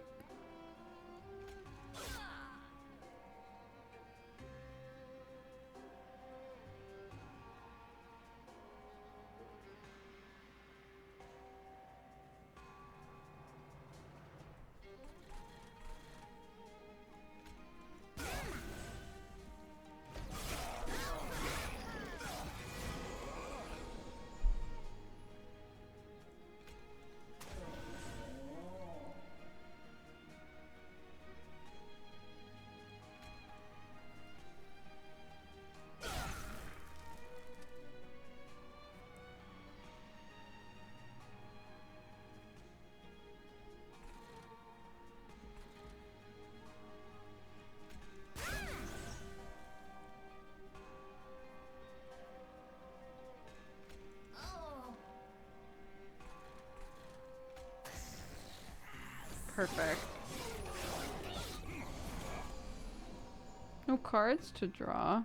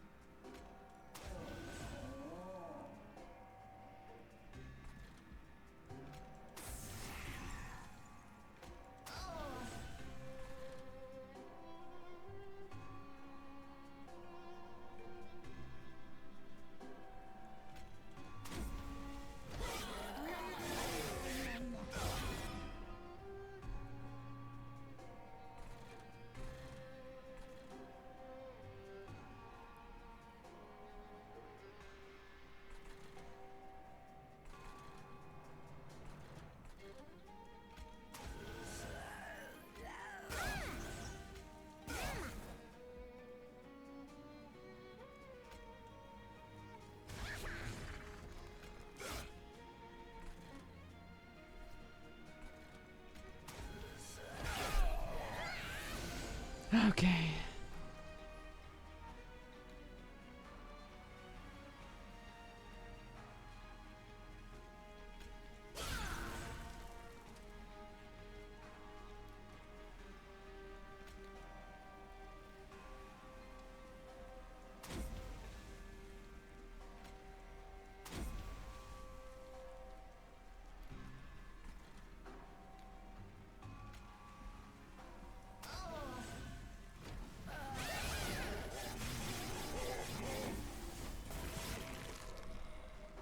Did you ever get all the patches sewn onto Clarke's jacket? Does she still love it and wear it? Does it still fit her?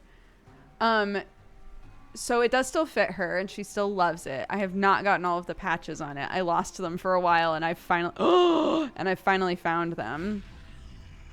Oh my god. He's so big. Slap. Slap. Yes. Yeah, these are the ones that I still have left. I actually set them aside so that I can do them for a study hall soon.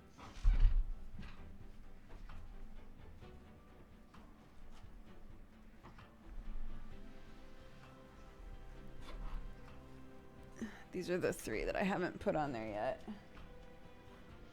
This one. This is very cute. This one. And... oh Come back. And this one. So those are the 3 that I still have to put on there. But they're very cute. Clarke's jacket is really similar to a jacket that I have, right? And she was like, Mommy, how come there are no pictures on your jacket? And I was like, I haven't put any on there. And there was a really long pause. And I was like, should I put some on there? And she was like, yeah. Okay.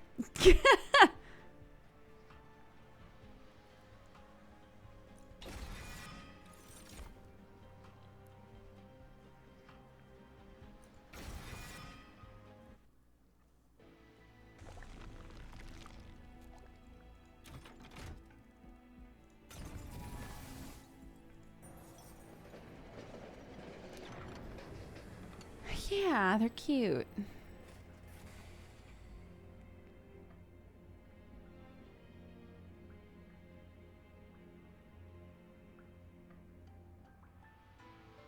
This isn't a bad idea since our pyre heals itself now. Let's do that. So if it needs a little health, we can be like, this bitch.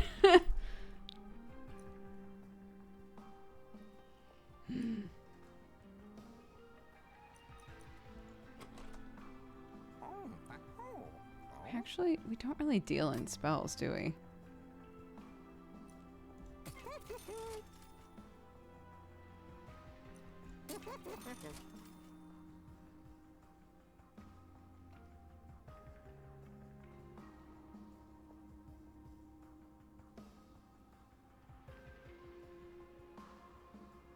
That's pretty good, since they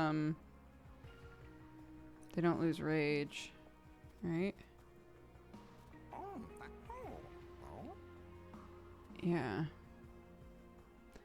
But that's also on burnout units, and we're trying to kill stuff quickly, and when it comes back, it doesn't have rage again. I think I'm going to do this because we have a bunch of imps. I guess why not? While it's alive, it'll have a lot of rage to work with. What is intrinsic?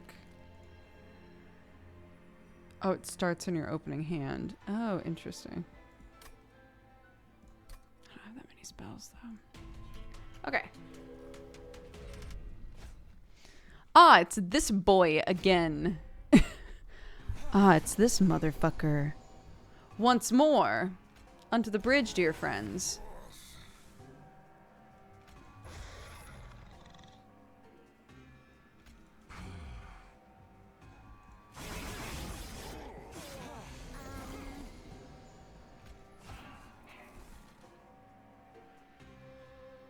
Wee, wee, wee, wee.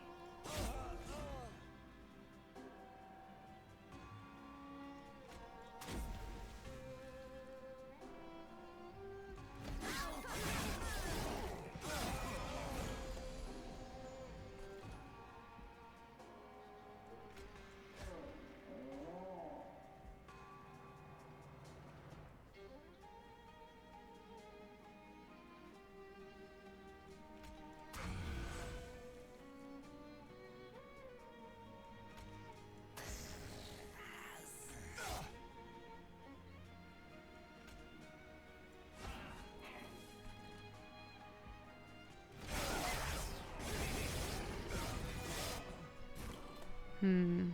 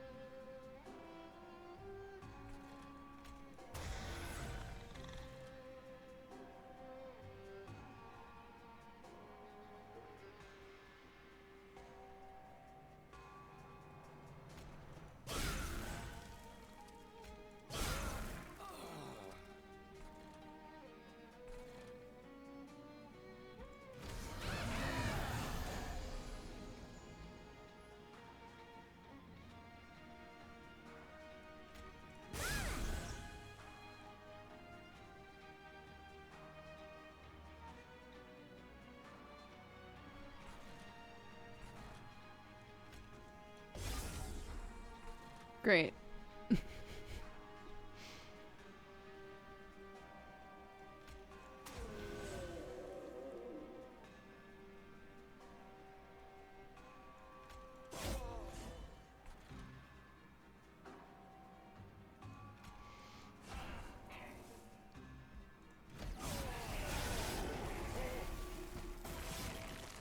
Oh, I hate this guy.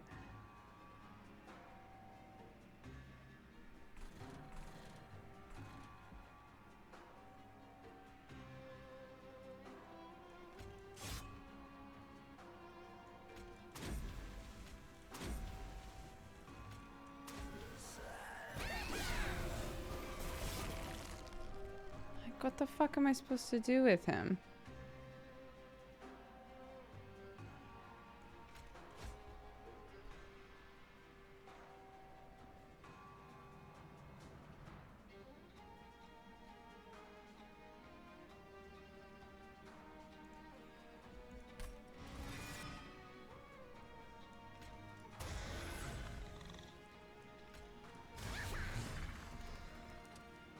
That's much better.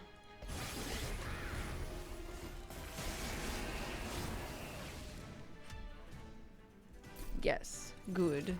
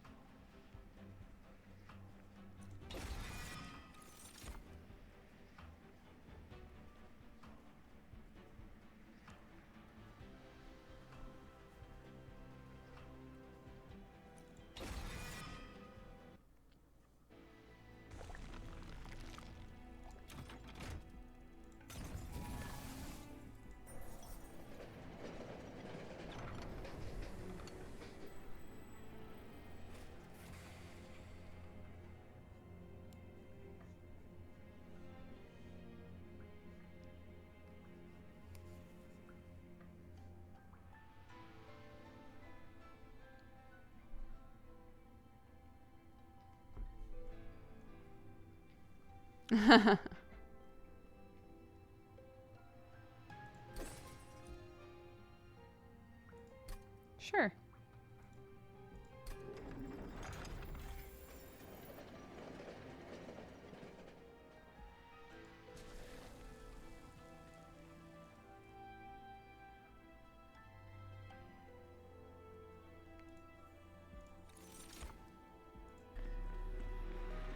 Now.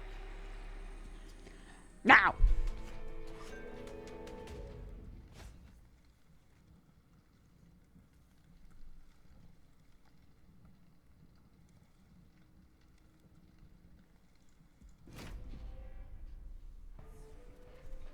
Not this music, dude. Aww.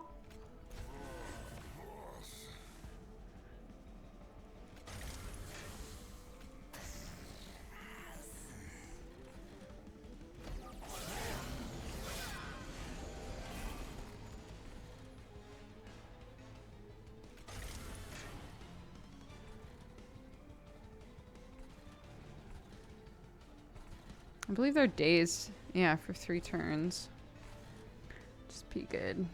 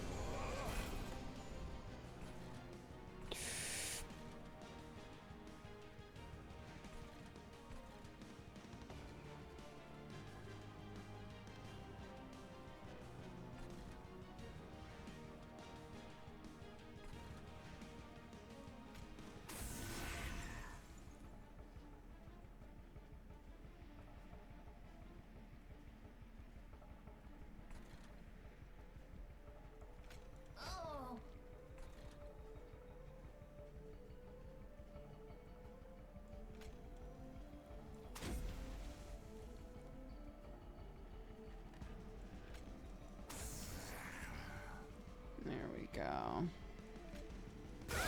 Here we go. He's dazed, fortunately.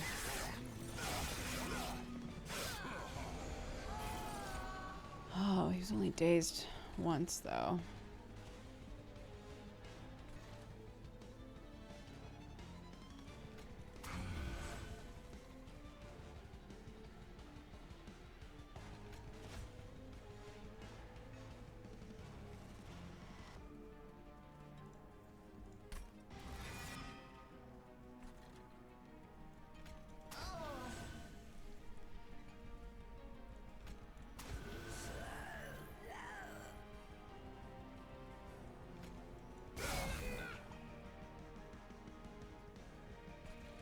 Perfect.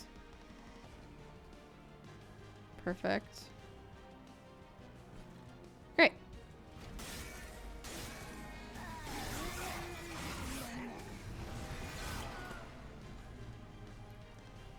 Da, da, da, da, da, da, da, da.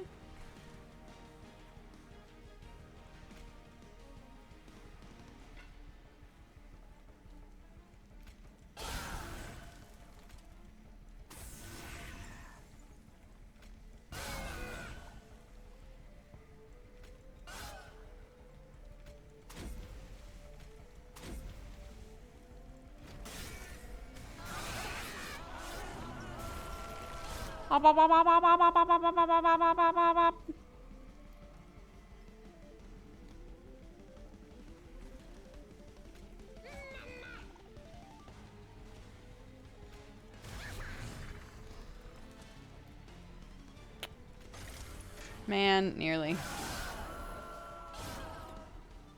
It all relies on this team.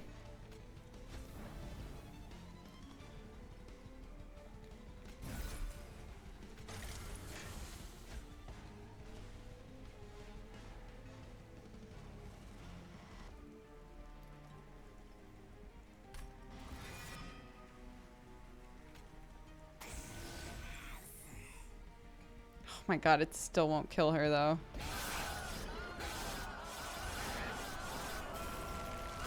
Shit.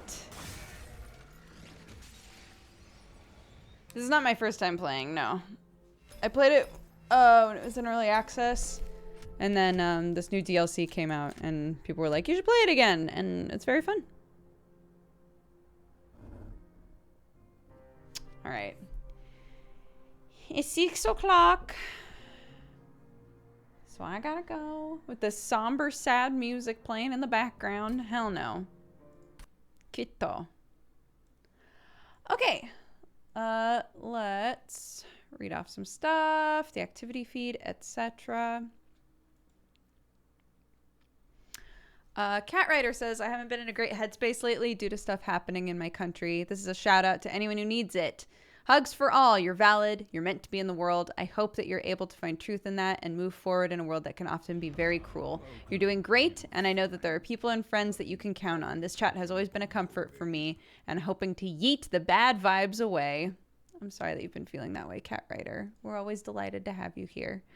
Arnar says, there are so many interesting folks in this community. I learned a bunch from interacting with it. I'm not super surprised to return to find Dodger found a way to learn and teach sign language during the ad breaks with the idea and or help from a community member. Neat idea. It's always fun to return and be back here. It's good to have you back, Arnar.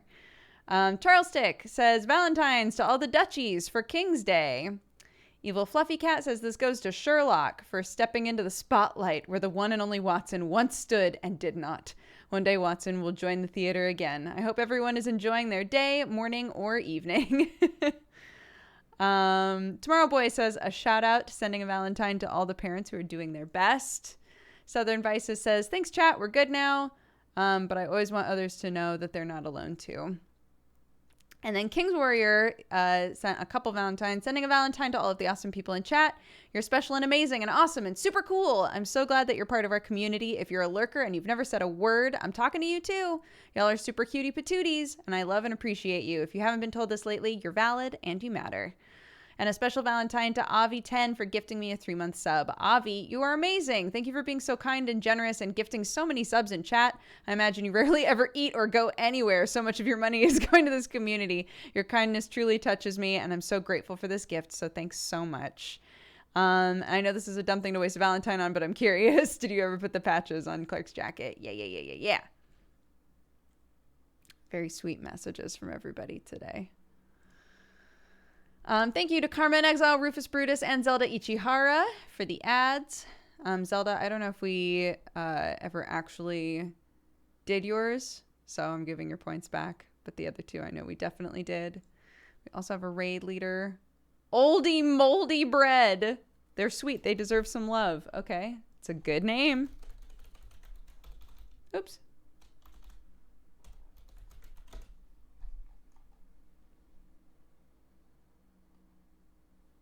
Okay. They're doing Dead by Daylight.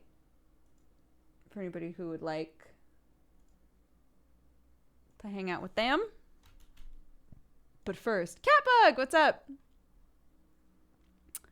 But first, Catbug! First, we'll read off new repeat subs, etc., and then I'll send you over to them. Aratani Eiko, thank you very much for subscribing. Welcome to the Cat Gang. Welcome to the Cat Gang! I forgot how sign language works. Hi, Pixion. Thank you for the 69 months.